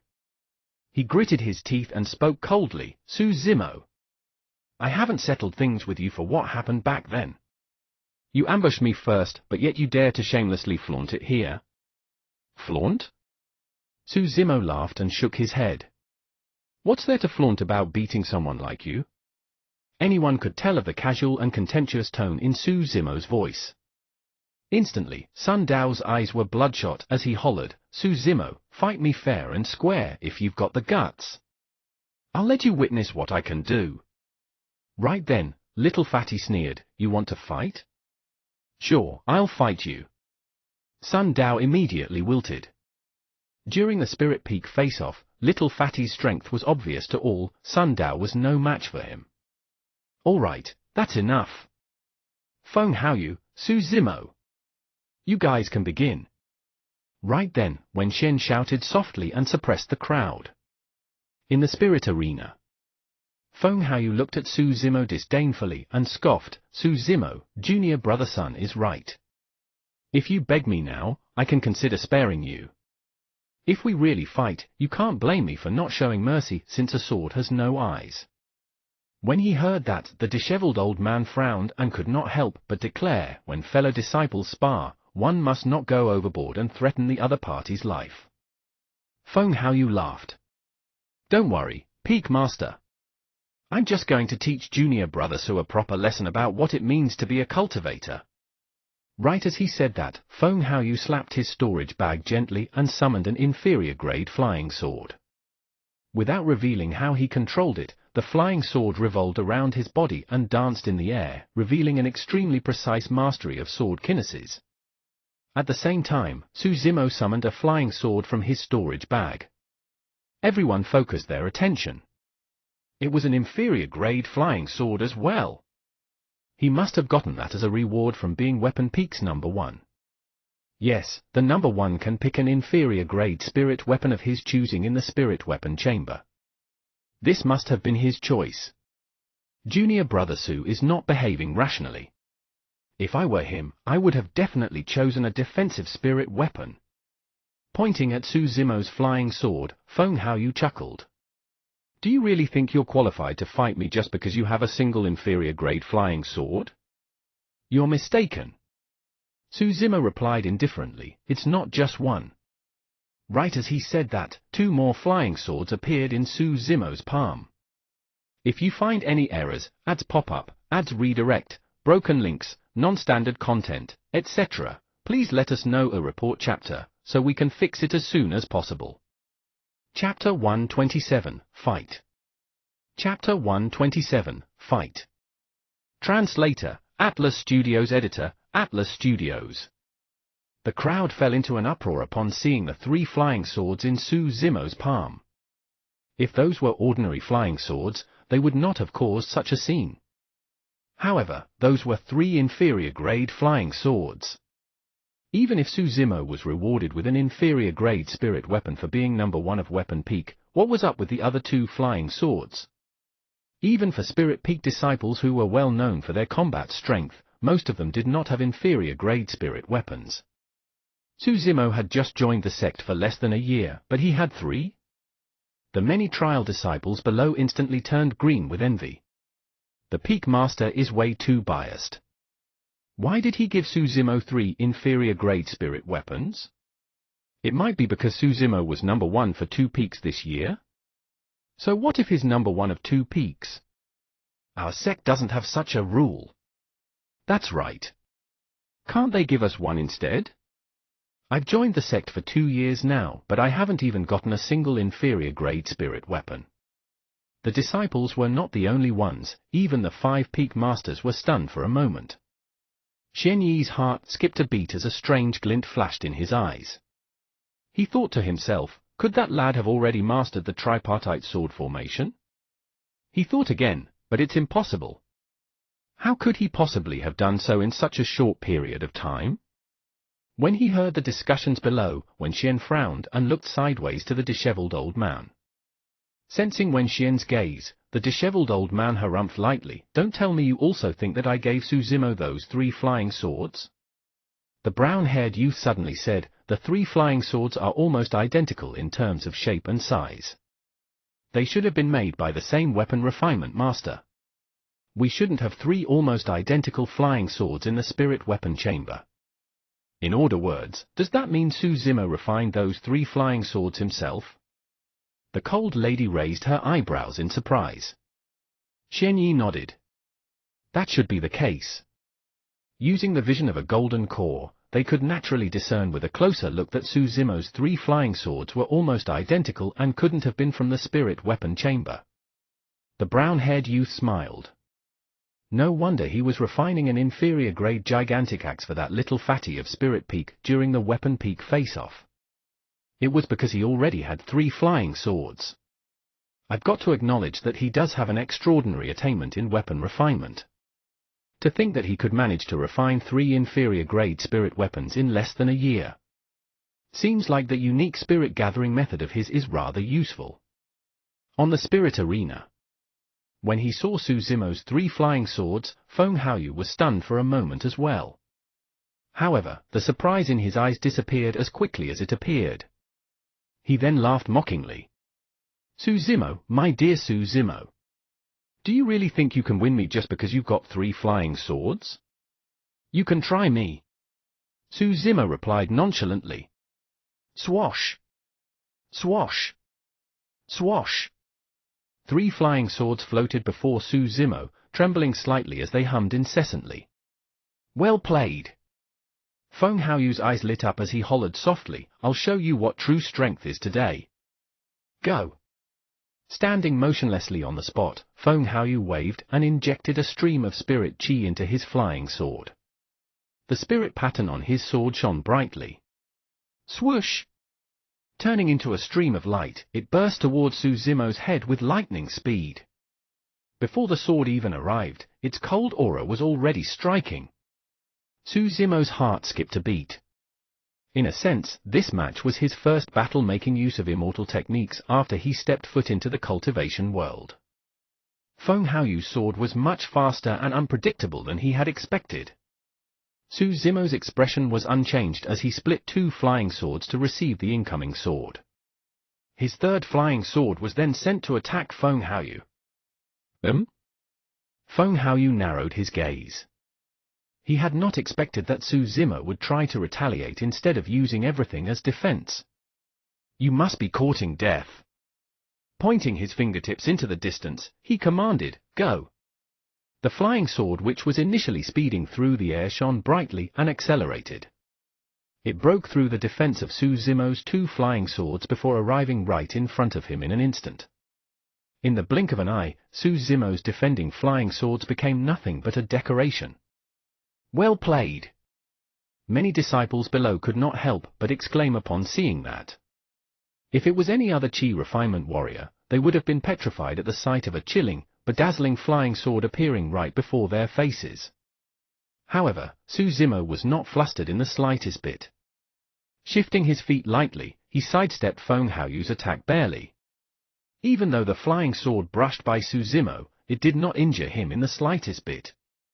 When the 5 peak masters saw that, their eyes lit up as they nodded approvingly.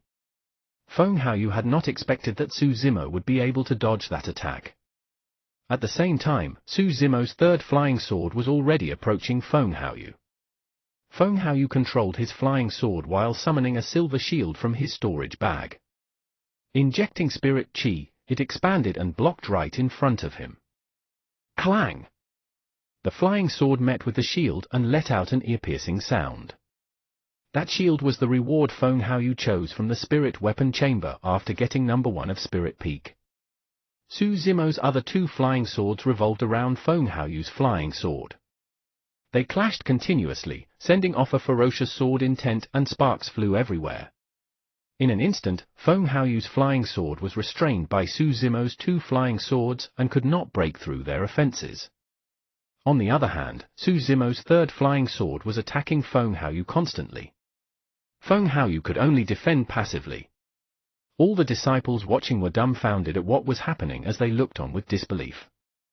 The battle was completely different from what they had imagined. In their opinion, the difference in strength between the both of them were so great that it would take 3 rounds at most to determine the victor. But, now that they were actually fighting, Feng Haoyu was on the losing end and could only defend passively.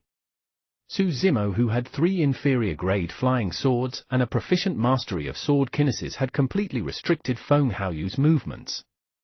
This doesn't make sense. Su Zimo's only at level 9 Qi condensation.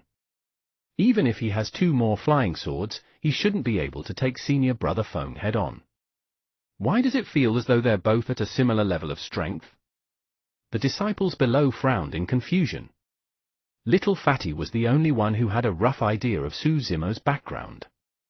Back when the both of them sparred in the cave abode, Su Zimo was able to match his level 8 Qi condensation, only being a level 7. With that logic, Su Zimo should be able to hold his ground against Feng Haoyu despite being a level down. Upon seeing this, the 5 peak masters had different expressions. The disheveled old man was invigorated and pleasantly surprised. Spirit Peak's master, Wen Xian, was frowning. With his eyesight as a golden core, he could naturally tell that Su Zimo's mastery of sword kinesis was not weaker than most of Spirit Peak's disciples. Coupled with the assistance of 3 inferior-grade flying swords, his strength was raised as well. But of course, none of the 5 peak masters could understand how Su Zimo could stand his ground against Feng Haoyu's perfected Qi condensation. The 3 flying swords clashed repeatedly around Su Zimo. Feng Haoyu's flying sword was clearly more agile and graceful. However, it could not reach Su Zimo after being restrained by the latter's 2 flying swords. On the contrary, Su Zimo's third flying sword was attacking Feng Haoyu consistently. Feng Haoyu could only rely on the inferior-grade shield to block and was unable to retaliate. Instead, he looked rather pathetic. The battle had fallen into a stalemate. If you find any errors, ads pop-up, ads redirect, broken links, non-standard content, etc., please let us know a report chapter, so we can fix it as soon as possible. Chapter 128, Thunderfall Talisman. Chapter 128, Thunderfall Talisman. Translator, Atlas Studios. Editor, Atlas Studios. It had to be said that Su Zimo had indeed shocked everyone. Based on the strength that he was displaying, he would have probably secured a top 3 position if he had taken part in Spirit Peak's face-off. HMPH, if senior brother Feng were to use his full strength, Su Zimo would be defeated instantly. That's right. However, it's not embarrassing even if Su Zimo loses now, since he managed to corner senior brother Feng as such. The more the disciples below discussed, the more furious Feng Haoyu was in the spirit arena. This exchange was completely out of his expectations. Even though Su Zimo was only at level 9 Qi condensation, he was not getting the upper hand against their clashes. This meant that if Su Zimo was at perfected Qi condensation, the latter might very well surpass him in terms of strength. He must not let this carry on. Waving the shield in his hands, Feng Haoyu struck away the incoming flying sword. Suddenly, he pulled out a talisman from his storage bag and injected spirit chi to it. Whoosh! A bedazzling light appeared on the talisman. Senior brother Feng's making use of talismans now. That looks to be an offensive talisman that's rather powerful. Let's see how Su Zimo blocks this. Feng Haoyu threw the talisman in Su Zimo's direction. Suddenly, it exploded. The scattered talisman fragment stirred the spirit qi in the air, instantly forming a blinding flash of lightning. Thunderfall Talisman! The crowd exclaimed. Thunder types of attacks were the strongest and most ferocious amongst spirit arts. That talisman was naturally the most lethal among Grade 1 talismans. That was also a reward that Feng Haoyu had obtained as the number 1 of Spirit Peak. Now that he had to use it, a pained look inevitably flashed by Feng Haoyu's expression. When he saw the Thunderfall Talisman summoned by Feng Haoyu, the disheveled old man's expression changed as he glared at Wen Xian. That disciple of yours has quite a lot of treasures. Talisman usage is also part of one's strength. It's normal, Wen Xian replied indifferently. He lost? Now that the Thunderfall Talisman's out, the outcome has been decided. Even if senior brother Feng was the one facing the Thunderfall Talisman, he would most likely have to use all his strength. Let's see how Su Zimo can even block this, Fufu. Right as the disciples were discussing, an explosion echoed out from the skies above the spirit arena. Snap! A bolt of thunder as thick as an arm struck down towards Su Zimo with a fast speed. The moment Feng Haoyu had summoned the talisman, Su Zimo had already felt that something was wrong and hurriedly withdrew his 3 flying swords. However, he was still extremely calm. At the same time as the talisman exploded, Su Zimo waved his hands and the 3 flying swords suddenly shuttled through the air, leaving tears in the void. Finally, they joined head to tail in a triangle sword formation. Buzz! A bedazzling light shone through the air below the spot where lightning was flashing. It was the lighter formation patterns. A lighter formation patterns had actually appeared in the skies above the spirit arena. This is... What's going on? Why is there an array formation? Did someone set up a formation beforehand? Something isn't right. That lighter formation patterns seems to have been emanated from Su Zimo's 3 flying swords. The crowd let out a cry of surprise. They were baffled as to what was happening in the spirit arena. As for the 5 peak masters, they shuddered as their expressions changed drastically. Even if Xian Yu was mentally prepared, he could not help but feel excited upon seeing this scene with his own eyes. He exclaimed rapidly, "Good, good! Well done! Our sect finally has a successor for a sword formation master." The disheveled old man burst out into laughter as well. "Good for you, Xian Yi. So, you were secretly nurturing my disciple to be a sword formation master too. Not bad at all." As a golden core, the disheveled old man naturally knew that there was no way Su Zimo could become a sword formation master without Xian Yi's guidance. Wen Xian furrowed his brows in silence. Sword formation master? Most of the disciples below were unfamiliar with the term. Array Peak disciples were the only ones that were shocked when they heard the term. Letting out astounded expressions, they could not help but gasp, "Su Zimo's a sword formation master? So what if he's a sword formation master? What's the big deal?" A Spirit Peak disciple sneered. Before he could finish his sentence, the thunderbolt from the skies collided with the triangle sword array, and a loud explosion was heard as electricity shot out in all directions. Under the electric current in the atmosphere, Su Zimo's legs separated slightly. His expression was cold as he controlled the sword formation with both hands, while his hair spread behind him like a furious manet. He was akin to an immovable god. Ooh? He's actually fine? Many disciples were dumbfounded as their eyes nearly popped out. Su Zimo had managed to block the power of the Thunderfall Talisman completely with his triangle sword array and was completely undamaged. A disciple secretly exclaimed, "Is a sword formation master that powerful?" "What's a sword formation?" Someone could not help but ask.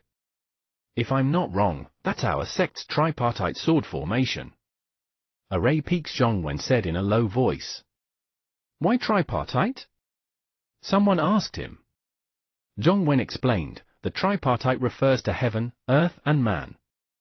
With the 3 swords joined head to tail as a foundation, they form the tripartite sword formation. The head is the tail and the tail is also the head. Every single corner of the sword formation has the sharpness of a sword and can both attack and defend. If one were to say that controlling 3 flying swords meant that Suzumo's strength was increased. A sword formation made up of the 3 flying swords and made use of their combined strength was an exponential increase in strength. The tides had turned entirely. Everyone thought that Feng Haoyu would definitely win after summoning that Thunderfall talisman. However, no one expected that Suzumo would summon the tripartite sword formation to guard against the Thunderstrike entirely. As Lung Ru watched below, she could not help but lament internally, if I were to go against junior brother Su, I wouldn't be able to break that defense of his sword formation either. In the spirit arena, Feng Haoyu's eyes flashed with surprise when he saw that Suzumo was able to withstand the Thunderfall talisman. Right then, Suzumo controlled the tripartite sword formation with both hands. Pointing forward, he commanded softly, "Go!" A triangular sword formation that carried a chilling aura tore through the voids and sped towards Feng Haoyu with a blinding light. Instantly, Feng Haoyu retracted his flying sword and blocked himself from the tripartite sword formation. Clang! When the flying sword met with the sword formation, there was a clashing sound of metals.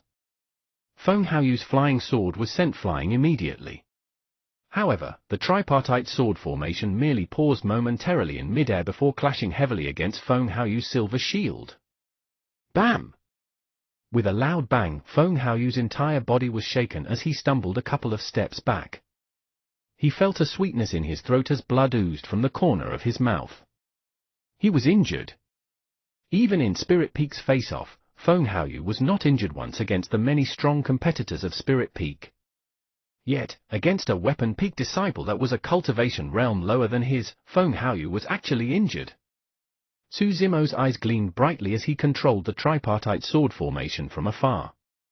They hummed and quivered endlessly in the skies, sending forth a massive sword aura and could attack at any moment. It was only at that moment when the crowd realized that the outcome of this match was unpredictable. Suzumo's strength was enough to pose a threat to Feng Haoyu. Everyone had underestimated the strength of this Weapon Peak disciple. Ha ha ha ha. Suddenly, Feng Haoyu laughed. It was a deep laughter filled with anger. Suzumo, do you really think that you can win me with this lousy sword formation? Taking a deep breath of air, Feng Haoyu said word by word, "Today, I'll let you experience the sect's secret skill and let you understand my true strength. If you find any errors, ads pop up, ads redirect, broken links, non-standard content, etc., please let us know a report chapter, so we can fix it as soon as possible." Chapter 129, Hexagonal Sword Formation. Chapter 129, Hexagonal Sword Formation. Translator, Atlas Studios. Editor, Atlas Studios. Even though Suzumo was still calm upon hearing that, the many disciples below were shocked and excited.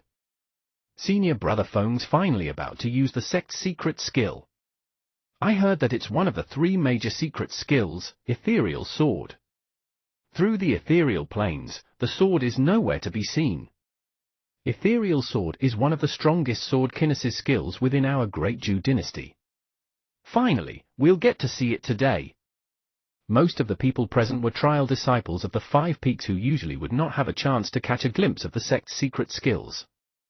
Right now, their eyes were all widened in anticipation. The disheveled old man frowned. He looked at Wenxian and said in a deep voice, "Let's stop the battle here and consider it as a draw between both parties." In all fairness, for Feng Haoyu to have to use the sect's secret skills against Suzumo, he had already lost in the first place. That was because most normal trial disciples would not have the rights to learn Ethereal Sword. The disheveled old man's suggestion at this point was already a compromise on his end. Wenxian pondered for a short moment before shaking his head. At this point, how can we appease the masses if a victor is not decided? Wenxian, is it because you're indignant that Feng Haoyu was unable to win this? The disheveled old man was a little angry. Yes. Wenxian turned to the disheveled old man and replied, "The 3 of you have been teaching Suzumo how to refine elixirs, weapons, and imparting sword formations to him. I can let that slide. However, Feng Haoyu is a disciple of Spirit Peak. I can't let him lose in a battle. That is a concern of my peak's glory. You? The disheveled old man hesitated. Wen Xian waved it off. I'm never wrong in my judgment of people. Haoyu is the future hope of our sect. At the end of the day, the legacy of our sect is not about elixir or weapon refinement. True strength is what matters. Right then in the spirit arena, Su Zimo said something that interrupted the argument between the disheveled old man and Wen Xian. The sect's secret skill? Su Zimo laughed and shook his head. Feng Haoyu, if that's your last resort, you will definitely lose this fight. Everyone was stunned. No one could imagine that Su Zimo would say something like that in the face of the sect's secret skill. Was he looking down on the sect's secret skill or Feng Haoyu? What right did Su Zimo have? Ha ha ha! Feng Haoyu burst out in laughter. Su Zimo, I think you don't know just how strong our sect's secret skill is to speak of that nonsense. Today, I'll teach you how to be a human. Go! Feng Haoyu conjured a sword art as his fingertip emitted a trace of spiritual energy and injected it into the flying sword. Quivering endlessly, the sword tore through the voids and a series of shadows appeared behind it in a bewitching manner. It was hard to tell between reality and illusion. When he saw that, Wen Xian nodded as his eyes flashed with admiration. Read latest chapters at Novelful. The brown-haired youth commented with a grave look, there are 3 levels to Ethereal Sword. To think that Feng Haoyu would have mastered level 1, Shadows, this quickly. Haoyu has a wind spirit root to begin with and he's the most suited to cultivate Ethereal Sword. Otherwise, I wouldn't have let him learn the sect's secret skill while he's in Qi Condensation Realm, Wen Xian replied indifferently. In the spirit arena, Su Zimo retracted his 3 flying swords which hovered in front of him. Slapping his storage bag, another 3 flying swords appeared in the blink of an eye. Furthermore, all 3 of them were inferior-grade spirit weapons as well. Everyone was stunned. 6 inferior-grade flying swords. That was something completely unimaginable for Qi refinement warriors. What's going on? Holy F***CK! How is Su Zimo taking out inferior-grade spirit weapons 3 at a time? How is he obtaining them so cheaply? Most of the cultivators watched with widened eyes as their jaws nearly dropped to the ground. Many disciples were already envious over Su Zimo's previous summoning of 3 inferior-grade flying swords. Now that he summoned yet another 3, most of them could not take it any longer. Some of the trial disciples who had joined the sect for many years instantly felt that they had been wasting their time since they hadn't acquired even a single inferior-grade spirit weapon. Yet, Su Zimo had 6 after joining for less than a year. At that moment, most of the disciples finally realized as well. Those 6 identical flying swords could not have been from the sect's spirit weapon chamber. The only possibility was that Su Zimo had refined them himself. This is crazy. Had I known this would be the case, I would have gotten closer to junior brother Su. Perhaps I might even get an inferior-grade spirit weapon from him. Why would I need to learn sword kinesis if I had 6 inferior-grade spirit weapons? I'll just toss them at any opponent I meet and smash them to death. Don't spout nonsense. Senior Brother Feng is in possession of our sect's secret skill. That isn't something that can be defended against by spirit weapons. The crowd was buzzing, but the 5 peak masters remained silent. The disheveled old man furrowed his brows even tighter. Even though having 6 inferior-grade spirit weapons was amazing, they were not match against the sect's secret skill. Sensing the disheveled old man's worries, the brown-haired youth comforted, no matter what, that lad is truly talented in weapon refinement still.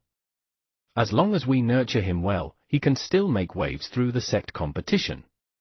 What the brown-haired youth meant was that even if Su Zimo lost this match, it would not affect his status in the sect. After all, everyone had their own specialties. Su Zimo was talented in weapon and elixir refinement, while Feng Haoyu was good in fighting. That both of them had different advantages. However, no one realized that Xian Yi, who was standing beside the brown-haired youth, was incomparably nervous. He watched Su Zimo fixedly with a deep excitement in his eyes. Indeed, 6 flying swords alone won't be enough to defend against the sect's secret skill. But it was. In the spirit arena. Feng Haoyu's expression changed momentarily when he saw the 6 flying swords summoned by Su Zimo. However, that change disappeared almost instantly as he scoffed coldly, "Su Zimo, you're way too naive. You really think that you can defend against my sword just because you have 6 inferior-grade flying swords? Go!" A cold glint flashed in Feng Haoyu's eyes as he hollered. The sword tore through the void with a chilling aura, letting out a soul-rattling explosion. A series of shadows formed behind the sword, confusing any onlookers. Su Zimo was calm as he waved his hands continuously, controlling the 6 flying swords in the air. Swoosh, swoosh, swoosh! The 6 flying swords intertwined, leaving streams of sword chi. The tripartite sword formation was a triangular sword formation. The hexagonal sword formation was an evolution of that. By combining 2 tripartite sword formations, it formed the hexagonal sword formation. It was a great enhancement, be it in terms of offense or defense. What is this? Eh? That hexagonal star formed by the sword formation looks familiar. I think that's the emblem on Peak Master Xian Yi's sleeves. Everyone instinctively looked towards Xian Yi. By now, Xian Yi had already stood up and was visibly emotional as he nodded. Good, good. Well done. You have actually managed to master the hexagonal sword formation. All other 4 peak masters let out looks of disbelief. There was only a single sword formation master within the sect, Xian Yi. As Golden Cores, they naturally knew how difficult it would be to become sword formation masters. The hexagonal emblem etched on Xian Yi's sleeves was a display of his pride. And now, the hexagonal sword formation has appeared once more. However, it came from the hands of a Qi refinement warrior that shocked everyone. Ethereal Peak, within Ethereal Palace. Sect Master Ling Yun's heart skipped a beat as he suddenly opened his eyes. A strange glint flashed in his eyes as he murmured, "The hexagonal sword formation?" Above the clouds in the skies of Array Peak, a gigantic pair of wings were faintly visible. A pair of eyes were also silently watching everything unfold in the spirit arena. Fufu, that lad. Not bad at all. If you find any errors, ads pop-up, ads redirect, broken links, non-standard content, etc., please let us know a report chapter, so we can fix it as soon as possible. Chapter 130, Defeat? Forced Foundation Establishment. Chapter 130, A Defeat? Forced Foundation Establishment. Translator, Atlas Studios. Editor, Atlas Studios. The 6 flying swords formed the hexagonal star sword formation, and a bedazzling light of formation patterns blocked in front of Su Zimo. Feng Haoyu's attack was extremely swift as shadows were produced endlessly from his sword. It was difficult to distinguish where the sword was through vision anymore. However, the advantage of a sword formation was reflected at this moment as well. The sword formation formed by 6 flying swords was enough to block Su Zimo's body entirely. Feng Haoyu's attack that came right for him would definitely hit the sword formation. Clang! True enough. A crisp sound was produced when Feng Haoyu's flying sword struck the sword formation. Both sides exerted their strength. Break it! Feng Haoyu controlled the flying sword and injected spirit chi continuously. His eyes were wide with anger as his body trembled. He was using his full strength to break the hexagonal sword formation's defense. Behind the sword formation, Su Zimo was calm as usual. He pushed his hands forward and twisted them. The light of the formation pattern shone. Instantly, the hexagonal sword formation spun and sent Feng Haoyu's sword flying in the blink of an eye. It's impolite not to reciprocate. Feng Haoyu, have a taste of my sword formation's power too. Let's see if your secret skill can block this. Su Zimo stopped the hexagonal sword formation from spinning and pointed forth with his finger. In midair, the blinding light of the gigantic hexagonal sword formation tore through the voids and smashed towards Feng Haoyu. All disciples of the 5 peaks felt their hearts pounding as they watched with bated breath. Everyone realized that this may very well be the move that reveals the outcome of the fight. At that moment, the 5 Peak Masters were solemn as well. The hexagonal sword formation was considered as a Grade 2 formation. Even with the sect's secret skill, Feng Haoyu was unable to face the might of the hexagonal sword formation head-on. From the point of view of the Golden Cause, Feng Haoyu had no chance of winning at all. If Feng Haoyu were to give up on defense at that moment and continue to control his flying sword to unleash the sect's secret skill to strike at Su Zimo, he might stand a shot at victory. However, that would require a kind of fearlessness to cast life and death aside. In a flash, Feng Haoyu's expression changed. Feng Haoyu subconsciously chose to defend himself against the terrifying might of the approaching hexagonal sword formation. Go! Conjuring the ethereal sword art, Feng Haoyu injected all the spirit chi he had into his flying sword to defend against the incoming hexagonal sword formation. When he saw that, Wen Xian sighed gently with a look of disappointment. He was defeated. If Feng Haoyu chose to fight head-on, this was a fight he was bound to lose. Bam! The flying sword smashed against the hexagonal sword formation and it exploded with a loud boom. Sparks flew as a surge of heat spread out. The sword formation trembled and almost dispersed. However, it soon stopped quivering and stabilized. As for Feng Haoyu's sword, it was repelled entirely. The hexagonal sword formation paused for a slight moment before continuing to crush forward. Ah! Gasps could be heard from the crowd as they saw this. Everyone realized that this elite who had won first place in yesterday's Spirit Peak face-off might very well be defeated. Right then, Feng Haoyu reached inside his storage bag and swallowed a Qi rejuvenation elixir. Summoning his silver shield, he roared and pushed forward. Clang! Clang! Clang! The hexagonal sword formation spun and struck at the silver shield repeatedly. With every single strike, Feng Haoyu would be knocked a step back and his face would turn frailer while his body trembled violently. Bang! The hexagonal sword formation was finally dispersed. At the same time, Feng Haoyu was also sent flying. He fell from the spirit arena and rolled a couple of times on the ground. Clothes filled with mud, he looked extremely wretched. Wen Xian closed his eyes. The disheveled old man heaved out a long sigh of relief. There was silence in the crowd. After a while, Little Fatty waved his fists and let out a cheer. Shui Yi and the others looked excited and could not suppress their excitement. A Weapon Peak disciple had defeated the number 1 of Spirit Peak.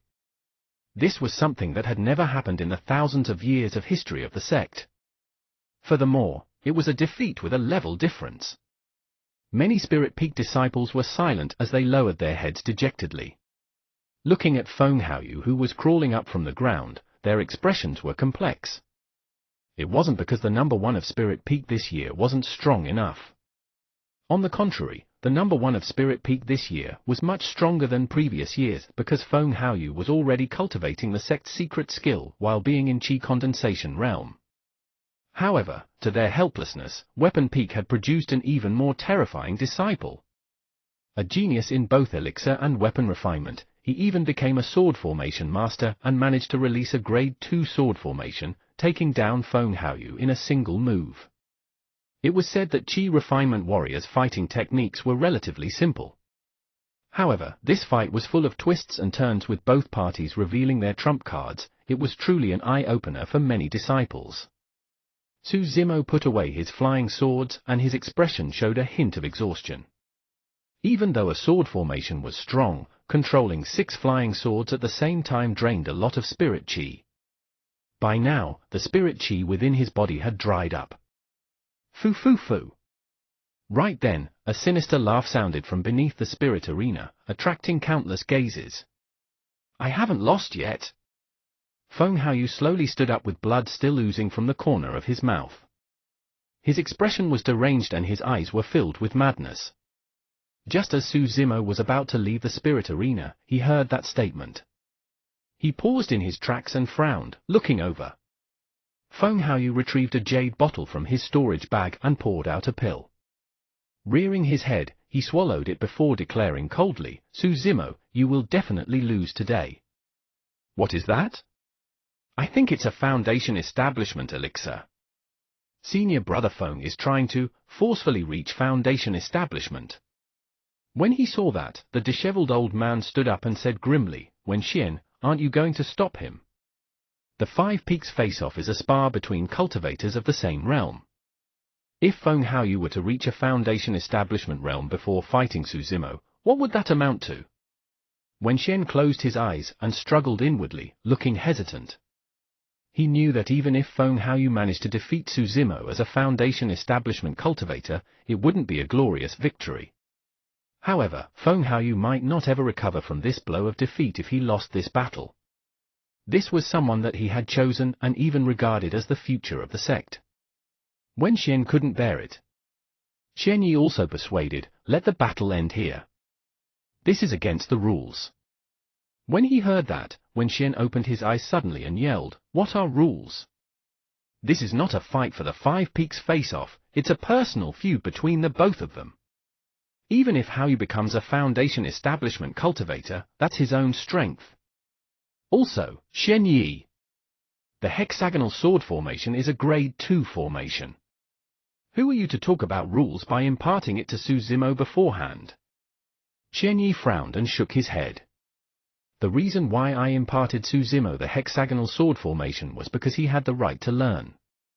Actually, Xian Yi's statement had already vaguely revealed who the challenger who cleared the 10 formations pagoda was. However, in the heat of the moment, both Wen Xian and the disheveled old man did not think too much of it and naturally could not comprehend the hidden meaning behind Xian Yi's words. Wen Xian flicked his sleeves and said, if not for the hexagonal sword formation, Su Zimo would have been defeated by now. Since he was the one who broke the rules first, who's to stop Haoyu from fighting Su Zimo again after advancing to be a Foundation establishment cultivator? Wen Xian, are you crazy? The disheveled old man could not help but scold, what's there to fight if Feng Haoyu advances to become a Foundation establishment cultivator? Why don't you go and fight a nascent soul-perfected lord then? The disciples of the Five Peaks below were dumbfounded. For the Peak Masters to argue over a fight between Qi refinement warriors, that was something that was even more exciting than the battle earlier. All right, that's enough. All the disciples below are watching. Can you guys behave like the elders you are? The cold lady frowned and persuaded.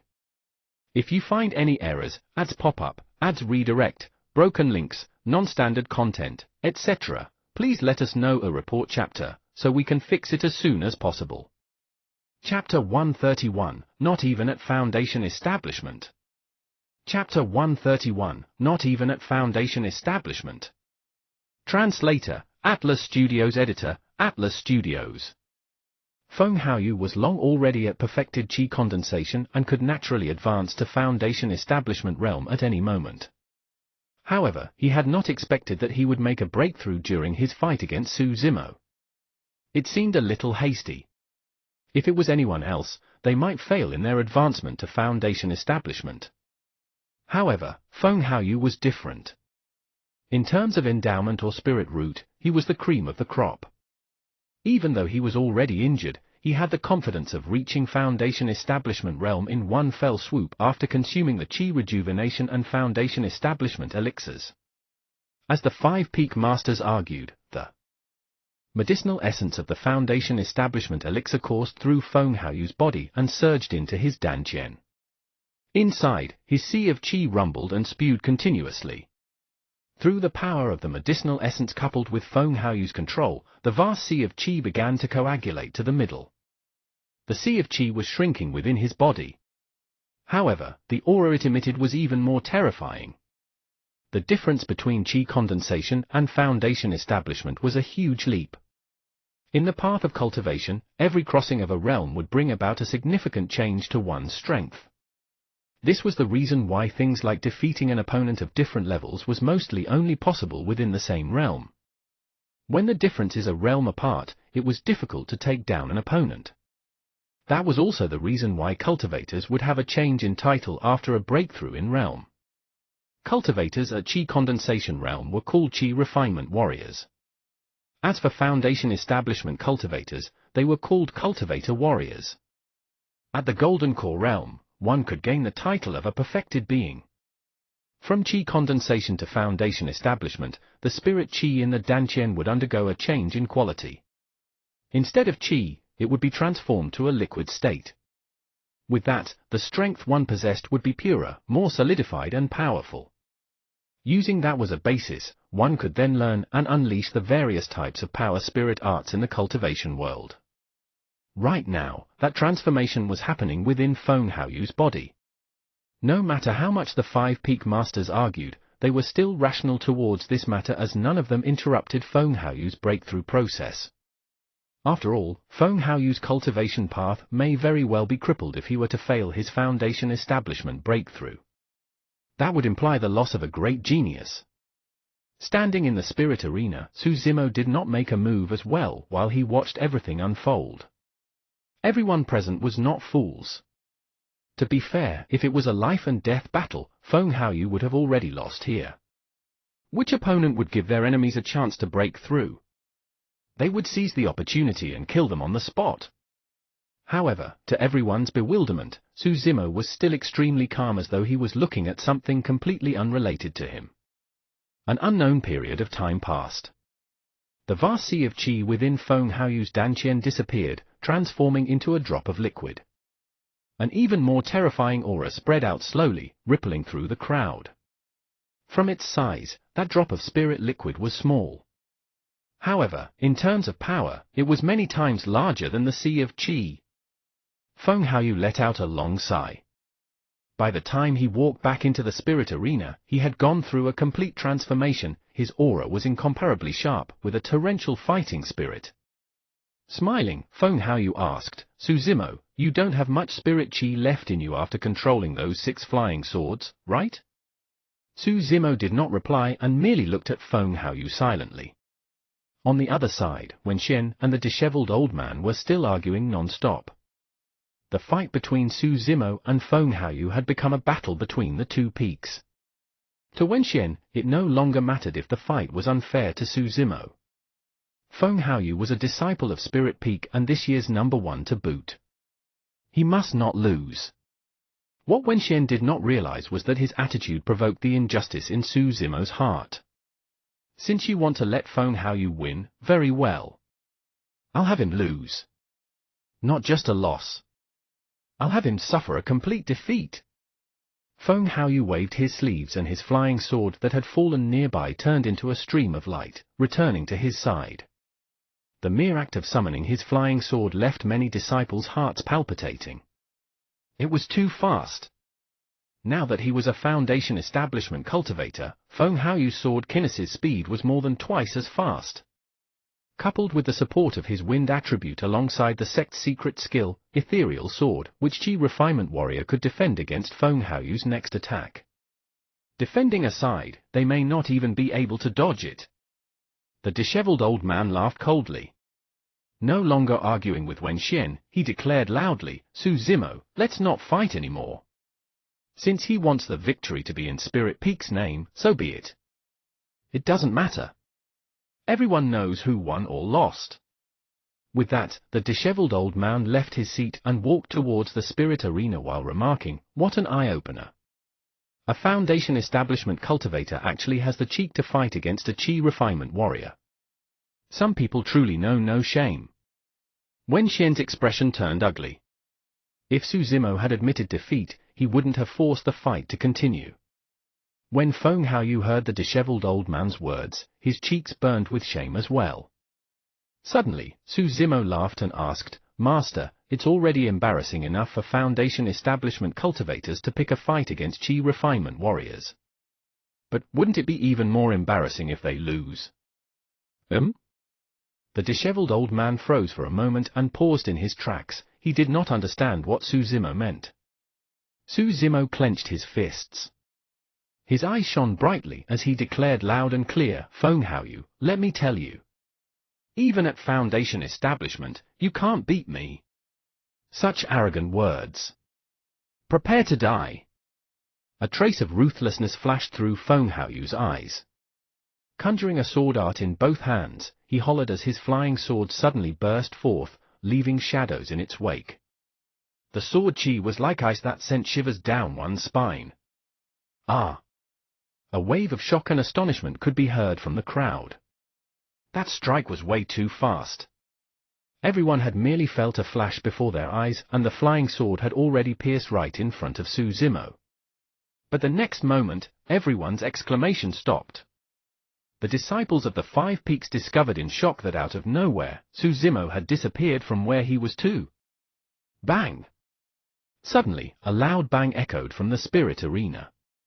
A footprint appeared where Suzumo was originally standing, shattering the surrounding stone slabs and leaving a spiderweb-like crack.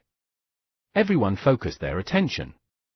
In midair, a green shadow burst towards Feng Haoyu with lightning speed. A crisp sound rang out as the flying sword crossed with that shadow. If the sword had pierced Suzumo, it would definitely flash with a bloody glow. However, there were no traces of blood on the spirit arena. He had dodged it? Suzumo had actually managed to dodge an attack of a Foundation establishment cultivator using the sect's secret skill. But what was that crisp sound earlier on? The disciples of the Five Peaks below were unable to see clearly because the flying sword was too fast and Suzumo's intercrossing with it merely lasted a split second. However, the Five Peak masters saw everything clearly. The moment Feng Haoyu struck with his sword, Suzumo left his original position and charged towards the incoming sword. Right as the sword was about to stab him, Suzumo suddenly made an extremely strange dodge in midair and barely avoided the flying sword. It was a mere centimeter gap. As for the crisp sound, it was because the flying sword had struck Suzumo's sec badge on his waist. If you find any errors, ads pop up, ads redirect, broken links, non-standard content, etc., please let us know a report chapter, so we can fix it as soon as possible. Chapter 132. It's him, number 1 of 4 peaks. Chapter 132. It's him, number 1 of 4 peaks. Translator, Atlas Studios. Editor, Atlas Studios. In the spirit arena. No one could understand Feng Haoyu's feelings at the moment. When he saw Suzumo charging at him, Feng Haoyu felt that he was not facing a human, but a savage and brutal demon. He could clearly see a red glint in the depths of Suzumo's eyes. Thick, dense veins also popped up on Suzumo's face. It was a shocking and horrifying sight. Ah! Losing his composure, Feng Haoyu subconsciously summoned his silver shield to block in front of him. When Suzumo arrived before Feng Haoyu, he took a last step and landed with a loud thud, causing the entire spirit arena to shake. Splash! Suzumo's blood rumbled and a shocking sound of waves could be heard by all the cultivators present. Swoosh! Suzumo raised his arm in midair. The clothes on his arm were all tattered and torn into pieces. What appeared before everyone was a muscular arm as thick as a python with green veins popping out and intertwining with the flesh. It was as though water was gushing forth with an explosive amount of power. When his fist was thrown out, his flesh expanded once more, and it looked like a gigantic stamp was falling to the ground with a shocking aura. At that moment, everyone had an illusion. Even though Feng Haoyu was a Foundation establishment cultivator, he was insignificant as an ant against Suzumo's fist. Bam! The fist met with the silver shield and let out a deafening, earth-shattering explosion. The disciples felt their hearts pounding alongside the explosion as they could not help but gulp. Crack! Crack! Crack! A strange sound rang out. First, a gigantic crack appeared on the silver shield in Feng Haoyu's hands. It then slowly spread out and covered the entire shield. Shattered! An inferior-grade spirit weapon was shattered by Suzumo with his bare hands. The crowd was dead silent. Everyone watched this horrifying scene with widened eyes and even forgot to breathe. Falling far away from the spirit arena, Feng Haoyu rolled a couple of times on the ground and coughed out blood. Closing his eyes, his face was pale and it was unknown if he was alive or dead. Things had ended just like that? Everything had changed so quickly that it caught everyone off guard. This was initially Feng Haoyu's victory after he had advanced to Foundation establishment realm. However, the tides were suddenly turned as he was sent flying out of the spirit arena with just a punch from Suzumo. Everyone's first reaction was that Suzumo had cultivated some extremely powerful body tempering technique. However, why did that tempering technique seem like it was some demonic technique? By now, the blood on Suzumo's face had faded away gradually. However, all the cultivators had witnessed the scene just now. In the spirit arena, Suzumo lowered his head and calmed his blood repeatedly. Even though he had deliberately suppressed himself for that strike, the new blood cultivated from the marrow cleansing section had already been swapped into his marrows, and it was difficult to distinguish or even control it properly. Thankfully, Suzumo did not let out any obvious signs of demonification. Even then, that scene attracted the attention of the 5 Peak Masters. At that moment, all 5 Peak Masters stood up with a solemn expression as they glared at Suzumo with suspicion and scrutiny. Suddenly, on the other end of the spirit arena, a bright bedazzling light burst forth and diverted everyone's attention. The light came from the 10 formation stele. Suddenly, a change happened on the first row of the 10 formation stele. In place of the blank space, a name appeared, Suzumo. Suzumo, cleared level 10, 7 days 18 hours. That row of words caused an uproar. Suzumo? Why is it Suzumo? This doesn't make any sense. Is something wrong with the 10 formation stele? Suzumo was the mysterious challenger?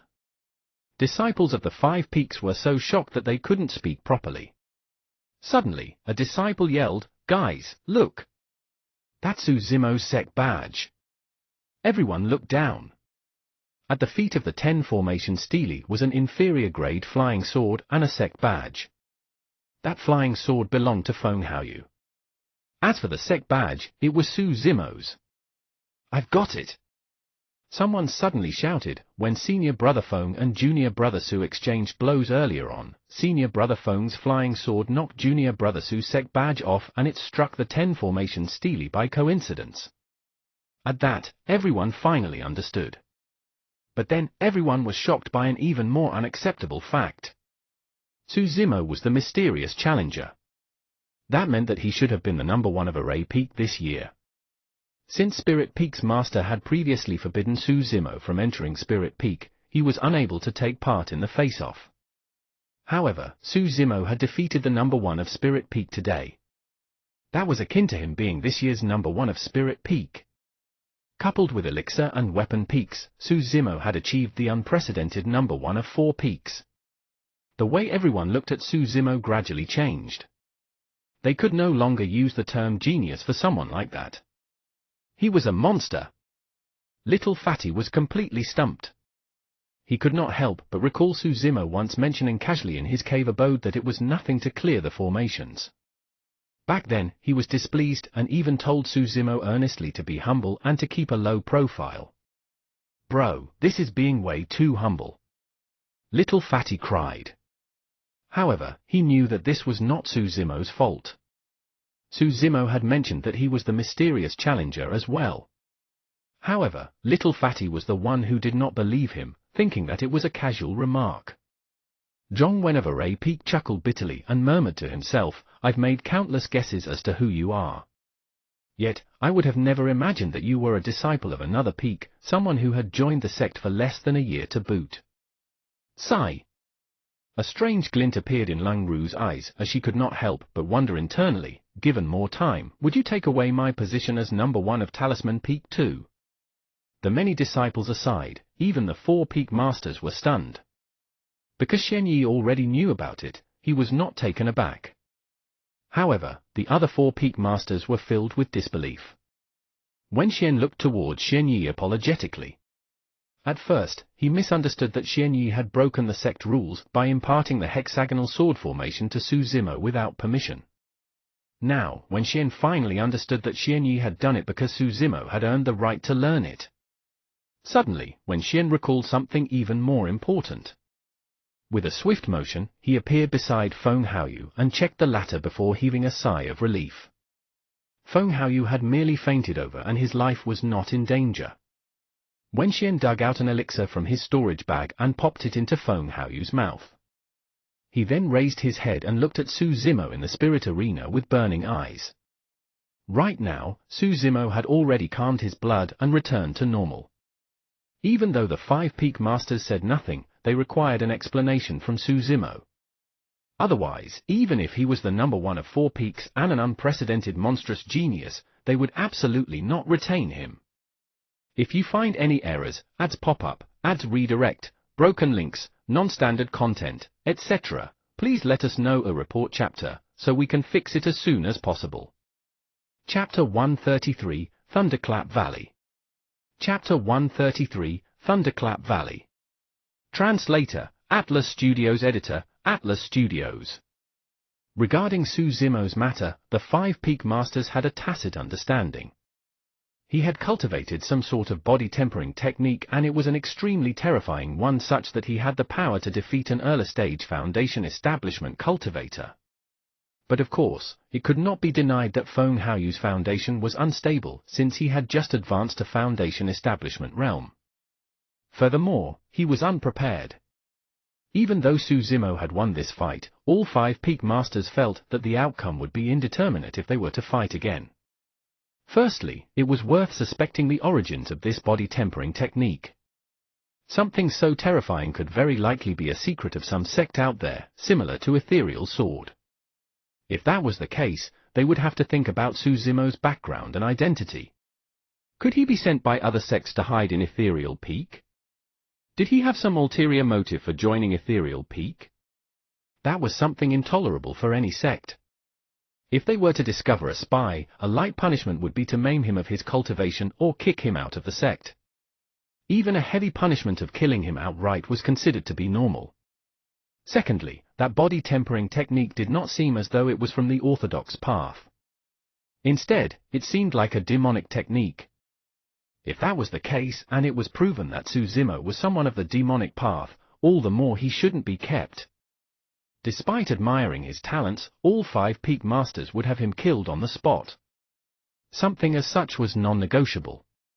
The path of immortals and demons was different to begin with and couldn't coexist.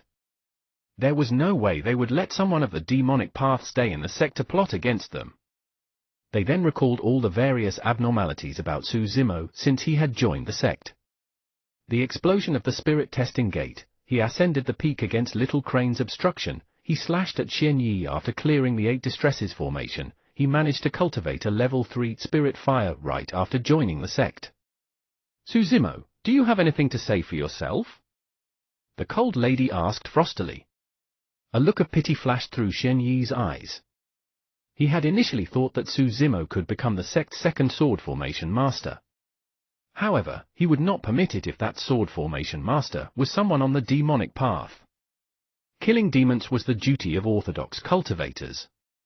Since Ethereal Peak was one of the 5 main sects of the Great Zhou dynasty, this was naturally something non-negotiable.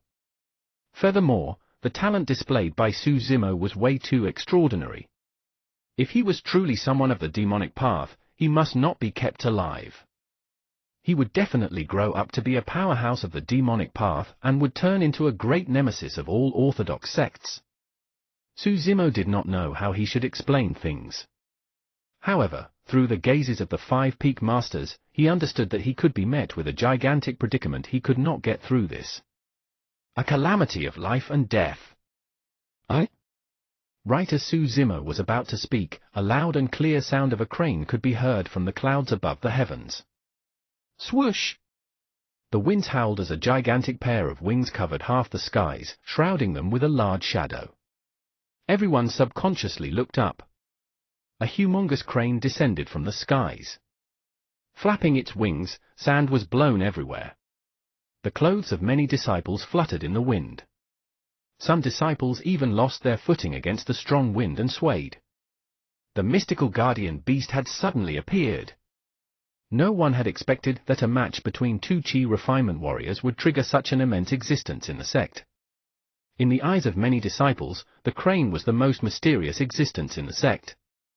Rarely seen, it was said that the crane was even older than the sect itself. However, one thing was certain, the strength and status of the crane surpassed even the 5 Peak Masters. Greetings, Senior. Instantly, the 5 Peak Masters bowed respectfully at the arrival of the crane.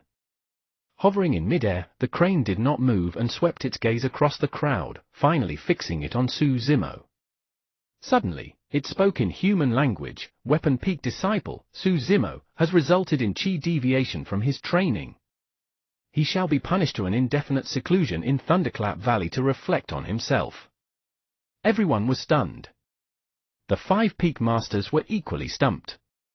What surprised the 5 Peak Masters was that from the tone of the crane, it seemed as though it had no doubts about Suzimo's background and was merely punishing him to reflect on himself in Thunderclap Valley. In other words, the crane was implying that Suzimo had not cultivated demonic techniques. He had merely made a mistake in his path of cultivation, resulting in a chi deviation. However, the contradiction was that if Suzimo's background and cultivation techniques were normal, there was no need to punish him at all, let alone send him to Thunderclap Valley to reflect on himself. If there was nothing wrong, why should he reflect on himself? If it was a mere chi deviation, all he had to do was to cultivate in seclusion within his cave abode with extra caution so that he could stabilize his foundation.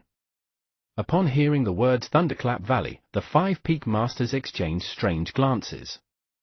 They simultaneously thought of someone. Trial disciples of the sect were no stranger to the Thunderclap Valley as well. Thunderclap Valley was a place between Ethereal Peak and the Back Mountains. The strange topography formed a mysterious valley where reverberating thunderclaps could be heard rumbling through the year. It wasn't a large place and it was barren. Every rainy day, it would even bring forth countless thunderbolts. Due to the thin presence of spirit chi alongside the endless thunderclaps, it was impossible for one to cultivate within. Being sent to Thunderclap Valley was a punishment akin to being kicked out of the sect. Suddenly, Little Fatty recalled something and mumbled to himself, "It's over, it's over. I already told Bro that he should release Little Crane. This is bad. This big crane must be making use of this opportunity to punish Bro." Naturally, Little Fatty knew that Little Crane was trapped in front of Suzimo's cave abode. Some disciples also recalled that Suzimo had once bullied Little Crane before he entered the sect. Now that the sect's guardian had descended personally, they could not help but relate both matters. Hee. That Suzimo sure is unlucky. He had just gotten first place of 4 peaks. Before he can do anything, he's already being thrown to Thunderclap Valley. Some disciples in the crowd laughed. It should be fine. He'll still be equally powerful when he returns.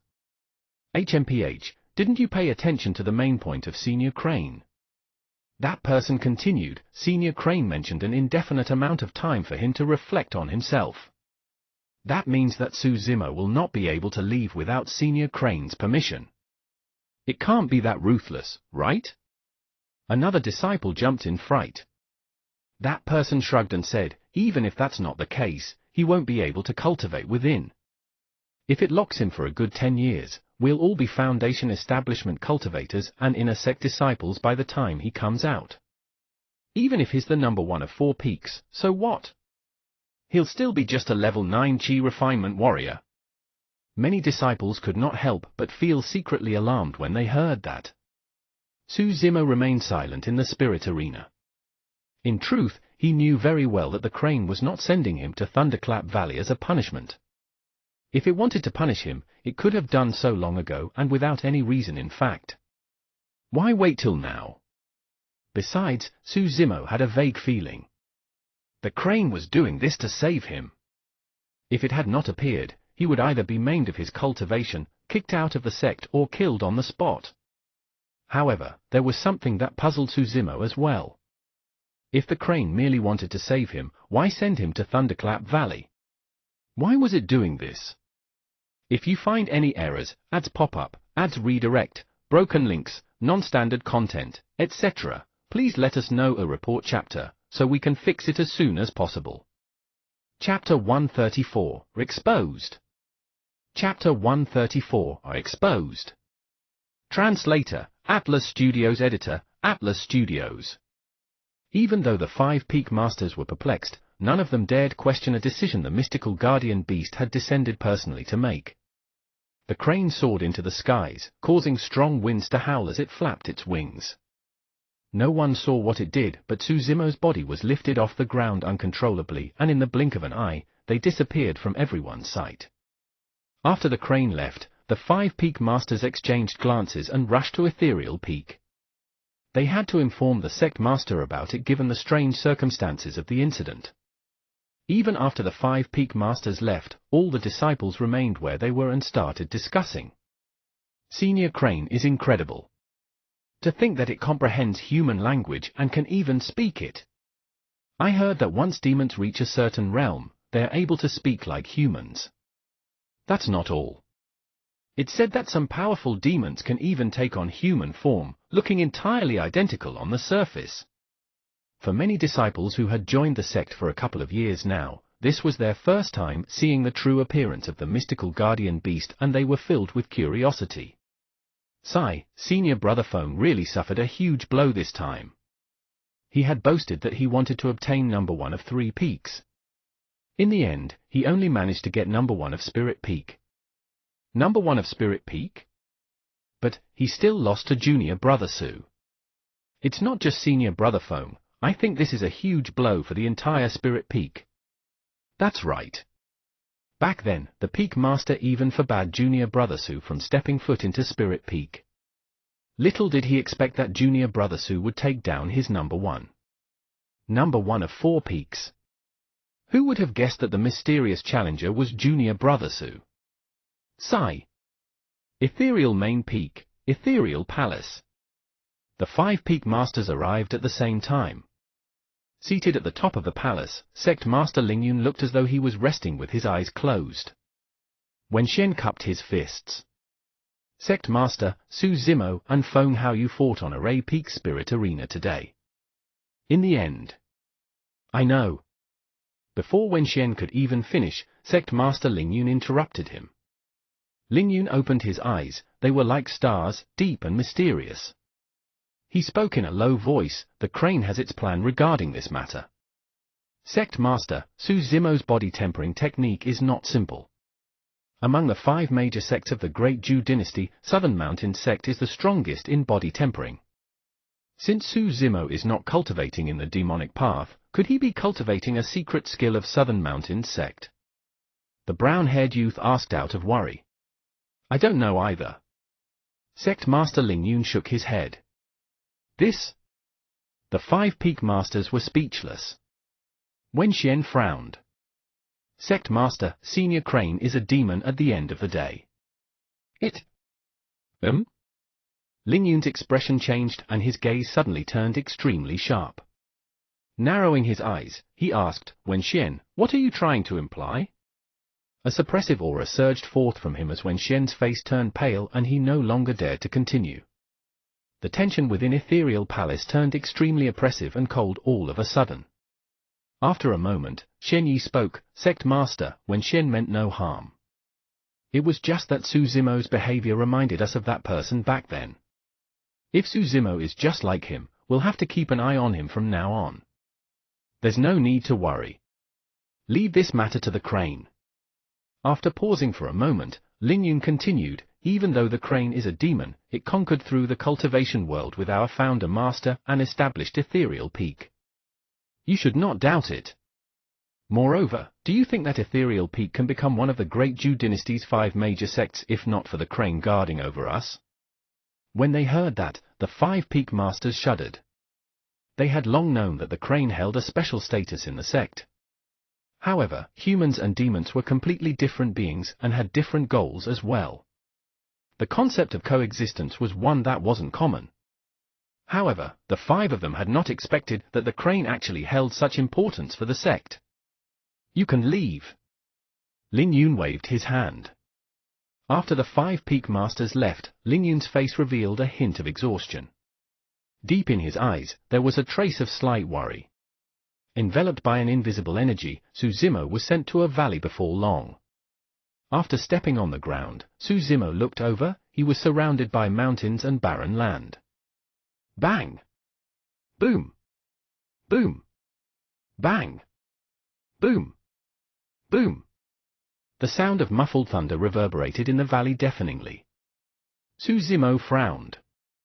The spirit chi in this valley was extremely thin. Coupled with the disruption of the thunder, it was almost impossible to cultivate.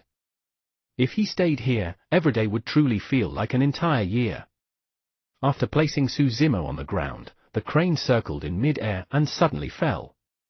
By the time it landed on the ground, it had transformed into a beautiful woman. Her red hair was coiled up, looking graceful and noble. Suzimo was stunned on the spot. The red-headed beauty before him was no different from a real human. If he had not known beforehand, Suzimo would not have imagined that it was a crane before him. With a single wave of her hand, the red-headed beauty formed a barrier around them that isolated the sound of thunder outside. "Do you know why I brought you here?"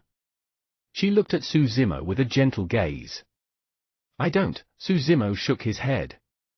The red-headed beauty's following words made Suzimo pale in shock and panic. "The demon technique that you're cultivating is very powerful," the red-headed beauty said shockingly. Suzimo's expression changed and his heart thumped furiously. Instinctively, he lowered his head to try and conceal the shock in his eyes. What did Senior Crane mean by that? Is it testing me, or has it discovered something? Many thoughts ran through Suzimo's mind as he stood rooted on the spot. "If I was testing you, your reaction would be all the answer I need." The red-headed beauty laughed. "Don't worry. I naturally didn't want to expose your secret since I brought you here." Suzimo asked, "When did you discover it, Senior?" "Half a year ago, you knocked out a Spirit Peak disciple with a single push. Even though it was momentary, you let out the blood aura of a demon. While others may not notice it, a demon like me is naturally extremely familiar with that aura," the red-headed beauty explained. After pausing for a moment, she continued, "You are still human now, but with the passage of time, you will completely turn into a demon once your blood is completely swapped with the newly generated demon blood. By then, you will lose all traces of your humanity." Suzimo remained silent. This was something he had realized as well. Otherwise, he wouldn't have stopped cultivating the marrow cleansing section in the past half a year. No matter what, Suzimo was still human. Even if he cultivated the mystic classic of the 12 demon kings of the great wilderness, he did not wish to transform into a demon. As though she could read his mind, the red-headed beauty said once more, "Even if you stop cultivating that demon technique, your body is already infused with demon blood. If you aren't careful, you will be exposed." "I'm sure I don't need to explain what would happen if you get exposed." Suzimo nodded. If they knew that he was a demon, the sect would either kill him or force him into a blood oath to become someone's spirit beast.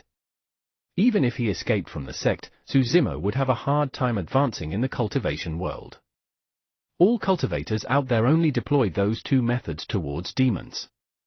If you find any errors, ads pop up, ads redirect, broken links, non-standard content, etc., please let us know a report chapter, so we can fix it as soon as possible. Chapter 135, He Was Here Too. Chapter 135, He Was Here Too. Translator, Atlas Studios. Editor, Atlas Studios. I can help you hide it this time round. But what about the next time? The red-headed beauty's question suddenly gave rise to a doubt within Suzimo. He asked, "Senior, why do all cultivators possess such a deep hatred towards demons as though there's no room for negotiation?" When she heard that, the red-headed beauty froze for a moment. Her eyes revealed a reminiscent look as she sighed. The grudges between the two races have been going on for a long time. It can be traced back to the primordial era. Primordial era? That was the first time Suzimo had heard that word, and he could not help but look confused. Primordial era, those words exuded a desolate and tragic aura, filled with the vicissitudes of time. The red-headed beauty seemed to be filled with emotions as she murmured, "That was a magnificent era. Ancient in the past, many lives were born during that period and all races flourished with the humans among them. However, that era was a tragic period to the humans." For some reason, Suzimo felt his chest getting stuffy as though he was being suffocated by an invisible aura. He could merely feel the pressure just by hearing the crane talk about that period of time.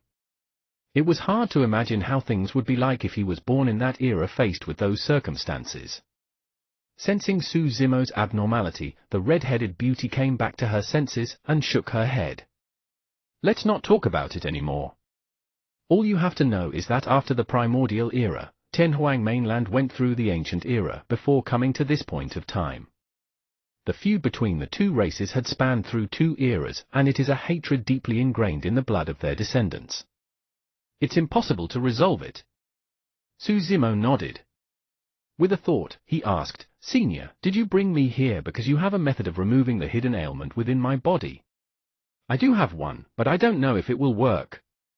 The red-headed beauty continued, a genius once appeared in the sect.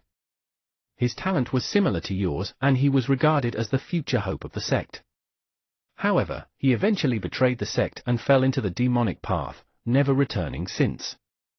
Was he also a fiend cultivator? Su Zimo asked in surprise. No. The red-headed beauty shook her head. He had an eccentric personality and was extreme in his methods. After he showed signs of entering the demonic path, the sect realized it and locked him here in seclusion to reflect on himself. True enough, with the thunderclaps here, he managed to cleanse the demonic chi from his body. Su Zimo asked, what you mean to say is that I'm able to remove the demonic chi in blood through the help of thunder? The red-headed beauty nodded. Pausing for a moment, she continued, however, the demonic technique you're cultivating is extremely powerful. I don't know if this idea will work. But, how do I make use of the thunder? I don't understand at all. Su Zimo looked confused. I don't know about that either. Su Zimo was speechless.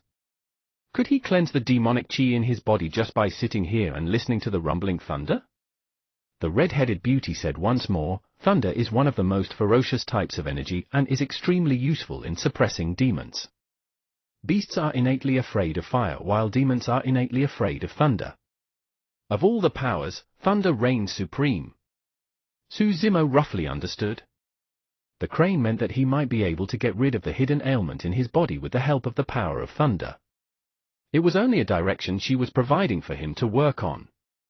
As to how to resolve it, she did not know entirely either. Right then, Su Zimo's heart stirred, he remembered something. After the Weapon Peak face-off, he had obtained the Mystic Gold Silk Armor.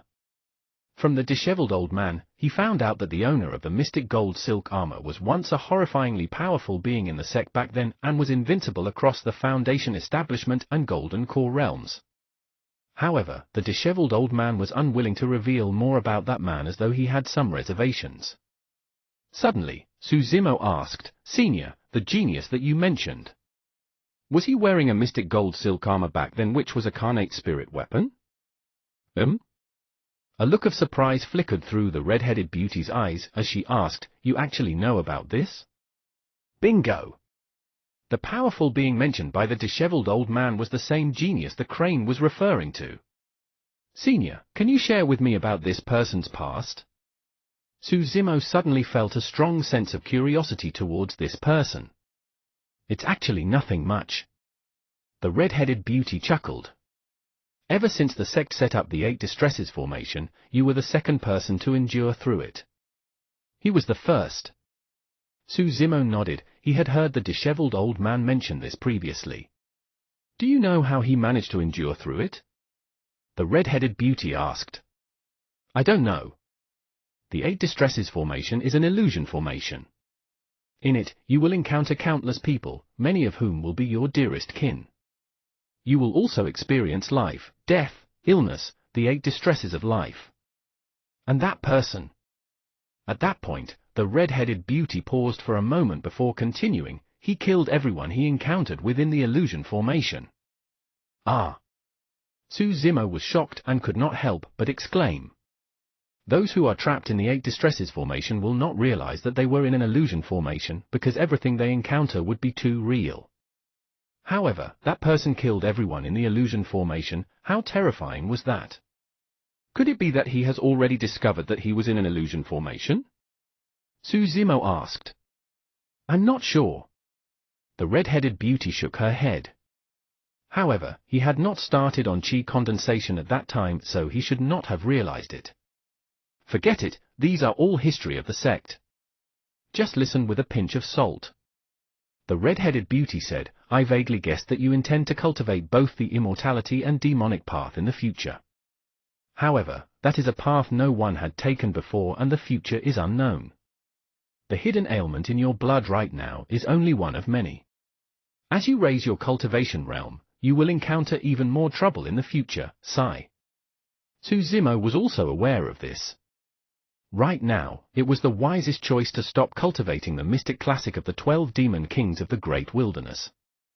However, that cultivation technique held a special meaning to him. It was this technique that had changed Suzumo's life. In fact, it even changed the fates of many people around him as well. Most importantly, Daiyu had imparted it to him. At the thought of Daiyu, Suzumo could not help but compare her with the red-headed beauty before him. Daiyu should be a demon as well. Even though both of them could take on human form, Suzumo did not know whose cultivation was higher. Senior, if a person is born without a spirit root, are you able to help them plant one? Suzumo took a different approach instead of asking directly. After all, he did not know what cultivation realm Daiyu and Senior Crane before him was at. Plant spirit root. The red-headed beauty smiled. It's not just me, I don't think anyone in the entire Quanhuang mainland can do such a thing. Spirit root is something you are born with. If you don't have it, you don't have it. Being able to plant a spirit root into someone artificially is equivalent to changing that person's fate against the heavens. Who in the world can change anyone's fate? The red-headed beauty chuckled again. Perhaps even perfected immortals can't do that. If you find any errors, ads pop up, ads redirect, broken links, non-standard content, etc., please let us know a report chapter, so we can fix it as soon as possible. Chapter 136, Void Thunder Manual. Chapter 136, Void Thunder Manual. Suzumo did not know what a perfected immortal was. However, he understood one thing: Daiyu was stronger than Senior Crane. Much, much stronger. He pondered for a while before asking again, Senior, if I'm unable to cleanse the demonic chi within me using the thunder of this place, does that mean I'll have to stay here forever? After all, she had only provided him with a direction. Suzumo had to figure out how to get rid of that hidden ailment himself. 1 year. I'll give you 1 year. The red-headed beauty said, if you can't do it within a year, we can only think of another way. Suzumo nodded. Don't be discouraged. That person back then did it, and your endowment is not inferior to him. Perhaps you can do it too, consoled the red-headed beauty before she left.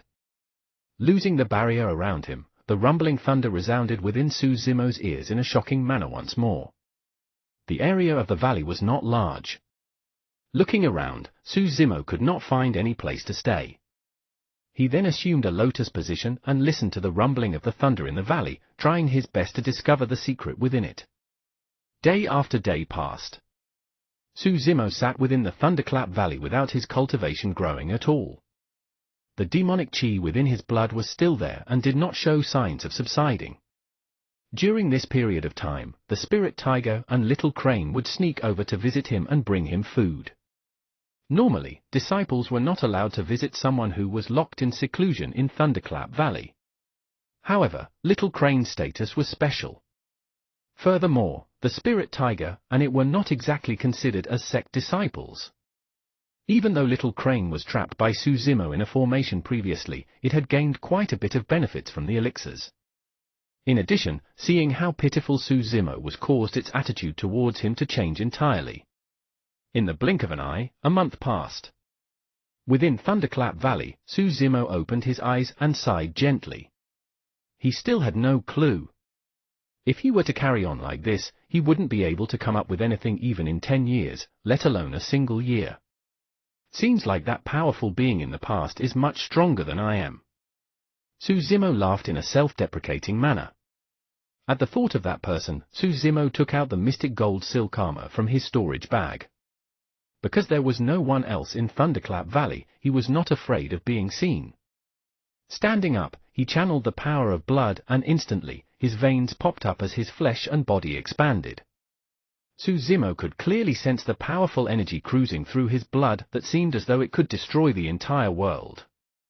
It was also that same energy that allowed him to defeat Feng Haoyu, who was in Foundation Establishment Realm. Heaving a deep breath of air, Suzumo exerted strength in both hands and lifted the mystic gold silk armor, sizing it up and down. Ever since he had obtained the damaged Carnate spirit weapon, this was the first time he was observing it so carefully.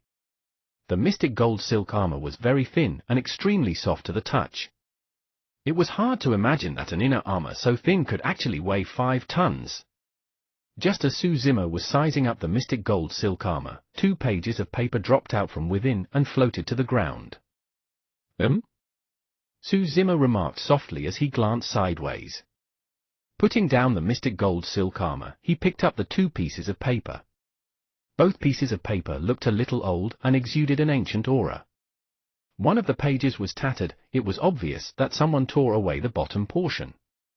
On the first page was a single sentence, while the second page was scribbled with writings. Suzumo took a look at the first page. This is a technique I obtained in an ancient ruin, the Void Thunder Manual. Even though it's incomplete, it has the Thunder Marrow Cleansing Sutra along with a couple of some other thunder arts that are rather powerful.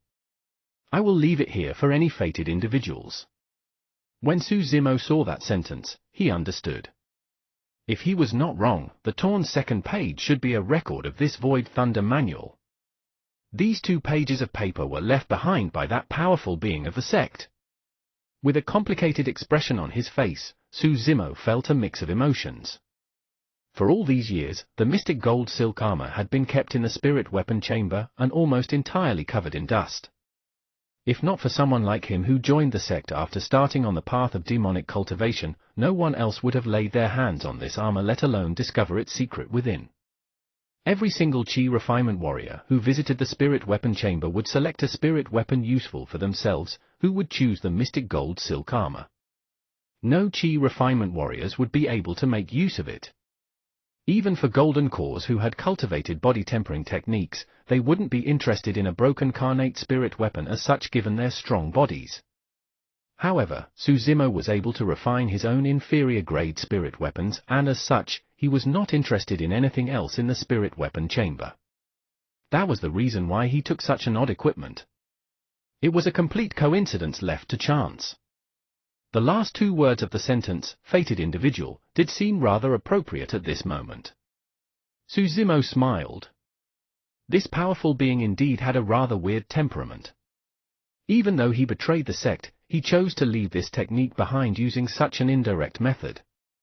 In reality, Suzumo had only just stepped foot into the cultivation world and the only technique he had learned was the Chi condensation manual.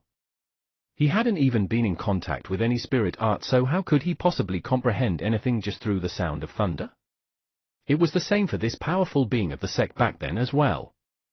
If he did not have this Void Thunder Manual, he would not have been able to cleanse the demonic chi within him while he was trapped in Thunderclap Valley. Just as Suzumo was deep in thought, the first page in his palm crumbled into dust and dissipated into the air. Too much time had passed and the piece of paper had already been corroded by time, turning to dust under the rumbling of the thunderbolts. Logically speaking, the second piece of paper was even older. However, nothing happened to it at all. Suzumo rubbed the paper carefully and discovered that it was made with a unique material. Despite being rough, it was flexible. While so many years have passed, the writing on it was still clearly visible. Looking at the bottom part of the paper which was torn, a thought suddenly struck Suzumo as he exerted strength in both hands and pulled the paper. It did not budge an inch at all. Right now, Suzumo was in a demonic state and his strength was enough to even break a pseudo-spirit weapon apart. However, the paper was completely intact. Ancient ruin. Suddenly, he recalled this point that the powerful being made in his message and fell into deep thought. Through Senior Crane, Suzumo knew that Chenhuang mainland had been through 2 eras, primordial and ancient. Since it was an ancient ruin, this Void Thunder Manual was very likely a technique left behind from the ancient era. Suzumo's eyes lit up. In the ancient era, the paper alone that contained this Void Thunder Manual was already extraordinary. If so, this technique must be incredible as well. He started looking at the page of paper. The first line of words, Thunder Marrow Cleansing Sutra. When he saw those 4 words, Suzumo nodded. What he was cultivating right now was the marrow cleansing section of the mystic classic of the 12 demon kings of the great wilderness. This page detailed another marrow cleansing sutra as well. The combination of these two sutras could very likely resolve the hidden ailment within his body. Suppressing the excitement in his heart, Susimo began cultivating the Thunder Marrow Cleansing Sutra in the midst of the rumbling thunder. If you find any errors, ads pop up, ads redirect, broken links, non-standard content, etc., please let us know a report chapter, so we can fix it as soon as possible. Chapter 137, Transformation. Chapter 137, Transformation. A few days later. Within Thunderclap Valley, a green-robed scholar sat on the ground. Every single breath he took gave off an odd series of sounds. Huff, hum, boom.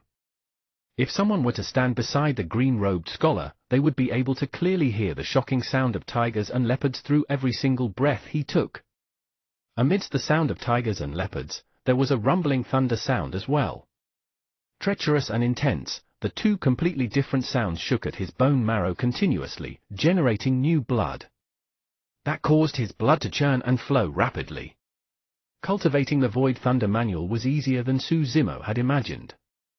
If the Marrow Cleansing section of the Mystic Classic of the 12 Demon Kings of the Great Wilderness or the Thunder Marrow Cleansing Sutra of the Void Thunder Manual, the underlying concept was to make use of the sounds to vibrate the bone marrow such that the effect of cleansing and swapping new blood could be achieved.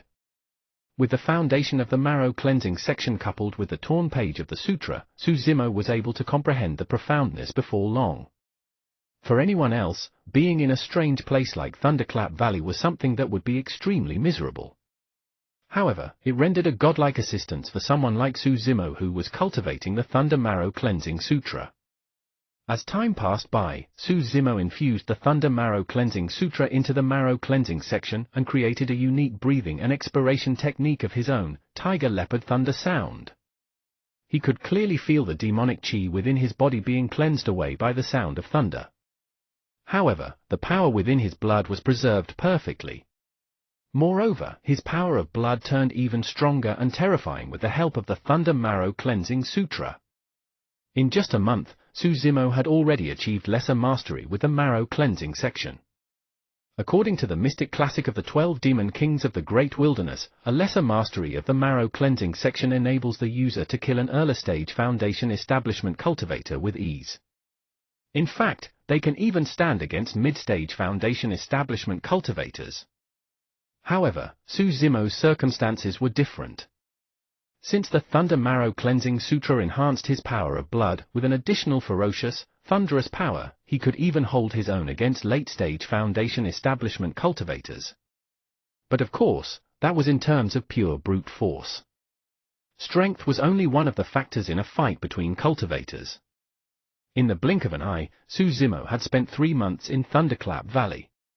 To his delight, most of the demonic chi within his blood had been cleansed in this period of time. The new blood generated by cultivating the Tiger Leopard Thunder Sound would contain demonic chi. However, it would be cleansed away by the thunder sounds at the same time. From now on, Susimo could not only continue to cultivate the Mystic Classic of the 12 Demon Kings of the Great Wilderness, he could even activate his power of blood without any additional considerations. This was going to be his greatest trump card. From this day forth, Susimo wore the mystic gold silk armor under his green robes and underwent arduous cultivation in Thunderclap Valley bearing the heavy load. Initially, he was not used to it. Wearing the mystic gold silk armor was akin to carrying a mountain on his back. It was extremely difficult to move or dodge, much less cultivate the multiple killing techniques of the Mystic Classic of the 12 Demon Kings of the Great Wilderness. However, as time went by, his power of blood became stronger and Susimo gradually adapted to things. All of his motions soon looked identical to how he normally was. Even if anyone saw him again, they would not notice that he was actually wearing an inner armor that weighed 5 tons. An intense cultivation as such had clear effects on the tempering of his skin, flesh, tendons, and bones. His body tempering, tendons transformation, bone strengthening and marrow cleansing sections all made progress at the same time. But of course, that was not the only surprise the ancient technique of the Void Thunder Manual brought for Susimo. On the torn page, there were also a few other thunder arts. Initially, Suzumo paid no attention to them. After all, thunder arts were a type of spirit art. Because he had not reached Foundation Establishment realm yet, his spirit chi had not transformed into spirit energy. As such, even if he learned them, he would not be able to unleash their potential. However, after cultivating the Thunder Marrow Cleansing Sutra, Suzumo realized that there was a power of thunder within his blood. Hidden deep within his blood, that power did not belong to the scope of spirit energy. However, by making use of that power of thunder, Suzumo was able to cultivate the thunder arts on the torn page as well as unleash them. This meant that Suzumo was not able to unleash spirit arts that only Foundation Establishment cultivators could use even as a chi refinement warrior. Furthermore, they were thunder arts, the most powerful type of spirit arts. Since he did not have a thunder spirit root, Suzumo was not as sensitive towards lightning, and it was difficult for him to cultivate in that direction as well. However, since he was in Thunderclap Valley, Suzumo received the first thunder in spring. In the skies, a bolt of lightning flashed and coiled like a snake. It seemed to tear through the sky as it plummeted, bringing with it an aura of destruction. In order to better understand the power of thunder, Suzumo decided to try and draw lightning into his body. This was an extremely dangerous act. Each time, Suzumo's body was charred black from the electricity. His skin was split open and his body was covered in wounds. Even though he was wearing the mystic gold silk armor, he could not withstand it at all. Fortunately, Suzumo's healing powers were astonishing after cultivating the mystic classic of the 12 demon kings of the great wilderness. He only needed a few days of rest to return to normal. Within this valley, Suzumo suffered unimaginable torture and pain. He wanted to become stronger. Strong enough to take revenge for Zui Feng, strong enough to stand tall in front of Shenmengqi once more, strong enough to pursue in Dai Yu's footsteps. Each time Suzumo wanted to give him, he would recall what Dai Yu told him. To become one of the greatest, you have to work on the foundation and be willing to take hardship and serve others. The path of cultivation was a heavenly defying act to begin with, not to mention cultivating the immortality and demonic path at the same time. From the moment he started on this path, Suzumo was destined to suffer more hardships and pains than others. After cultivating the different thunder arts on that torn page, Suzumo had memorized everything on that page in his mind. At the very end of that torn page, there was mention of a unique thunder art, Thunderclap Kill. Most thunder arts were released by the unleashing of the power of thunder. However, Thunderclap Kill purely made use of the power of the sound of thunder. The power of sound. The power of sound was something that was easily neglected, but it contained unimaginable power. Making use of sound to shake the bones and rejuvenate the marrow was a manifestation of the power of sound. At the end of the day, thunder arts required hand seals and activation of mental cultivation to release. However, the power of sound was an instantaneous power. If used properly in battle, it would produce an unexpected effect. It was a pity that someone had torn away the page and Suzumo was unable to learn from the Thunderclap Kill section. However, back in Kanglang Mountain Range, Suzumo had witnessed a powerful spirit demon kill a spirit beast on the spot by erupting forth an indomitable roar. That memory was still fresh in Suzumo's mind till this day, and it gave him some inspiration. Time flew, and in the blink of an eye, Suzumo had spent half a year in Thunderclap Valley. To the sect disciples, they were certain that Suzumo would definitely have a difficult time raising his cultivation since he was trapped in Thunderclap Valley. However, no one knew that he had actually undergone a complete transformation here. Even though his cultivation did not rise, his fighting strength had risen by more than twice. If you find any errors, ads pop up, ads redirect, broken links, non-standard content, etc., please let us know a report chapter, so we can fix it as soon as possible. Chapter 138, Spirit Mine. Chapter 138. Spirit Mine. This day, a bright sound of a crane that even suppressed the thunderous sound of the valley echoed out. After half a year, the crane had descended in Thunderclap Valley once more. By the time it landed on the ground, it was already transformed into the red-headed beauty. Looking at Suzumo, she remarked softly in surprise, "You've succeeded?" Suzumo nodded and bowed. It's all thanks to you, Senior. Even though she was not the one who gave him the Void Thunder manual, Suzumo would not have been in this place if not for her help half a year ago, let alone resolve the hidden ailment in his blood through the sound of thunder. That's right. The red-headed beauty praised, let's go. There's no point in staying here anymore. With that, she swept her robes and left Thunderclap Valley, bringing Suzumo with her. The wind howled in their ears, and in the blink of an eye, both of them arrived in the skies above Weapon Peak. Go on down. Try to raise your cultivation to Foundation Establishment as quickly as possible to become an Inner Sect disciple. The red-headed beauty said, even though Ethereal Sword is no match for your sword formation, the real strength of Ethereal Sword does not lie in its power, but its unpredictability. First, Feng Haoyu did not manage to unleash the full power of Ethereal Sword and chose to fight you head-on. Second, he had only managed to cultivate level 1 of Ethereal Sword, Shadows. Suzumo nodded. For it to be one of the sect's 3 major secret skills and even the foundation of one of the 5 major sects, there was no way it would be an ordinary skill. Pondering silently for a while, the red-headed beauty continued, after becoming an Inner Sect disciple, you must not slack off. You have to raise your cultivation as quickly as possible and fight for a position as a legacy disciple so that you have the rights to learn our sect's secret skills. Other than Ethereal Sword, the other 2 secret skills are extremely important for you as well. In fact, one of them can even raise your melee combat strength by a fair bit. When he heard that, Suzumo's eyes lit up. Melee combat was his trump card.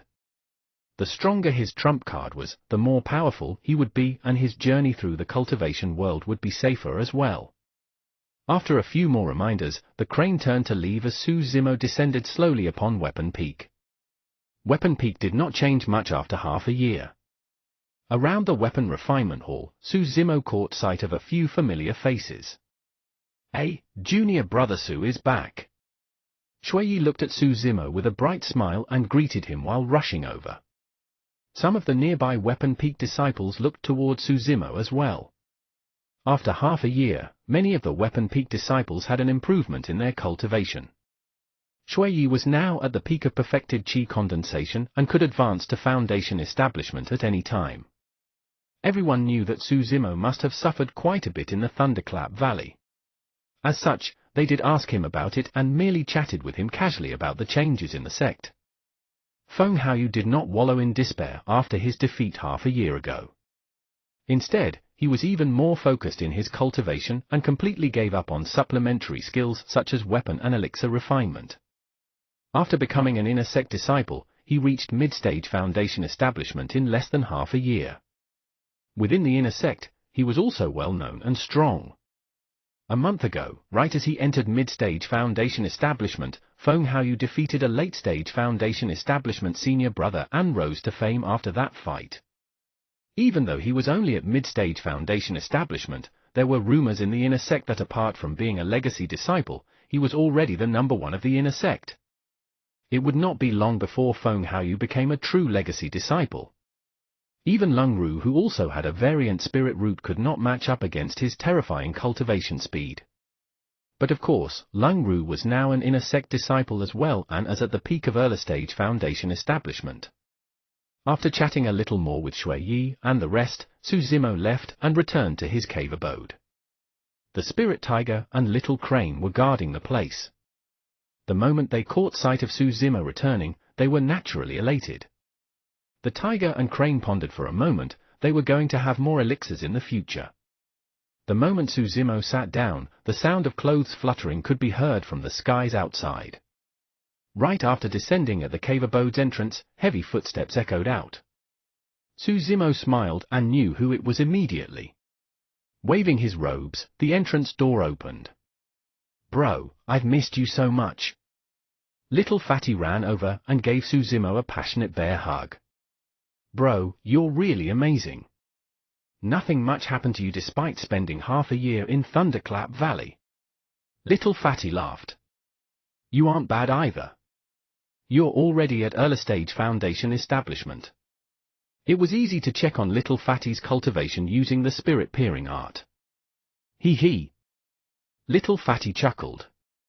He saw that Suzimo was still at level 9 Qi condensation and had not made any progress for the past half year. Assuming that he would feel dejected over that fact, Little Fatty comforted Suzimo, "Bro, don't be discouraged. Given your endowment, it's only a matter of time before you catch up to us." Suzimo laughed. He had spent quite a lot of inferior grade spirit stones to break through to level 9 Qi condensation. If he wanted to reach perfected Qi condensation, he would require even more spirit stones. However, his storage bag was empty now. Without sufficient spirit stones and perfect spirit gathering elixirs, it was indeed not an easy task to catch up to Little Fatty and company. Sensing that Suzimo seemed to be troubled, Little Fatty thought for a moment and said suddenly, "Right, bro, tomorrow, a few of us Inner Sect disciples are heading out for a sect mission. How about joining us to let off some steam?" "Inner Sect mission?" Suzimo shook his head. "I'm only a trial disciple. How am I qualified to take part in Inner Sect missions?" Little Fatty waved it off. "Don't worry. It's nothing much for you to tag along, bro. Furthermore," pausing for a moment, Little Fatty continued mysteriously, "this mission is actually rather simple, bro. You can even get some spirit stones just by tagging along." "Oh?" Suzimo was a little moved. Right now, he was exactly in need of spirit stones. "What sort of a mission is it?" Suzimo asked. "A disciple out on training discovered a spirit mine outside of Linfeng City and is currently mining it.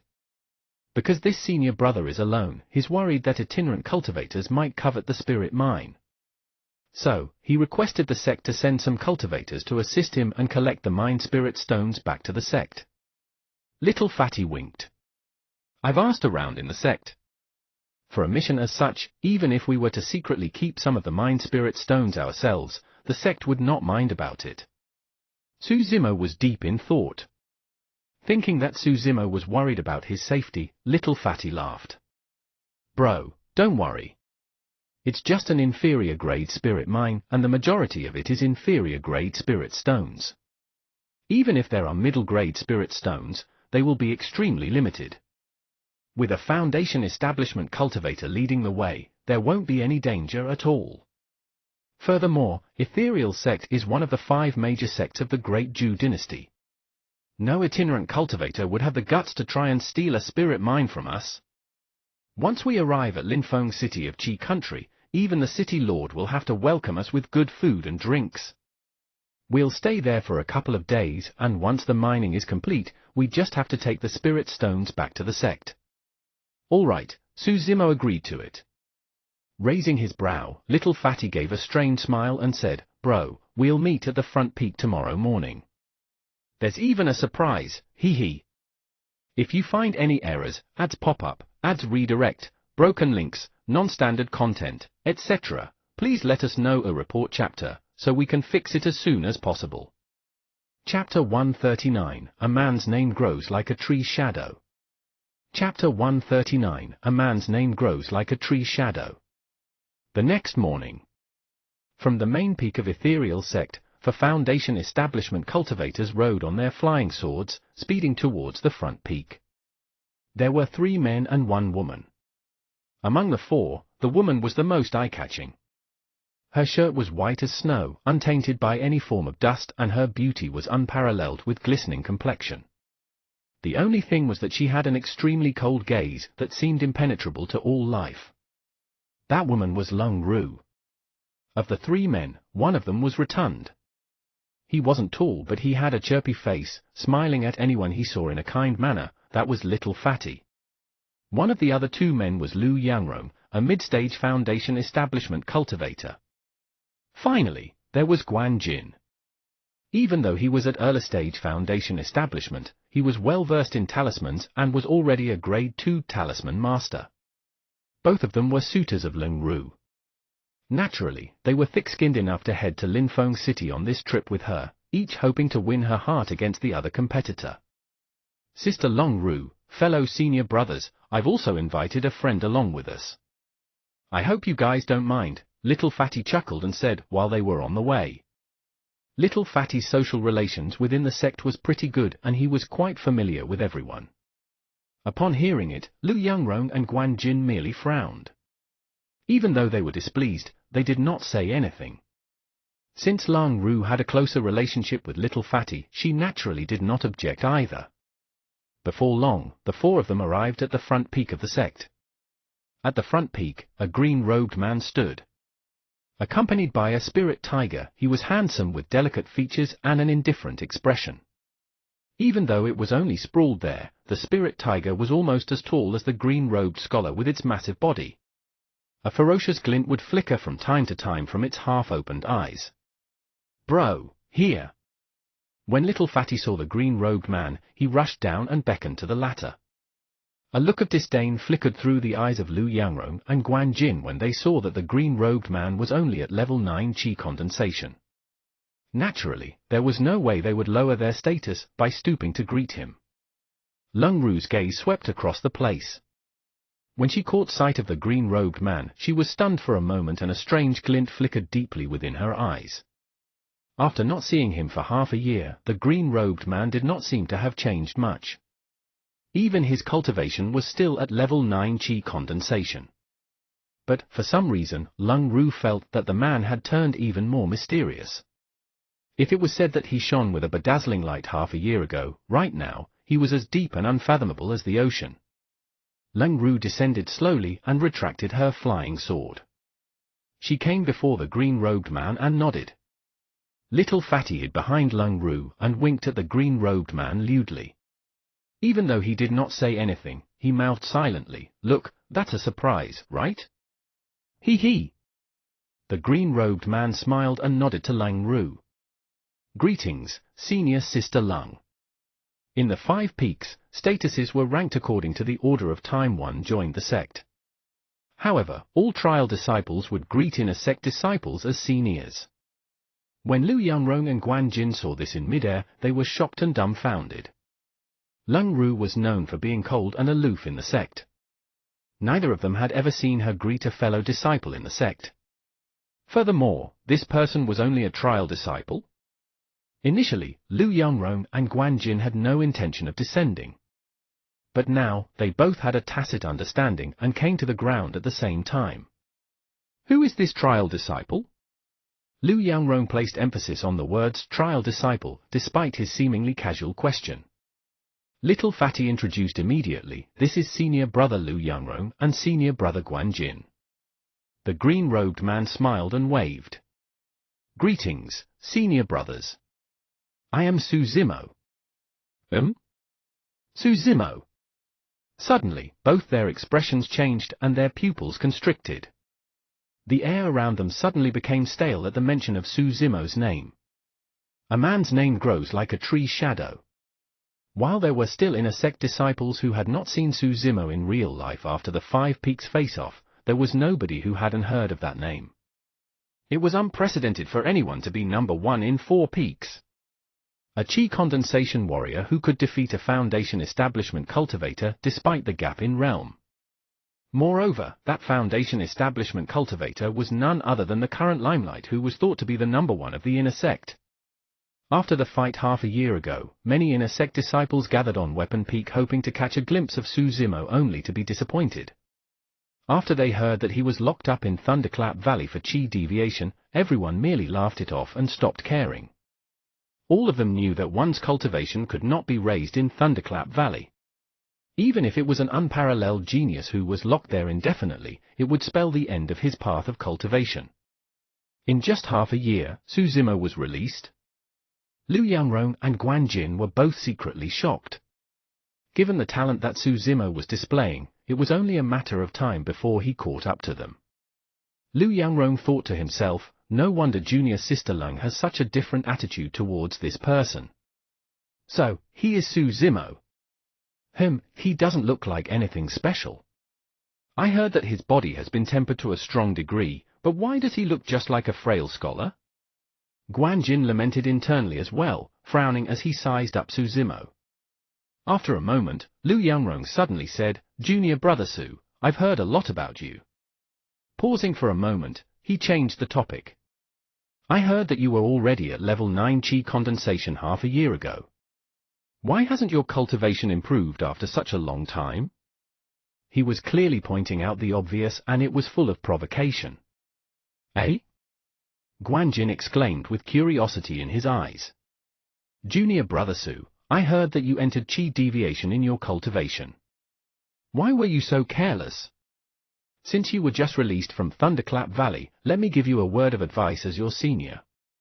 You should go back to cultivate in seclusion lest you make any more mistakes and affect your own future. Su Zimo was a smart man. From the way they looked at Lang Ru, he could vaguely guess what they were thinking. Towards their sarcastic questions, Su Zimo smiled and replied casually, "Thank you for the concern, senior brothers." Little Fatty heaved a sigh of relief at Su Zimo's reaction. Initially, he was so nervous that his palms were sweating entirely. Little Fatty understood Su Zimo's temperament and was afraid that the latter might fight with those two over that unpleasantness. Back then, Su Zimo dared to point his saber at Chen Yu of the disciplinary hall. These two senior brothers did not have what it takes to hold down Su Zimo. However, things were different to Su Zimo right now. Back in Spirit Peak, Chen Yu was obviously biased towards Feng Haoyu and even wanted to maim him of his cultivation despite the Spirit Tiger being injured. That was why Su Zimo was unable to tolerate it. Even though these two senior brothers were also hostile towards him, it was just due to petty thoughts. Since it was nothing much, Su Zimo could naturally let it slide with just a smile. He no longer looked at Lu Yangrong and Guanjin, merely reaching out to fondle the Spirit Tiger on the head. Instantly, Lu Yangrong and Guanjin were furious. They were being ignored. However, what the both of them did not know was that Su Zimo was actually comforting the Spirit Tiger. Otherwise, it would have lunged and attacked both of them given its wild nature. If you find any errors, ads pop up, ads redirect, broken links, non-standard content, etc., please let us know a report chapter, so we can fix it as soon as possible. Chapter 140, Mistaken Identity. Chapter 140, Mistaken Identity. Caw, caw. Right then, a crane cried out from not far away. Roar. Growling softly, the Spirit Tiger looked at Little Crane that was flying over, as if greeting it. Little Crane had always been in Ethereal Peak and had never left the sect. This was a rare opportunity and it naturally wanted to tag along for some fun secretly. However, Su Zimo did not dare to make the decision on his own and he had it ask Senior Crane for permission. When Little Crane heard that, it became dejected immediately. Its mother had always been extremely strict and had once said that it was not allowed to leave the sect until it was at Golden Core Realm. Initially, Little Crane did not bear much hope. However, the moment its mother heard that it was going with Su Zimo, she agreed to it right away. Naturally, Little Crane was elated and quickly chased after them. Eh? Isn't that the Little Crane in our sect? Why is it here?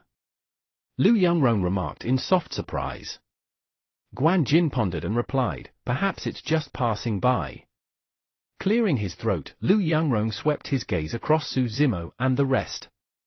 He said in a deep voice, it is said that the Little Crane's background is not simple. It is the child of Ethereal Sect's mystical guardian beast. Guanjin could tell that Lu Yangrong was boasting and could not help but scoff, which inner sect disciple doesn't know about this? Raising his brow, a look of smugness flickered through Lu Yangrong's eyes as he harumphed softly, I've been in contact with Little Crane before. Previously, I even fed it once. Given its intelligence, it might even remember me. In reality, Lu Yangrong was not the one who had taken the initiative to feed Little Crane. Because Su Zimo spent half a year in Thunderclap Valley, Little Crane did not have any elixirs and it felt extremely uncomfortable. Coincidentally, it passed by Lu Yangrong who had just obtained a rather decent elixir and instantly, Little Crane robbed him. Because of that, Little Crane was taught a lesson by its mother. Guanjin's expression darkened and he did not say anything. Feeling that he had gained the upper hand, Lu Yangrong was in a good mood. Right then, Little Crane arrived above their heads and chirped a couple of times before descending slowly. The moment he saw that, Lu Yangrong repressed the excitement in his heart and no longer looked at Guanjin. Turning slightly, he smiled to Lu Yangrong. Junior Sister Lung, don't you think Little Crane is really intelligent? I've only fed it once and it remembered it dearly. Now, it even came looking for me specially, hee hee. Right after he said that, Little Crane descended before everyone. Lu Yangrong let out a bright smile and greeted, Little Crane, my friend. It's been a long time. Little Crane tilted its head slightly and looked at Lu Yangrong as if it was trying to recall who this person smiling so disgustingly was. It thought for a while but could not recall. Ignoring that person, it walked towards Su Zimo and lowered its head. Rubbing gently against his arm with its sharp beak, it blinked and called out purringly. Whether or not it could head out and play depended on whether Su Zimo wanted to bring it along. Little Crane was wheedling to Su Zimo. That scene stunned everyone as their jaws almost dropped to the ground. Anyone who had resided in Ethereal Peak for a couple of years would know about Little Crane. However, none of them had ever heard of it being this intimate with any cultivator of the sect at all. What was with this change in attitude? Wasn't it the child of the mystical guardian beast? Something wasn't right. It did look the same and there was only a single crane in the sect. Guan Jin suddenly chuckled. Oh my, this is bad. Who was the one shamelessly boasting that he had fed Little Crane before and that it recognized him? Phut! Lu Yangrong was embarrassed and his face turned red. He wished he could dig a hole and hide in it. What's there to be smug about? Maybe it got the wrong person. Lu Yangrong rebutted and walked towards Little Crane. Smiling, he cupped his fists. Little Crane, my friend. It's me. Are you mistaken? A while ago, you even ate an elixir of mine, remember? Lu Yangrong was better off if he hadn't said that. The moment he elaborated, Little Crane recalled how it was punished by its mother for that incident. Caw! Caw! Suddenly, it cried out twice. Its voice was sharp and piercing, and its gaze was murderous. Caught off guard, Lu Yangrong stumbled a couple of steps back and shuddered in fear. Ha ha ha! When he saw Lu Yangrong being humiliated, Guan Jin could not help but burst out into laughter. No inner sect disciple would know of Su Zimo's relationship with Little Crane.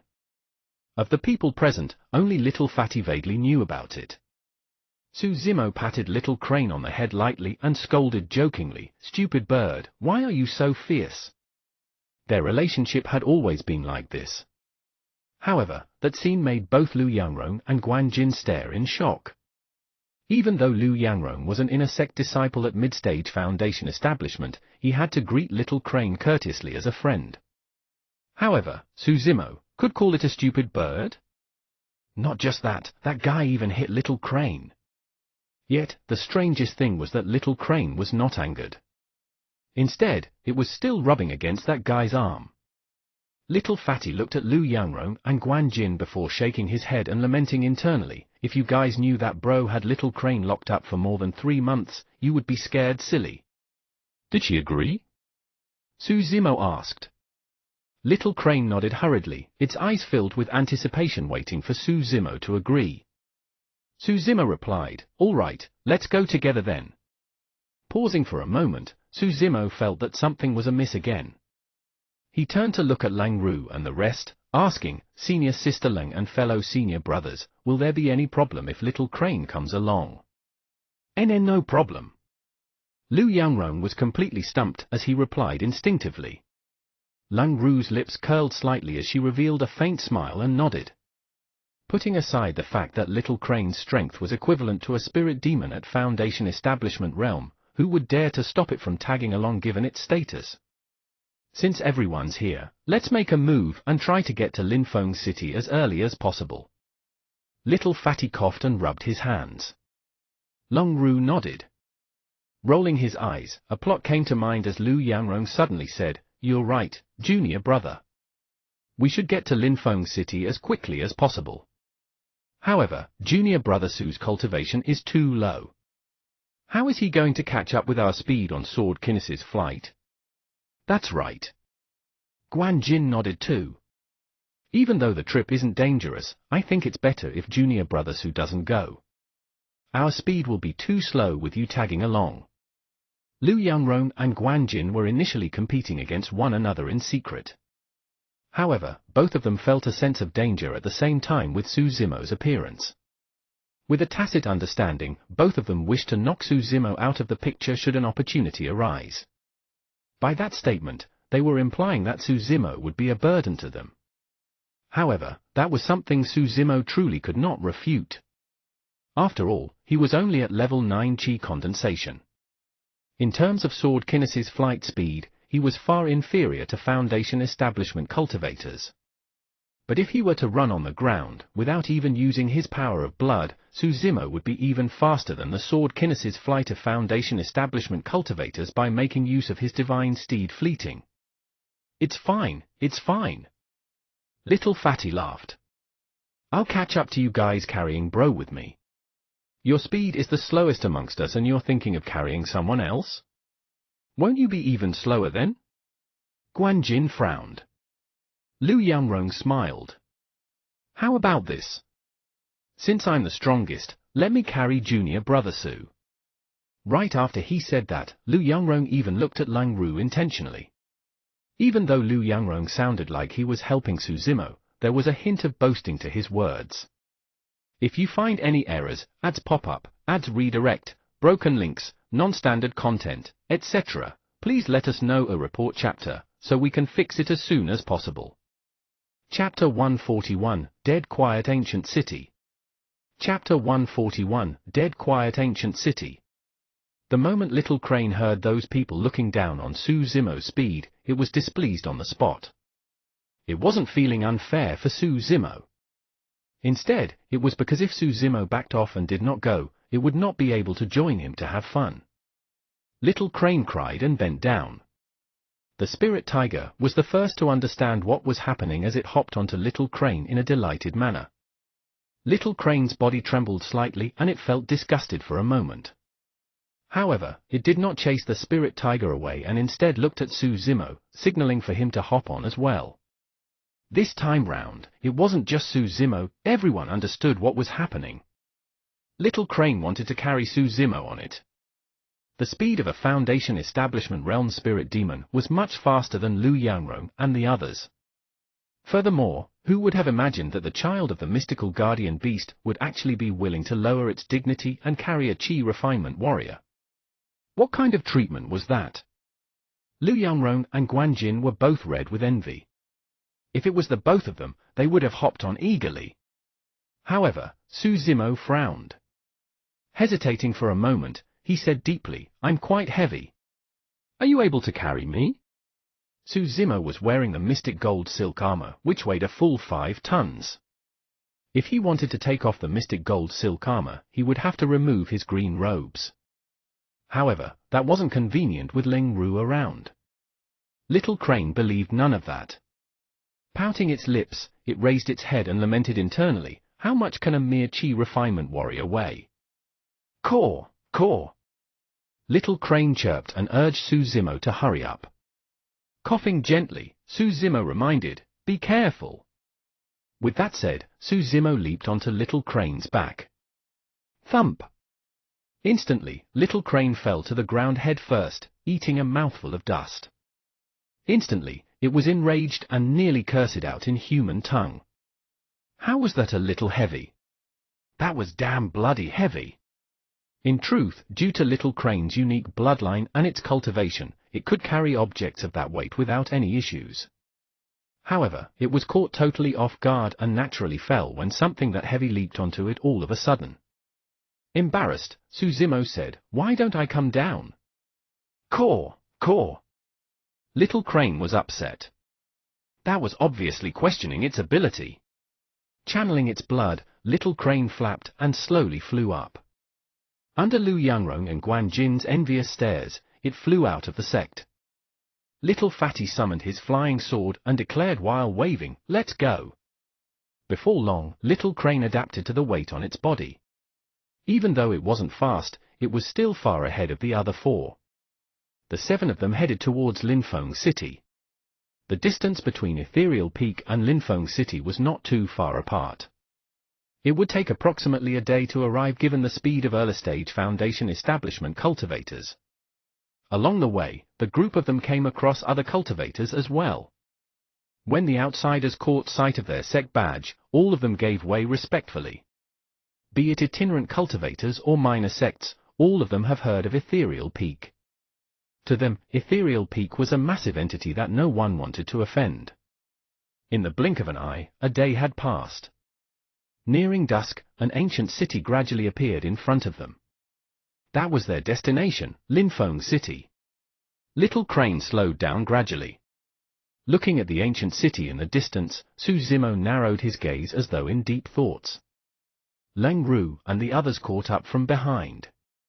Lu Yangrong walked over to Little Crane and took out an elixir from his storage bag. Smiling, he asked, "Little Crane, my friend. You must be tired, right? How about taking an elixir to replenish your energy?" Little Crane turned slightly and instantly, its eyes lit up. Reaching out, it picked up the elixir in Lu Yangrong's palm and raised its head, swallowing it in one go. When Lu Yangrong saw Little Crane consuming the elixir, he was elated. He had been extremely envious of the fact that Little Crane was willing to carry Su Zimo on its back. Being carried by a spirit demon was much more flamboyant compared to Sword Kinnes's flight, also, it was less tiring. Lu Yangrong coughed gently and asked, "Little Crane, my friend.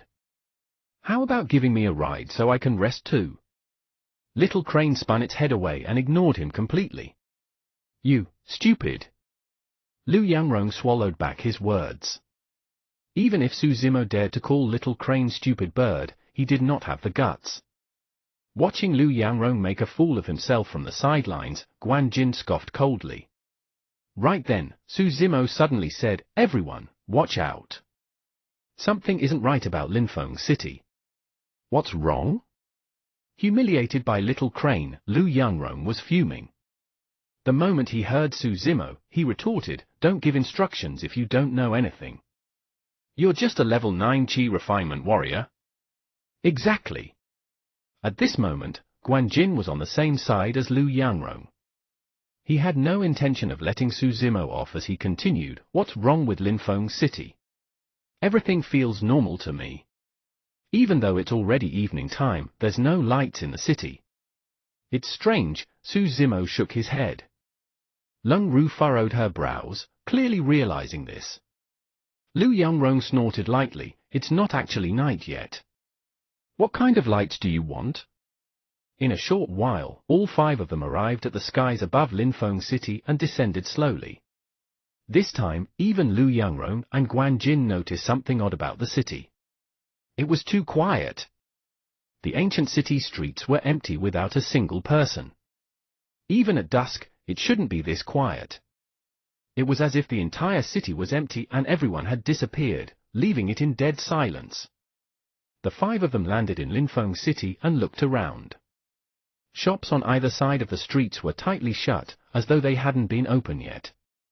The atmosphere in the ancient city was strange and even sinister. Su Zimo's nostrils flared, but he could not smell any blood. "What's going on?" Little Fatty asked with a stern expression. In theory, the city lord of Linfeng City should have prepared long ago to send someone to welcome them. Yet, there wasn't a single person to be seen in Linfeng City right now. Lu Yangrong shook his head. He gripped his flying sword tightly with a tense expression. The spirit tiger's ears flapped as it looked around, its claws digging the ground constantly with unease. Little Crane behaved the same way and flapped its wings. After pondering for a moment, Lu Yangrong made a decision and said in a low voice, "Let's go. We'll check out the city lord's residence first." His cultivation was the highest among them. Even though no one said anything, it was a silent agreement to accept him as the leader. This time round, none of them used Sword Kinnes's flight. Apart from Su Zimo, everyone had expended a lot of spirit chi to get here. That was why they chose to walk now. Walking along the quiet streets, all 5 of them looked around and listened to everything, taking note of any activity. All of a sudden noise sounded out behind them. Instantly, Lu Yangrong felt the hair on his neck stand on end. He spun around furiously and looked back. Not far away, a gigantic triangular flag with the word "Wine" flapped in the wind, letting out sounds. It was a false alarm. Liu Yanrong and the others heaved a sigh of relief.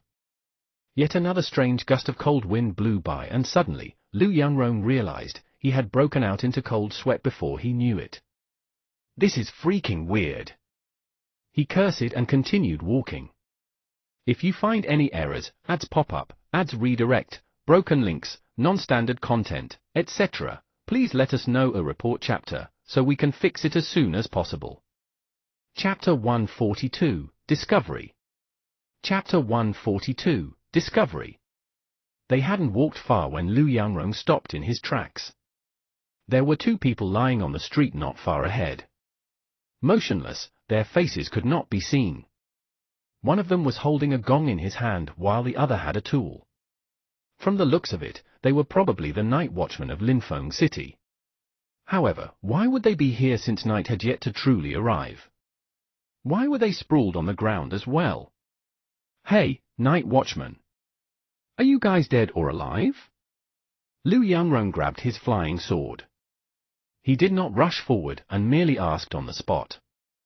Guan Jin scoffed coldly at the side. What could be up with an ancient city full of mortals to deserve such caution from us? Even though he said that, Guan Jin clasped a protective talisman in his hand. Heading forth, he flipped one of them over. Ah! Guan Jin exclaimed and stumbled a couple of steps back. Su Zimo and others at the back could clearly tell that the person was dead. All of them had seen dead people before. Yet, this was the first time they had seen such a horrifying death. The night watchman's face was shriveled and his skin stuck to the bones. It was as though his flesh and blood were drained, leaving only grey eyeballs that watched ahead confusedly. Even when he died, that person most likely did not know the reason why. Guan Jin heaved a deep breath of air before flipping the other person over. It was an almost identical death. It felt as though the both of them were on their way to start on the night watch when they met with bad luck and were killed on the spot without any chance of reacting at all. Su Zimo narrowed his gaze and pondered for a moment. Suddenly, he walked to a house at the side and kicked the door open before looking around inside. The people inside were already dead. Regardless of gender or age, most of them died in slumber in an almost identical manner as the two outside. By the time Su Zimo returned to the street, Lang Ru and the others came forth from the other houses with a grim expression. Their hearts were filled with lingering fear. Everyone's dead. Little Fatty gulped. Even though the 5 of them were cultivators, and there were even 4 Foundation establishment cultivators, none of them had come across anything as such. Furthermore, if they hadn't guessed wrongly, everyone in the ancient city should have most likely met with the same fates. A general picture formed in Su Zimo's mind. In the previous night, Linfeng City was peaceful and serene as ever, with most people in the ancient city asleep. As the night watchmen patrolled, bad luck descended upon them. No one was spared from it. Most people must have died in their sleep. There were at least 100,000 people residing in the city. Overnight, all of them perished. Liu Yanrong remarked grimly, it must be done by a fiend cultivator. Yes, fiend cultivators are ruthless and unscrupulous. It's clear that their deaths were not committed by anyone on the orthodox path. Guan Jin nodded in agreement. Suddenly, Su Zimo asked, the disciple who discovered the spirit mine near here. What did he mention in his message? Little Fatty replied, nothing much. He merely mentioned discovering a spirit mine at the northern outskirts of Linfeng City. Mining had already begun and he could be done in about 2 days. That junior brother mentioned discovering some cultivators near to the spirit mine and he was worried that they might covet it. That's why he requested for the sect to send some Foundation establishment cultivators as reinforcements. After he replied, Little Fatty suddenly realized and asked with widened eyes, Bro, are you going to say that the murderer of this ancient city's tragedy is after our sect's spirit mine? It's very likely. Su Zimo nodded. Something as such happened right after a spirit mine was discovered nearby Linfeng City. It's too coincidental. What should we do then? Should we still head to the spirit mine? Little Fatty asked. Su Zimo replied grimly, relay a message to the sect first telling them that a situation had arisen. You guys have expended quite a bit of spirit chi traveling here. We should recuperate before checking out the spirit mine.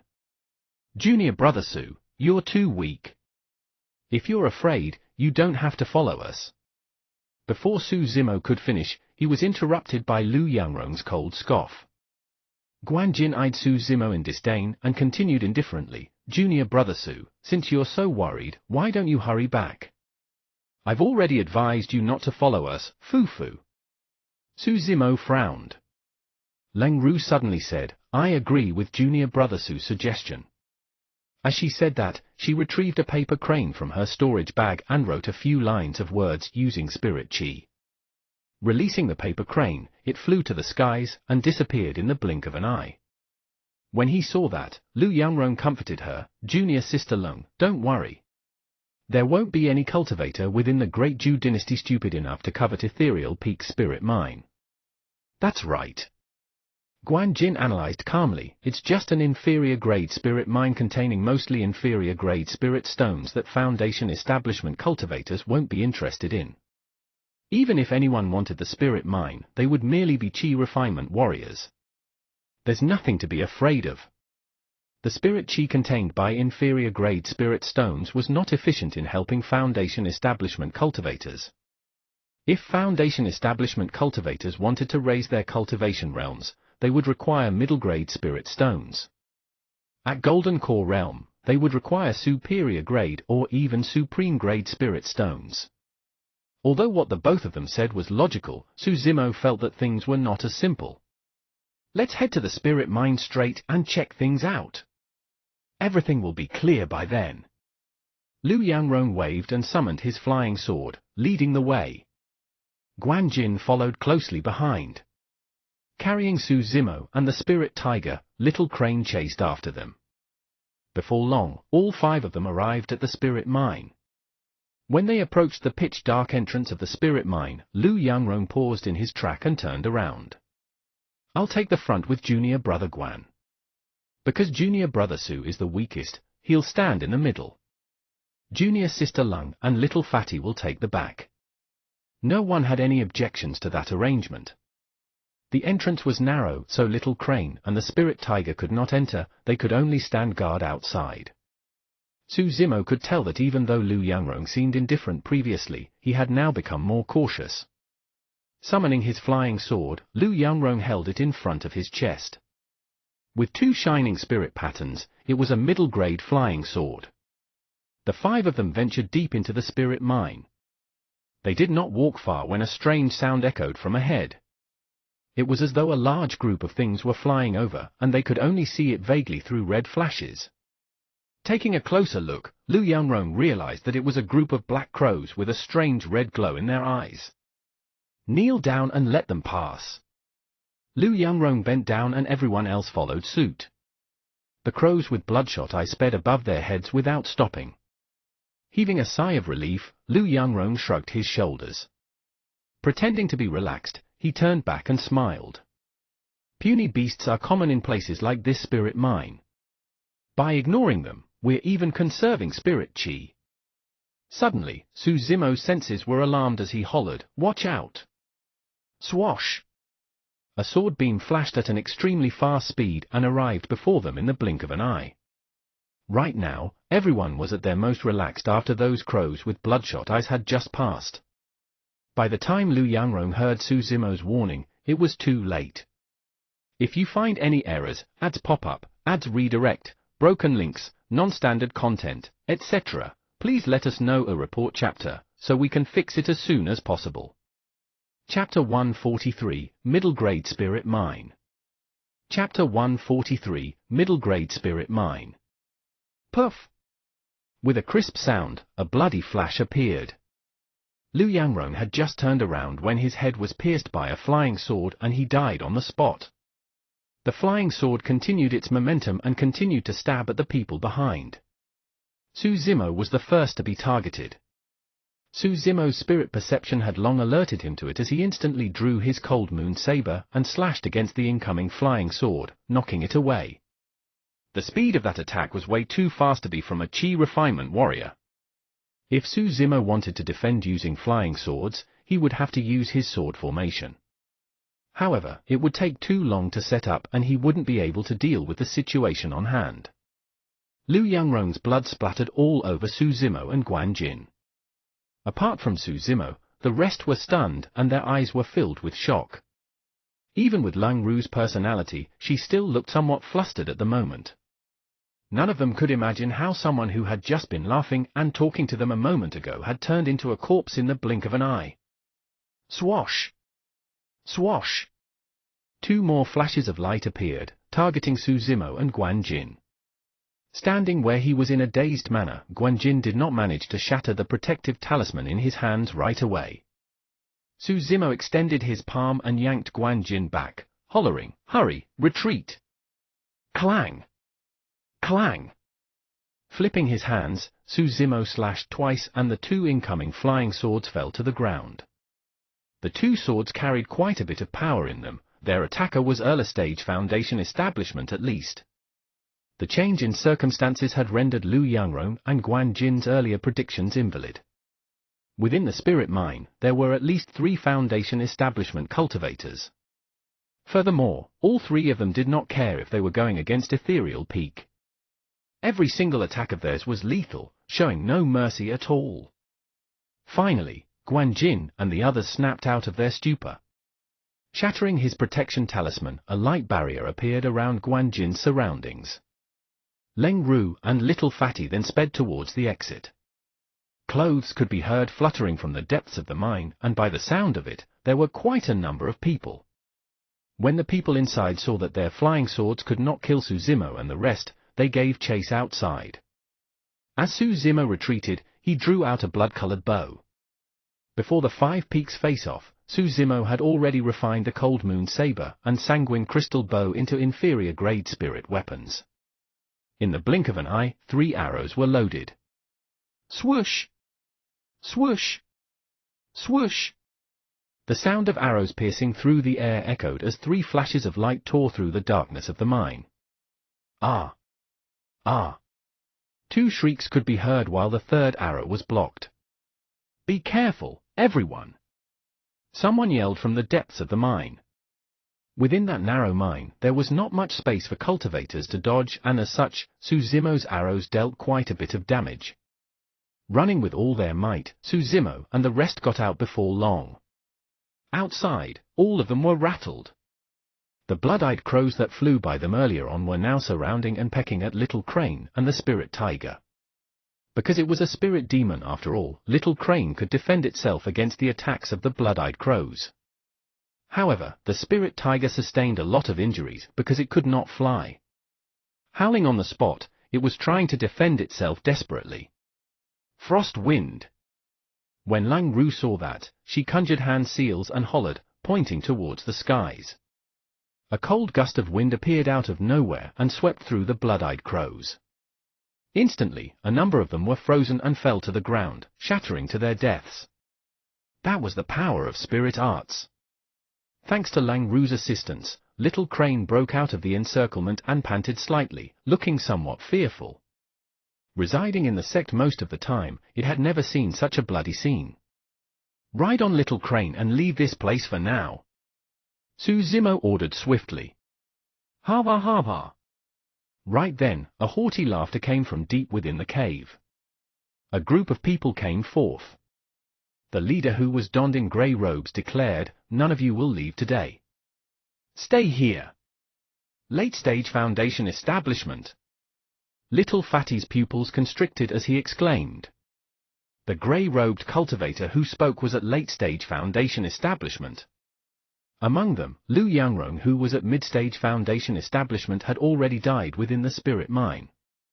Not only that, a steady stream of cultivators continued out of the mine. At a glance, there were more than 30 people. However, what was terrifying was that all 30-odd of them were Foundation establishment cultivators. Other than the grey-robed late-stage Foundation establishment, there were 9 others at mid-stage and the rest were all at early stage.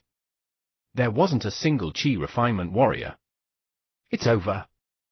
Guan Jin looked at the 30-odd Foundation establishment cultivators that surrounded them, and despair gushed into his heart, draining all color from his face. Read more chapter on Novelful. Little Fatty wielded his gigantic axe in one hand and a flying sword in the other, looking nervous. Lung Ru's sword hovered in front of her. Even though she looked cold as usual, her palms were covered in sweat. Of the 4 people present, Su Zimo was the only composed one as he surveyed his surroundings. "We're cultivators of Ethereal Peak." "Who are you guys?" Guan Jin took a deep breath before questioning sternly. "Fufu." The grey-robed leader chuckled softly. His eyes were filled with mockery as he raised his brows. "Ethereal Peak? Big F*CK? Yesterday, I just slaughtered an Ethereal Peak disciple who doesn't know what's good for him." Indeed, the messenger disciple had already perished. Back when Liu Yangrong died in the mine, Su Zimo had already sensed that today's events would not be easy to resolve. Still bearing a sliver of hope, Guan Jin tried to first show weakness. "Fellow Daoist, what you want is the spirit mine before us." "All right, Ethereal Peak will give up on it then. There's no need for you guys to kill us. Furthermore, isn't it just an inferior grade spirit mine? It's useless for us anyways." Fufu. Guan Jin forced a laugh. "Inferior grade spirit mine?" The grey-robed cultivator scoffed coldly. "Let me correct you. This is a middle-grade spirit mine." "Ah?" Instantly, Guan Jin's expression changed. He finally understood why there were so many Foundation establishment cultivators. If it was a middle-grade spirit mine, it would definitely be attractive to Foundation establishment cultivators. If they knew beforehand that this was a middle-grade spirit mine, Ethereal Peak would have sent out the strongest of inner sect disciples or even have legacy disciples lead the team. Su Zimo remained silent and watched coldly. Carefully, he noticed that the 30-odd Foundation establishment cultivators before him were all dressed differently and did not have any identification badges. They were clearly all itinerant cultivators. What was it that gathered all these itinerant cultivators here to snatch this spirit mine? This grey-robed cultivator before them was not enough of a reason for this. Even though a late-stage Foundation establishment cultivator is strong, he's not compelling enough a reason for others to join him at the risk of offending Ethereal Peak. Guan Jin forced himself to be calm and said grimly, "Fellow Taoists, to be honest, we've already relayed a message back to the sect. Before long, reinforcements will come. Fufu, by then, you'll all be dead." Before Guan Jin could complete his sentence, the grey-robed cultivator interrupted him. Scoffing coldly, he continued, "Besides, we would have left long ago by the time your reinforcements arrive." Ha ha ha! The surrounding Foundation establishment cultivators roared with laughter. Watching Guan Jin's expression carefully, a strange glint appeared in the grey-robed cultivator's eyes as he smiled. "Fellow Daoist, haven't you noticed anything wrong in your body? If you find any errors, ads pop up, ads redirect, broken links, non-standard content, etc., please let us know a report chapter, so we can fix it as soon as possible." Chapter 144, We Can Only Kill Them All. Chapter 144, We Can Only Kill Them All. Translator, Atlas Studios. Editor, Atlas Studios. When he heard that, Guan Jin's expression changed starkly as his body began to shudder.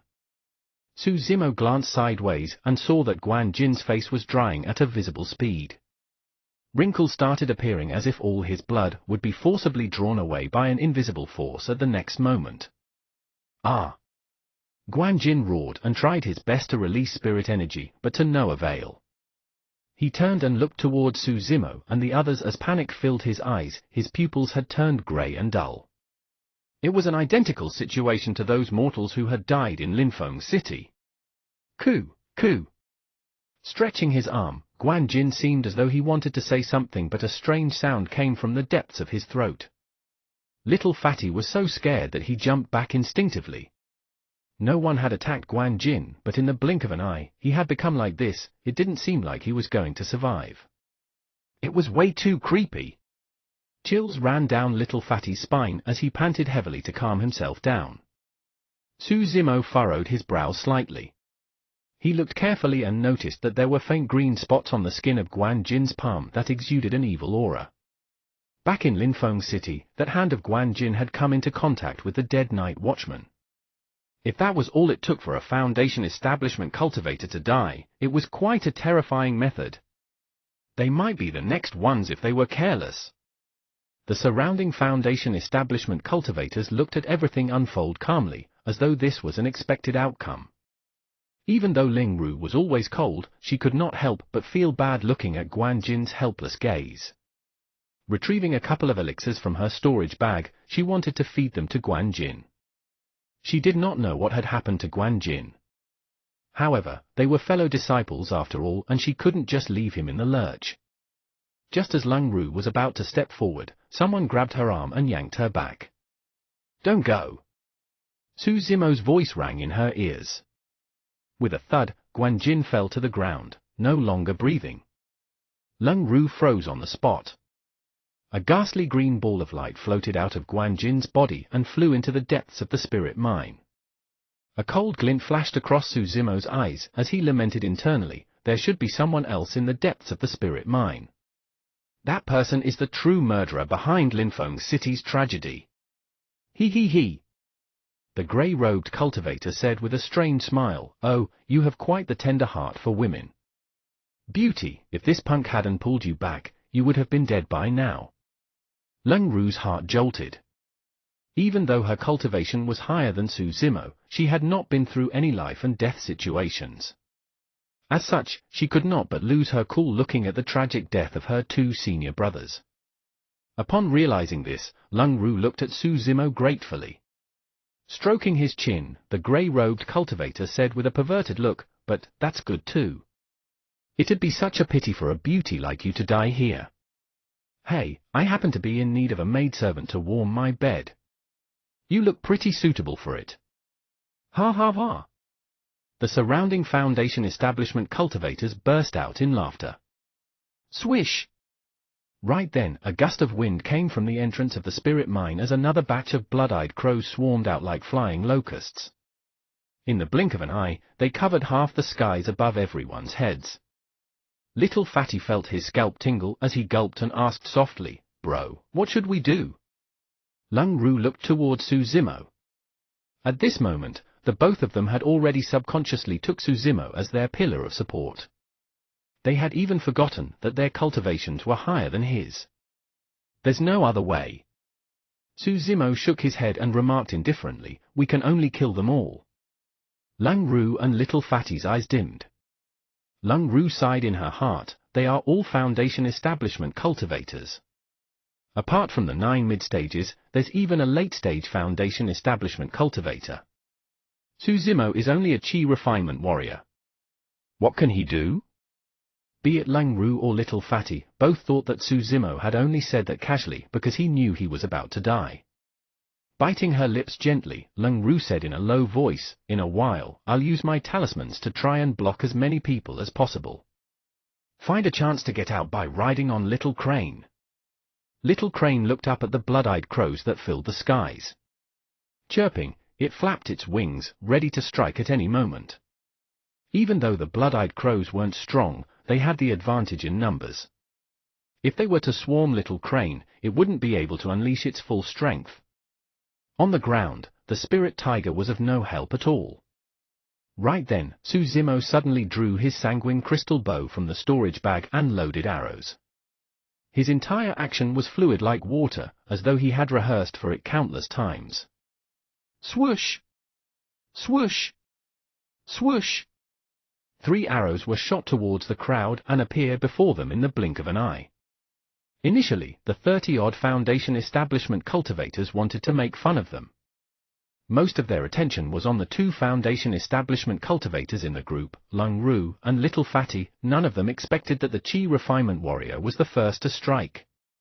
It was completely unintentional. 3 precise arrows tore through the throats of 3 early-stage Foundation establishment cultivators, causing blood to spurt out. The 3 of them were confused. Even in their final moments, they could not believe that they had just died under the bow of a Qi refinement warrior. "It's him!" Someone from the crowd exclaimed. Back in the spirit mine, Su Zimo killed 2 people using his bow and arrows. As such, the Foundation establishment cultivators recognized him instantly. Swash! Swash! Swash! 30-odd Foundation establishment cultivators summoned their flying swords at the same time, shining sinisterly with their spirit lights. Su Zimo shouted softly, "Don't just stand there, strike!" Leng Ru and Little Fatty summoned their flying swords and talismans hurriedly, firing them towards the crowd. The light of the talismans burst forth as all sorts of spirit arts collided in reverberating booms. Caw! Caw! Little Crane chirped and soared to the skies, charging to fight at the blood-eyed crows. Little Fatty howled as he charged at an early-stage Foundation establishment cultivator with his gigantic axe. He wanted to make use of his melee combat strength and kill the latter on the spot. However, he was faced with too many opponents as flying swords blocked his path continuously. With no way to advance, Little Fatty found himself encircled in the blink of an eye and was forced to defend. The grey-robed cultivator did not move, merely watching coldly from the sidelines with hands behind his back. This battle was in the bag for sure, there was no need for him to make a move. On the other side, Su Zimo had already kept his sanguine crystal bow. Even though arrows were sharp, it was difficult to continuously hit targets when the Foundation establishment cultivators were ready for it. 6 flying swords hovered in front of his chest and sped through the voids, leaving sword scars in the air. Buzz! A gigantic hexagonal formation pattern shone with a bedazzling, bright light. In a swift move, Su Zimo had already set up the hexagonal sword formation. Making use of the tripartite sword formation was of no use given the current circumstances. Sword formation? The grey-robed cultivator's expression changed. A look of surprise flashed past his eyes as he murmured, "That Chi Refinement Warrior's a sword formation master?" An early-stage Foundation establishment cultivator had been targeting Su Zimo from the start. Secretly, he summoned his flying sword and sent it flying to the back of Su Zimo's head. Just as the flying sword was about to strike Su Zimo's head, the latter suddenly dodged from the spot in a swift and agile manner. The person's expression chased. Right as he was about to change the course of his flying sword to continue chasing after Su Zimo, a gigantic hexagonal star sword formation descended, crashing upon him. Puff!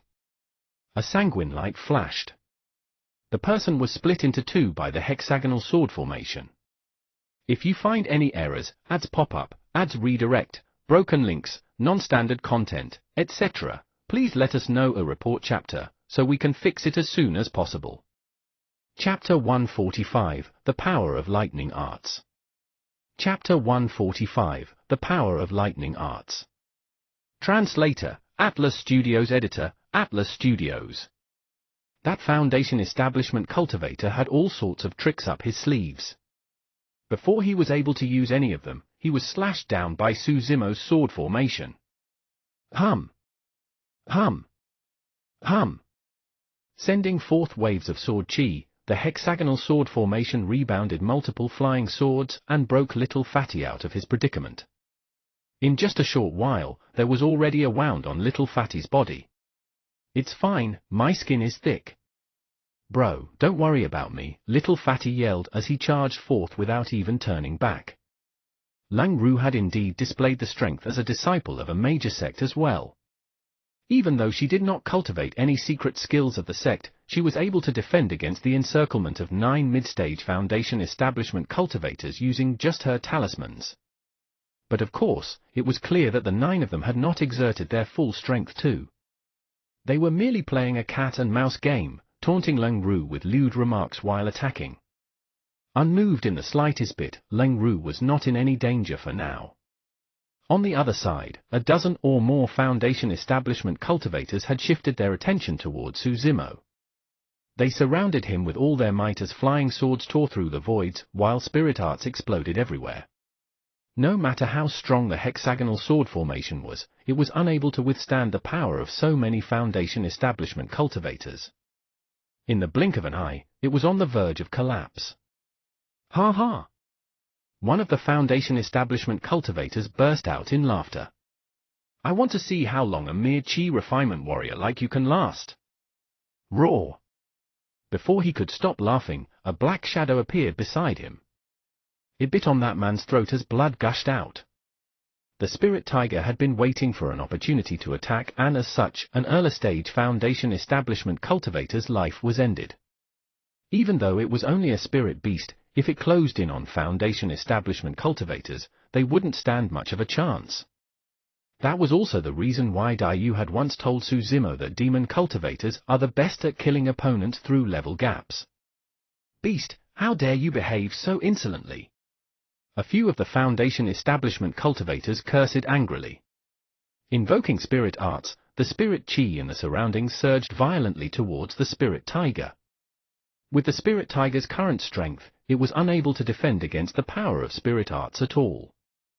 Suzimo narrowed his gaze and dodged a few incoming flying swords. Shifting the hexagonal sword formation, he blocked it in front of the spirit tiger and defended against a few types of spirit arts. Bam! There was a deafening sound. The spirit arts dispersed and Suzimo's hexagonal sword formation could no longer hold out as well. Struggling to form a proper pattern, all 6 swords fell to the ground and dimmed. Quick-witted, the spirit tiger seized the opportunity to hide behind Suzimo instantly and glared fiercely at the dozens of Foundation establishment cultivators on the other end. Kid, the spirit chi within you should be almost depleted by now, right? An early-stage Foundation establishment cultivator scoffed coldly. Even though the battle between both parties had been short, Suzimo had blocked too many flying swords. He had expended a lot of spirit chi and was indeed running short. Let's see how you can continue to be arrogant. Die! One of the Foundation establishment cultivators conjured hand seals and gestured towards Suzimo. Instantly, a fireball the size of a fist shot out. Even while it was traveling, the air was already crackling from the heat. Suzimo's eyes lit up as he suddenly reached out and grabbed the fireball. You must be courting death. When the Foundation establishment cultivator saw Suzimo receiving the spirit art with his bare hands, he could not help but scoff internally. Channeling his blood, a flash of dense lightning appeared in Suzimo's palm. What is that? Power of thunder. Many of the Foundation establishment cultivators cried out in alarm as their pupils constricted. Piak! The fireball was crushed by Suzimo's palm as the spirit chi within it dissipated into emptiness. Upon seeing that, the cultivator's expressions changed drastically. Even the grey-robed cultivator frowned in disbelief as he muttered confusedly, "Thunder art. Is he not actually a chi refinement warrior, but a Foundation establishment cultivator?" Activating the spirit-peering art, he scanned Suzimo once more. No, it shows him to be at level 9 chi condensation. Could he have cultivated some sort of technique to conceal his cultivation realm? No, that's not right either. The grey-robed cultivator shook his head. How is there no fluctuation in spirit chi when he released that thunder art? He would have never imagined that the source of power for Suzimo's thunder art came from the latter's blood. Even though Suzimo's spirit chi was indeed almost withered, the power of lightning in his blood was still present. Caw! Caw! At the moment, Little Crane, who was up in the skies, was met with danger. Its body was already severely wounded by the blood-eyed crows as it shrieked anxiously. Even though Senior Crane did not mention it explicitly, Suzimo knew that the reason why Little Crane could join him was due to Senior Crane's trust in him. Now that Little Crane was in danger, Suzimo unleashed his power of blood without second thoughts. Instantly, his body echoed out with reverberating sounds of waves gushing. Under everyone's watchful gazes, Suzimo's figure suddenly expanded. His body swelled and burst through his green clothes, filled with crackling electricity from head to toe. It was as though Suzimo was possessed by a god of thunder, as murderous intent condensed in his eyes terrifyingly. What? Suddenly, the grey-robed cultivator's expression changed. He finally realized that something was amiss. Pointing a finger into the skies, Suzimo's eyes exuded a wrathful killing intent as he hollered, "Instant thunder!" Snap! A stark thunderbolt boomed out. An extremely intense bolt of thunder struck the group of blood-eyed crow, extending like a python exuding a bedazzling shine. The blood-eyed crows were instantly electrocuted to death and fell from the skies like a shower of black rain. Many of the Foundation establishment cultivators present were shocked by the deafening sound of thunder. Even the 9 Foundation establishment cultivators that were surrounding Lung Ru stopped instinctively. That gave Lung Ru an opportunity to take a breather. Covered in sweat, her spirit chi was almost depleted as well. Little Fatty seized the chance to kill an early-stage Foundation establishment cultivator before him. Swinging his gigantic axe, he cleaved the man into 2 as blood splattered all over him. The power of Thunder Arts was so great that it nearly wiped out all the blood-eyed crows in the skies. Little Crane's spirit was invigorated instantly, the remaining blood-eyed crows were of no threat to it. At the moment, Suzimo whisked out a saber from his storage bag that shimmered with a cold glint. His eyes flashed icily as he strode forth, smiling to the Foundation establishment cultivators. The fight has only just begun. That single step of his closed a gap of 20 feet and he appeared before the many Foundation establishment cultivators in the blink of an eye. Puff! Puff! Suzimo slashed out in reverse. The 2 of them only felt a blur before their eyes. Before they could even react, both heads were lopped into the skies with blood spraying everywhere. Ah! The remaining Foundation establishment cultivators were frightened to death as they exclaimed and stumbled back instinctively. Do you think you can run? Suzimo chased after them with his saber like a tiger making its way through a flock of sheep. Cleaving left and right, flashes of blood shone out continuously. Both Lang Ru and Little Fatty were dumbfounded. Against Suzimo, early-stage Foundation establishment cultivators were like fish on a chopping board, they could not retaliate at all. It didn't matter whether they summoned flying swords, talismans, or even conjured spirit arts, they were all killed by a single flash of Suzimo. At lesser mastery of the marrow cleansing section, Suzimo's power was enough to slay early-stage Foundation establishment cultivators, and that was even before he infused the Thunder Marrow Cleansing Sutra into his marrow within Thunderclap Valley. This was a complete crushing through sheer brute strength, without requiring any technique. Even the spirit arts of early-stage Foundation establishment cultivators was not enough to deal with Suzimo after unleashing his power of blood. If you find any errors, ads pop-up, ads redirect, broken links, non-standard content, etc., please let us know a report chapter, so we can fix it as soon as possible. Chapter 146, Predicament. Chapter 146, Predicament. At the sight of Suzimo's unstoppable onslaught, the grey-robed cultivator could no longer sit and wait. With a holler, he burst forth with the might of a late-stage Foundation establishment cultivator and summoned a middle-grade flying sword, shooting it towards Suzimo's back. The 2 spirit patterns on the sword shone with a mysterious glow, emitting a ghastly aura. It was an extremely swift attack. If it were Lang Ru or Little Fatty, they wouldn't have been able to escape unscathed. On the other hand, Suzimo did not even have to turn back despite having just cleaved someone else apart. Standing on the spot, he made a small sidestep and dodged that fatal attack. It was as though he had eyes at the back of his head. The expression of the grey-robed cultivator was unchanged when he saw that, unsurprised in the slightest bit. He could already tell that Suzimo was a body-tempered cultivator and was very agile. It was not realistic for him to capture this person within a few moves. Everyone, back down. Try to keep your distance as much as possible. The grey-robed cultivator yelled as he manipulated his flying sword to chase after Suzimo. If not, ride on your flying swords in the air. Just try your best to not let this person get close to you. Suddenly, Suzimo laughed.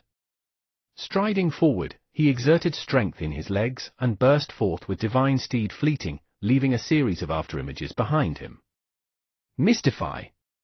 Suddenly, Suzimo reached out and a ball of lightning appeared in his palms, erupting before everyone's eyes in a blinding manner as thunder rumbled and deafened everyone.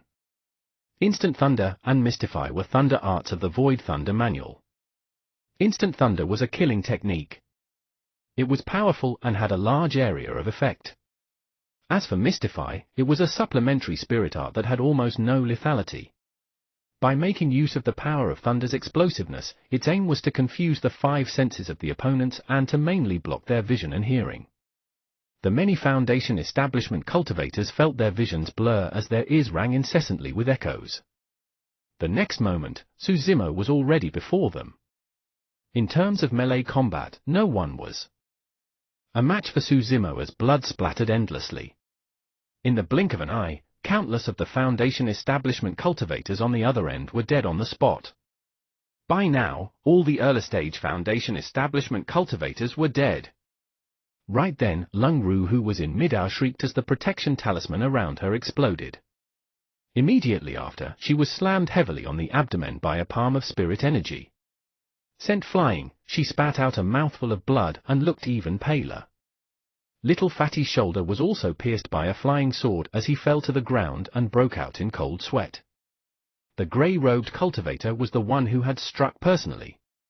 Even though he did not take their lives, it was clear that Lung Ru and Little Fatty were no longer able to fight anymore.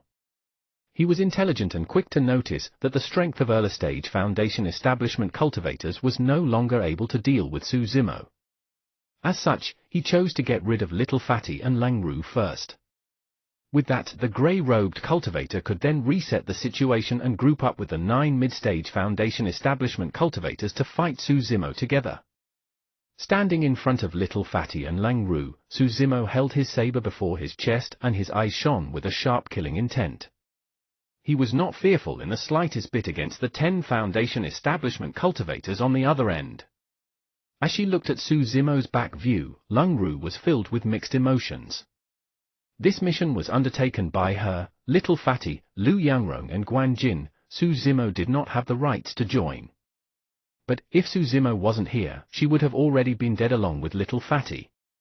The same emotions were going through Little Fatty's mind. His initial plan was to invite Suzumo out to relax his mind, but he did not expect that they would have encountered such an incident. Both senior brothers had died tragically and now, he and Lung Ru were severely injured and could not offer any help. Everyone, make use of your various flying sword and talisman methods to take down this person. Find an opening to invoke your spirit arts and injure him severely. The grey-robed cultivator was extremely decisive as he swiftly delegated the remaining 9 mid-stage Foundation establishment cultivators in various directions to separate out. Swash! Swash! Swash! Flying swords tore through the air alongside many talismans. Narrowing his gaze, Suzumo gripped the Cold Moon saber tightly and with a long howl, he swung his arms and blocked left and right. For the flying swords, talismans, and even spirit arts used by mid-stage Foundation establishment cultivators, Suzumo could deal with them head-on using his power of blood without losing out. However, the grey-robed cultivator was at late-stage Foundation establishment.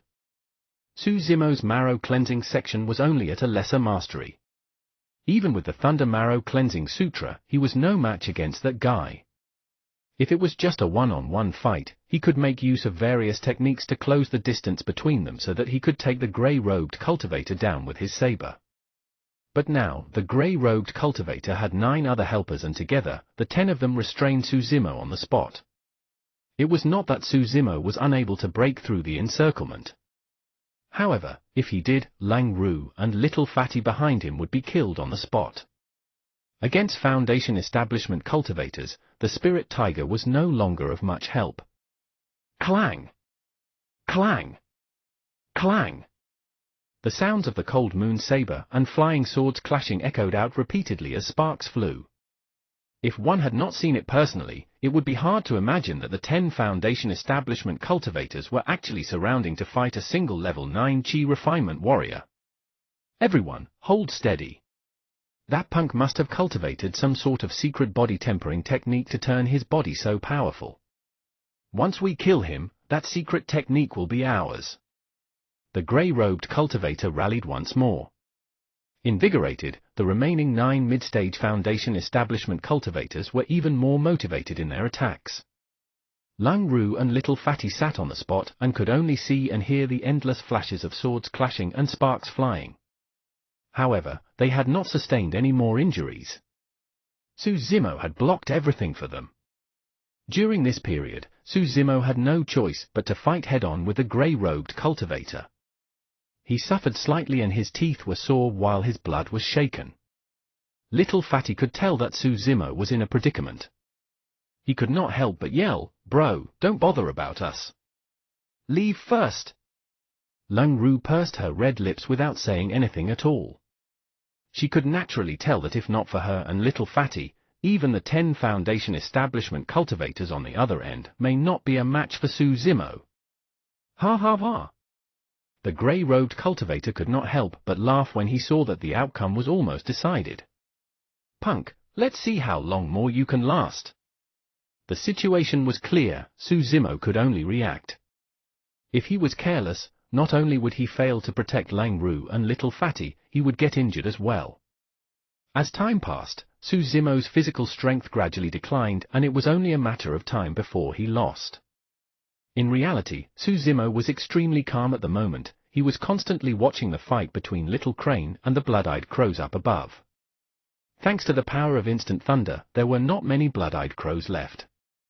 The remaining few were also being hunted down by Little Crane, barely able to pose any threat.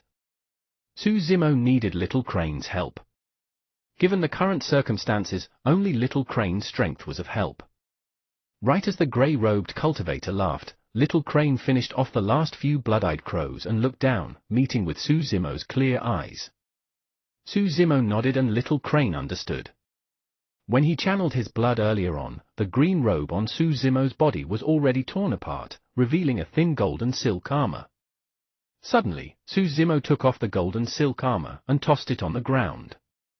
If you find any errors, ads pop up, ads redirect, broken links, non-standard content, etc., please let us know a report chapter, so we can fix it as soon as possible.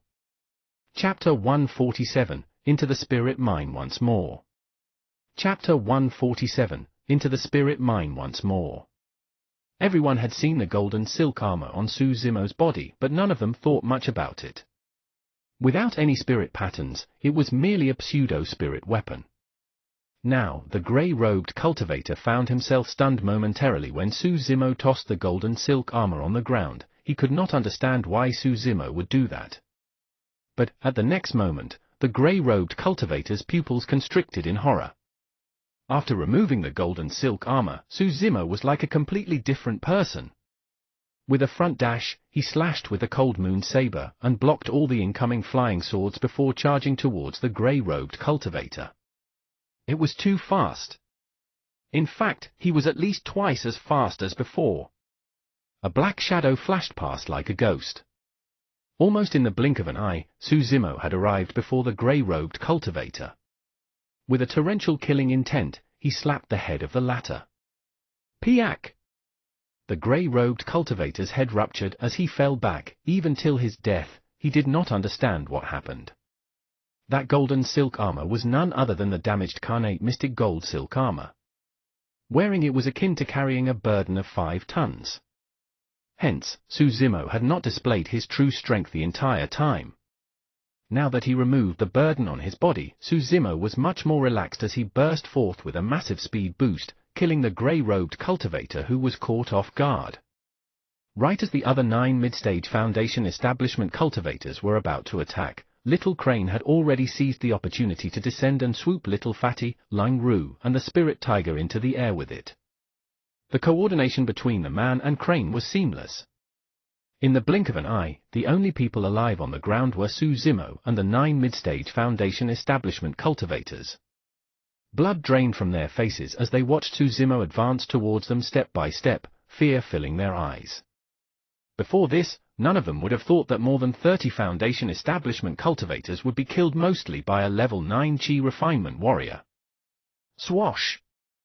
Suzimo disappeared on the spot, leaving only a flurry of afterimages. Saber flashes were accompanied by a scarlet light. In the blink of an eye, 3 more people died. 2 of them mounted their swords and wanted to flee. Squatting slightly, Suzimo left 2 deep pits on the ground with a single boom. Leaping entirely into the air, his figure remained in midair as he slashed down the 2 Foundation establishment cultivators.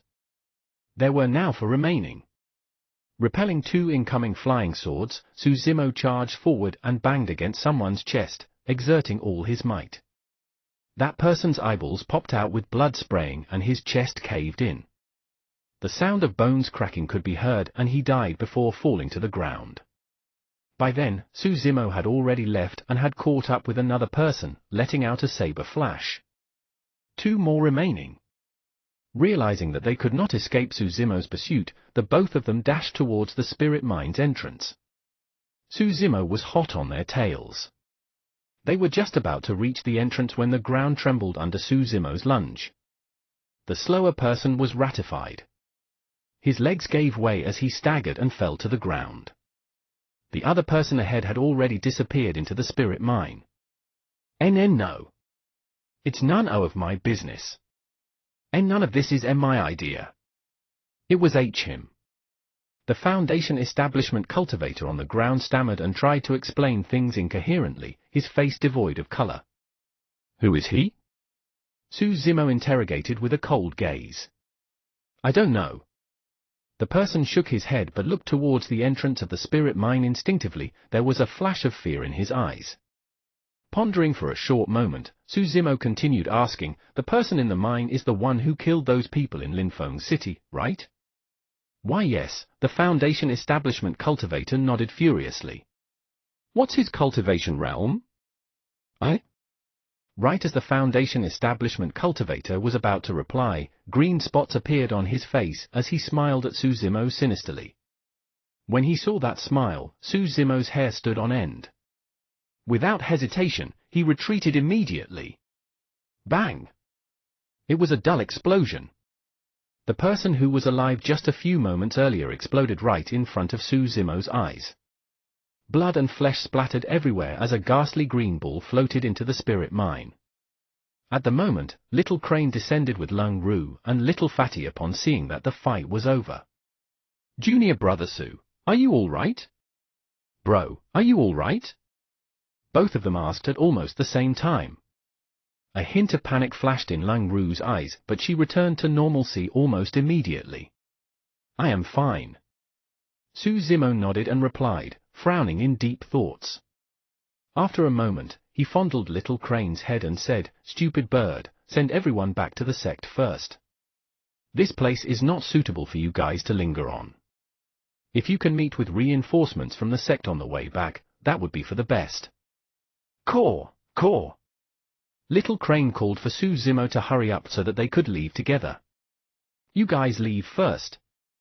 I'll go back later. Suzimo shook his head and rejected. Bro, you're not thinking of entering the spirit mine again, are you? Little Fatty asked with eyes widened in disbelief. Suzimo was silent. Both Lung Ru and Little Fatty exchanged solemn glances. Junior brother Su, let's head back together. Lung Ru said, the person within the spirit mine might have a powerful background and we don't know his strength. Moreover, his techniques are so sinister.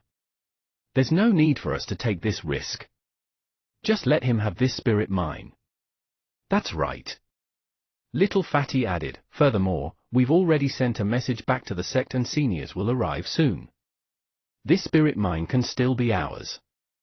Bro, there's no need for you to take the risk personally. I have to go in and take a look. Suzimo's gaze was firm as he said darkly, this is a middle-grade spirit mine, so that person shouldn't be a golden core. If he's a Foundation establishment cultivator, I will be able to escape safely even if I can't fight him.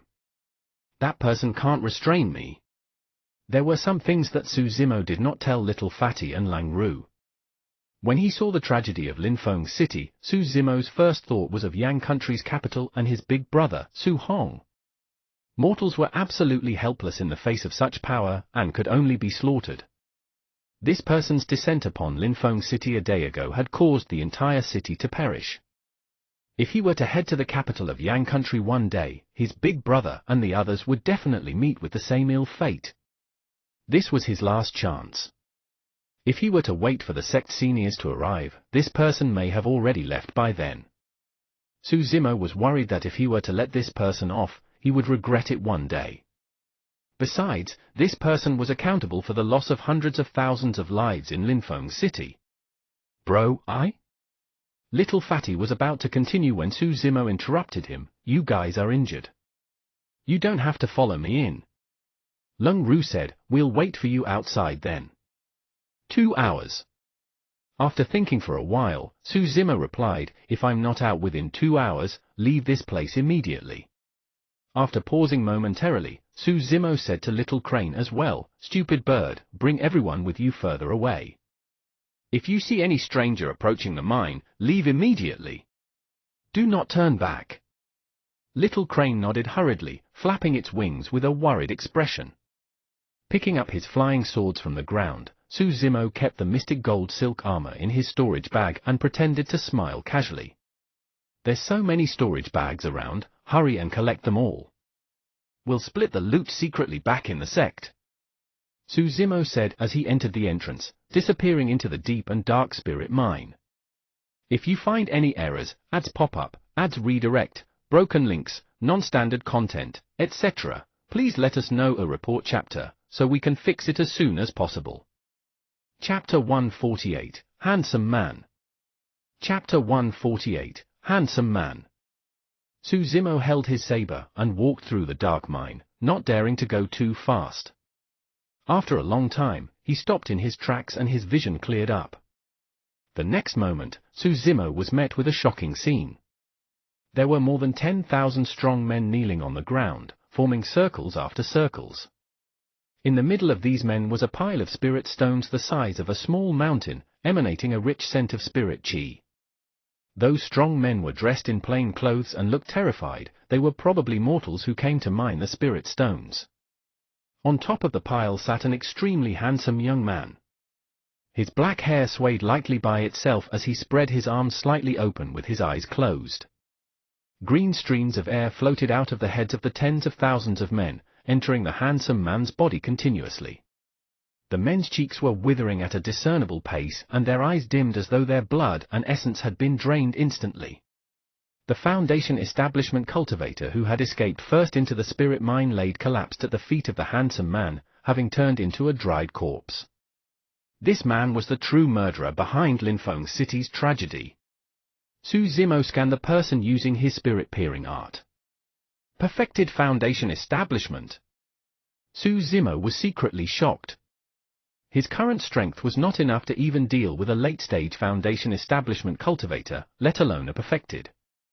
If he wanted to kill this man, he could not do it head-on, he could only rely on various techniques to close the gap. Even though the power of a perfected Foundation establishment cultivator was extremely strong, his body was definitely no match against Su Zimo's. That was Su Zimo's only chance. Suddenly, the handsome man opened his narrow eyes. They were a sinister shade of green. Oh, it's a Chi refinement warrior? The handsome man's voice carried a hint of surprise. Taking a deep breath of air, he let out an intoxicated expression. Not bad, not bad.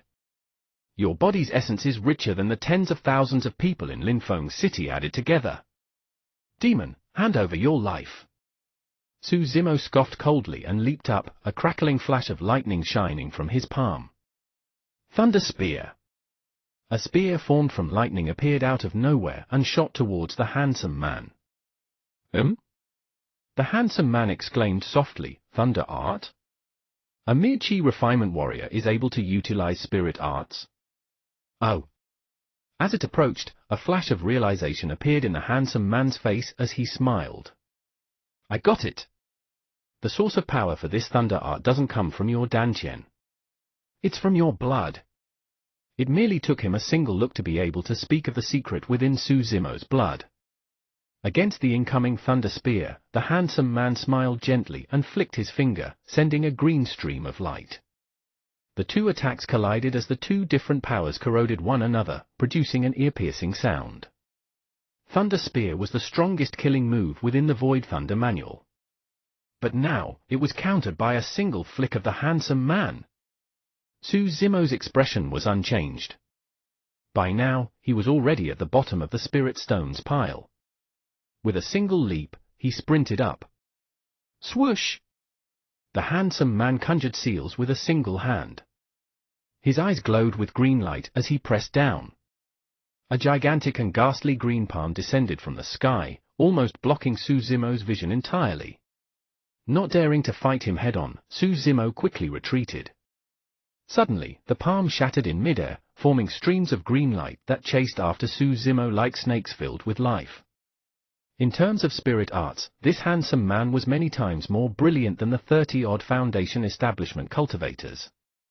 Suzumo did not dare to clash head-on and merely continued to dodge. He ran circles around the pile of spirit stones as the snakes chased endlessly. By now, Suzumo was already using all his strength, but he could not shake off the green snakes chasing after him. All of a sudden, he turned around and welcomed the incoming green snakes with a slash. Puff! Puff! Puff! The saber split 3 green snakes into 2 right away. However, the remaining snakes swarmed forward and coiled around his cold moon saber. That initially sharp blade turned blunt right away. Letting go of his saber in a sudden motion, Suzumo strode forward with the plow-heaven stride.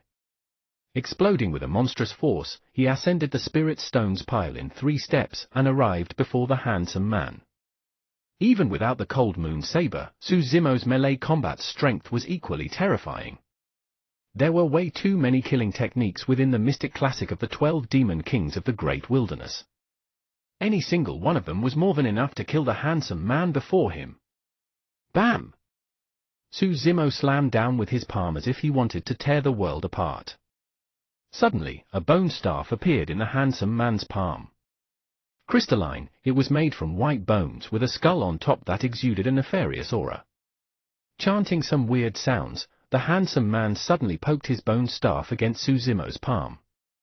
Bang! The power of the ground-rupturing palm shot off as the handsome man's body trembled. His palm cracked and the bone staff nearly slipped out of his hand. All of a sudden, the skull on the top of the staff opened its mouth. As though it was alive, ghastly light shone out of its sockets and it bit Suzumo's wrist. Suzumo's expression changed. The pain from his wrist was still bearable. However, Suzumo could clearly feel his blood being drawn by an external force. If this carried on, it wouldn't be long before he ran out of blood and died like the people around him. Bang! Boom! Boom! Suzumo gave a loud roar and channeled his blood with all his might, sending a reverberating sound of waves gushing from within his body. The power of blood churned furiously and burst, almost shattering the bone staff. The handsome man narrowed his gaze and channeled his spirit energy furiously as well, causing the bone staff to emit a ghastly light. The skull on top of the staff was still biting Suzumo's wrist tightly, gulping blood by the mouthful. That initially white skull was gradually turning red. Excitement danced in the handsome man's eyes as he laughed loudly. What a pure power your blood contains! I really want to know how a chi refinement warrior such as yourself managed to cultivate such a strong bloodline. The two of them fought in melee range. Even though it sounded slowly, everything happened in an instant. Having lost the initiative, Suzumo did not think further and grabbed the handsome man's head with his right hand. Even though there was no longer demonic chi in his blood, Suzumo's palm was no different from the claws of a spirit demon. That single palm strike was more than enough to crush rocks into dust. The handsome man was in complete control of the situation. Without panicking at all, he conjured hand seals and hollered softly, "Blood curse!" In front of the handsome man's chest, a ghastly green ball of light appeared. It revolved and expanded, separating the distance between Suzumo and the handsome man. Suzumo's right hand fell into the light ball. It was as if he was trapped in a quagmire and it was difficult to advance. He was completely restricted. Finally, Suzumo's expression changed. At that moment, Suzumo could clearly sense weakness coming from within his body. If this continued, his blood essence would be devoured within 10 minutes. If you find any errors, ads pop up, ads redirect, broken links, non-standard content, etc., please let us know a report chapter, so we can fix it as soon as possible. Chapter 149, Bloodbone Palm. Chapter 149, Bloodbone Palm. If your bloodline was stronger, I wouldn't be able to hold you down today. What a pity. The handsome man smiled sinisterly. Suzumo had also realized this. If he was at greater mastery of the marrow cleansing section, he would be able to kill a late-stage Foundation Establishment cultivator with ease. Coupled with the Thunder Marrow Cleansing Sutra, he could definitely match a perfected Foundation Establishment cultivator. The handsome man's bone staff might not even be able to bite through his flesh. At the moment, a sense of helplessness rose in Suzumo's heart. With the bone staff biting his left wrist tightly, almost half of Suzumo's body had gone numb and weak by now. On the other end, his right hand was covered by the ghastly green ball of light, rendering him incapable of moving. He could see the handsome man's face right behind the ball of light, but he did not have the strength to pierce it. Moreover, Suzumo's right hand had started to corrode because of this strange power. His flesh was rotting with his skin peeled in a horrifying manner. Behind the light ball, the handsome man smiled smugly. Suddenly, the handsome man's smile froze as his eyes focused on something strange. Suzumo's gaze also landed on the light ball between them. In that ghastly green light ball, the flesh on Suzumo's right hand was gone entirely, revealing a crimson bone palm. His bones were crystal clear, and its surface burned with a fine flame. It looked like the most beautiful treasure in this world. The bone palm's fingertip was as sharp as a knife. It did not look like the palm of a human. An extremely terrifying aura emanated as the ghastly green light ball shattered. In the face of that aura, the handsome man felt as small as an ant. For a moment, his heart even stopped beating. What is this? The handsome man's pupils constricted. At the same time, Suzumo felt a new surge of energy gush into his body from his right hand. His blood felt as though it was burning and spewing flames. Kill! Suzumo bellowed and reached for the handsome man's head with that blood-colored bone palm. The handsome man's expression changed drastically as he hurriedly moved the white bone staff in front of him to block the blood bone palm. Piak! Suzumo merely grabbed gently. The handsome man's staff was broken right away. Puff! The next moment, Suzumo's palm had descended and the handsome man's head was crushed. A perfected Foundation Establishment cultivator had fallen. Suzumo stood where he was and looked at his right hand in disbelief. The handsome man's bone staff was definitely as hard as a middle-grade spirit weapon. But his right hand had managed to snap it with ease. Just what was that right hand of his? Suzumo could clearly feel that the blood bone palm was not his original palm. It gave off a horrifying aura that seemed as though it could destroy everything in the world. Suddenly, something came to Suzumo's mind. Back in Kanglang mountain range, he had fought against many cultivators of Joyful Sect and his right hand was almost crippled at that time. After that, when Suzumo woke up, his entire body was intact and there were no wounds. Daiyu must have attached this blood bone palm back then. But what was the origin of this blood bone palm? Why did it give him such a sense of trepidation? At this moment, he finally found a clue to many of his previous doubts. The reason why he was able to cultivate a level 3 spirit fire right away must have something to do with this blood bone palm. That was the reason why Suzumo's right hand did not change when he turned into a demon previously. It was because his strength was not enough to trigger the blood bone palm. Even if he did not know the secret behind the blood bone palm, Suzumo knew that many of his body's abnormalities were related to it. This was definitely one of the 3 gifts that Daiyu had left him. Looking around, Suzumo did not find anyone else and he heaved a sigh of relief. The blood bone palm was clearly not a human palm. If it was exposed, he would have no way of explaining himself out of this. Suzumo put away the handsome man's storage bag and rummaged through it. He found a grade 2 muscle-enhancing elixir and swallowed it. Together with Suzumo's already strong self-healing powers, a thin layer of flesh formed on his right palm before long. Even though he wasn't fully recovered, it was enough to hide away the blood bone palm. Still worried, Suzumo removed a piece of cloth and wrapped his right hand in it. He pondered for a moment and with a wave of his hand, all the middle-grade spirit stones were put into his storage bag. He had come here for the sake of spirit stones, so he naturally wouldn't give any chances. Looking at the tens of thousands of mortals around him who had died in the kneeling position, Suzumo sighed. A look of pity filled his eyes together with a rush of emotions. If he hadn't met Dai Yu, he would have been no different from those mortals who could only be slaughtered by cultivators. Why? Why did those mortals not have spirit roots? Senior Crane once said that it was a person's fate whether or not they had spirit roots, and nothing could change that. Without a spirit root, one would not be able to cultivate. The way these people before him met with their ends was that their fate as well. Su Zimo felt indignant. He was indignant for the hundreds of thousands of innocent lives of Linfeng City, indignant for the tens of thousands of simple and plain men in front of him. If they could cultivate, they might not have died today. He had Dai Yu to defy the heavens and change his fate by planting a spirit root for him. But what about them? Who could change the fates of all those people? Sighing once more, Su Zimo left the place. Outside, Little Crane and the others were hiding nearby, watching the spirit mine for any activity tensely. After almost 2 hours, a person exited from the mine.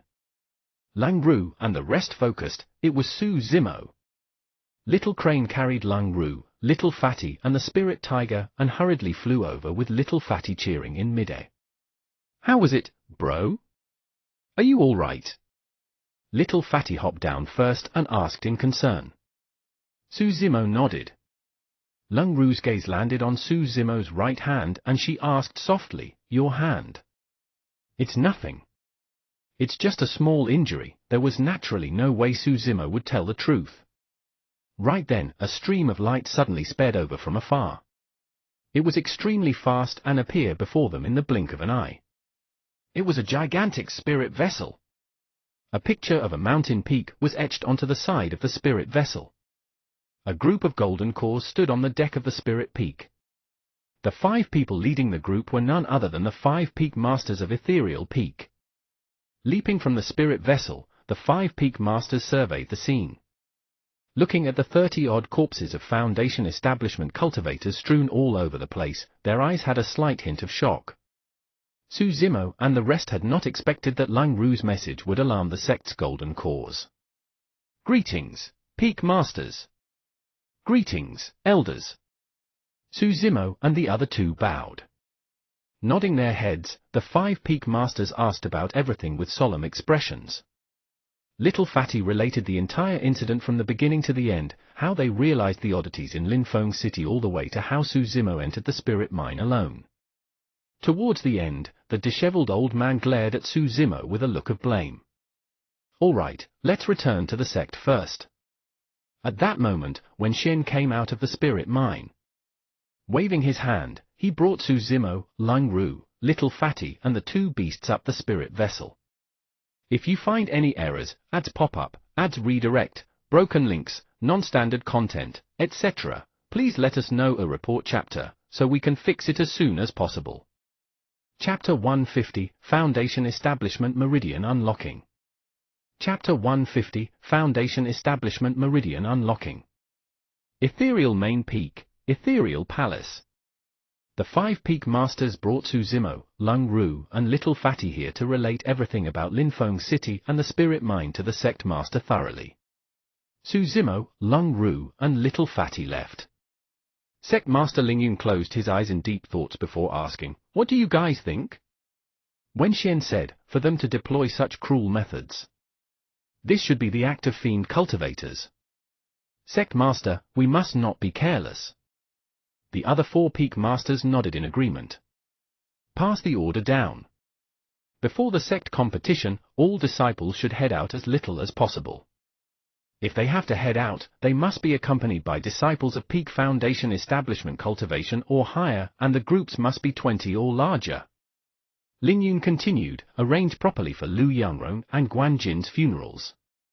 Also, Lang Ru and Little Fatty shall be rewarded with spirit stones and elixirs. As for Su Zimo," the disheveled old man said hurriedly, "Sect Master, if not for that lad, Lang Ru and Little Fatty aside, even Little Crane wouldn't have returned alive. We were there and the aftermath of the battle was intense. More than 30 Foundation Establishment cultivators died in the hands of that lad." "Impart him the Ethereal Foundation Establishment," Lingyun replied. When he heard that, the disheveled old man's eyes lit up and he was overjoyed. He quickly bowed repeatedly and said, "That's for the best. I thank the sect master on behalf of that lad, Suzimo." Ethereal Foundation establishment was one of the 3 major secret skills of the sect. In Qi condensation realm, the standards for cultivation techniques were very low. Any technique could cultivate a sea of Qi. As long as one had a good spirit root, they would be able to advance to Foundation establishment realm. However, the standards required of techniques will become much higher at Foundation establishment. Foundation establishment was divided into 4 levels: early, mid, late stages and perfected. At perfected Foundation establishment, there's the method of meridian unlocking. Meridian unlocking referred unlocking of the 8 meridian channels with spirit energy. Every single unlocked meridian would raise the cultivator's strength. At perfected Foundation establishment, the difference in strength between a cultivator with 8 unlocked meridians and another with a single unlocked meridian was like heaven and earth. Normally, if one could unlock 4 of the 8 meridians, they would already have a high chance of forming a golden core. With 5 unlocked meridians, the chance was even higher. If one could unlock all 8, they would definitely form a golden core. Even though it seemed simple, it was actually extremely difficult. Many Foundation establishment cultivators would never be able to open up 4 meridians in their entire lives. In the end, they could only force their core formation. Many of those will end up failing in the process and die. But if one could cultivate a top-notch Foundation establishment technique, their chances of unlocking their meridians would be much greater. Ethereal Foundation establishment was that top-notch technique. Any cultivator of the secret skill would be able to unlock at least 4 meridian channels at perfected Foundation establishment. Of course, in the history of the Great Zhou dynasty, there was also a Foundation establishment cultivator who had managed to unlock all 8 meridians. The most recent Foundation establishment cultivator who had managed to do it was that monster who walked out of Ethereal Peak 1,000 years ago. It was nearly impossible to unlock all 8 meridians. No Foundation establishment cultivator would deliberately aim to unlock all 8 meridians since theoretically, they could attempt for Golden Core Realm with just 4 unlocked meridians. But of course, it was undeniable that the more meridians were unlocked, the stronger one would be and the better the quality of the formed Golden Core. Therefore, there were some inner sect cultivators who were even in their 40s, but they were still at perfected Foundation establishment. They wanted to unlock as many meridians as possible and were in no hurry to form a core. However, the lifespan of Foundation establishment cultivators was only slightly more than 100 years. Once anyone passes 50 years old, their energy, Qi and spirit would all diminish. If they weren't able to unlock their meridians in the past, it would be even tougher in the future. Therefore, most people would remain at perfected Foundation establishment to 50 years old at most. No matter how many meridians were unlocked by then, they would attempt to form a core. The most amazing thing about Ethereal Foundation establishment was that it could ensure at least 4 unlocked meridians for a cultivator. It meant that one would cross half the threshold required for core formation. Furthermore, with that foundation, cultivators with extremely strong endowments would be able to unlock even more meridians.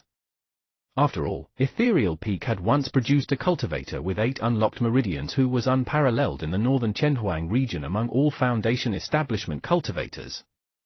As the 5 Peak Masters were about to leave the Ethereal Palace, Sect Master Lingyun added, "By the way, don't tell anyone about this incident." Stunned for a moment, the 5 Peak Masters nodded in agreement. After the 5 of them left, a red-headed beauty appeared within the palace. Lingyun stood up and cupped his fists, asking darkly, "Senior, have you heard of any similar demonic techniques that enables one to suck another cultivator's essence and blood?" The red-headed beauty had a grim look as she shook her head. Lingyun frowned and murmured, "Could it be one of the 7 fiend sects?" If he was someone from those sects, this would be sticky for Ethereal sect to handle. If we don't handle it well, our sect might be destroyed. It's not someone from a fiend sect. The red-headed beauty shook her head and sounded certain. Lingyun's expression softened. He had just sighed a heave of relief when the red-headed beauty continued, "However, that person's background is probably not any weaker than the 7 fiend sects. It might even be comparable. Could it be?" As though he recalled something, Lin Yun's pupils constricted and he did not continue. The red-headed beauty nodded. Ghastly green eyes. He should have come from Chen Huang's forbidden grounds. Pust! Lin Yun drew a breath of cold air and was shocked. After a long while, he asked, "Why are living beings of the forbidden grounds out and about?" "I don't know either." The red-headed beauty sighed. Chaos has started to descend upon Chenhuang mainland. "Senior, your lifespan," Lin Yun was extremely worried and could not help but ask. "I can't hold on for much longer. 100 years more at most." The red-headed beauty said, "All these years, the other 4 major sects have all been coveting Ethereal Sect. Even some of the minor sects are tempted to take action.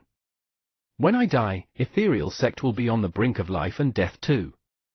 If no one is able to advance to Void Reversion Realm within this 100 years and become a Tao being, Ethereal Peak would probably reach its end. Senior." Suddenly, Lin Yun collapsed to the ground on his knees with a feeling of guilt. He looked at the red-headed beauty silently with a mournful expression. The crane was the spirit beast of Ethereal Peak's founder master and had guarded the sect for several thousands of years.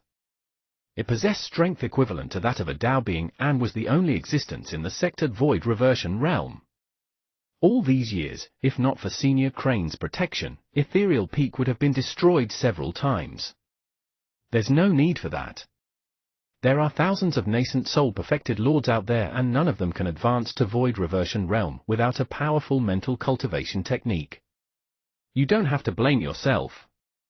The red-headed beauty stretched her hand to help him up and said softly, "Don't worry, I will protect Ethereal Peak till the very end. I won't let down the task he entrusted for me back then." Lin Yun sighed. Actually, the group of disciples from last year had pretty decent endowments. Feng Haoyu, Long Ru, Su Zimo, and Little Fatty, their potentials are limitless. It's just a pity. Lin Yun did not continue. It was just a pity that none of them would be able to reach Void Reversion Realm within 100 years to help the sect tide over this calamity of annihilation. If you find any errors, ads pop up, ads redirect, broken links, non-standard content, etc., please let us know a report chapter, so we can fix it as soon as possible.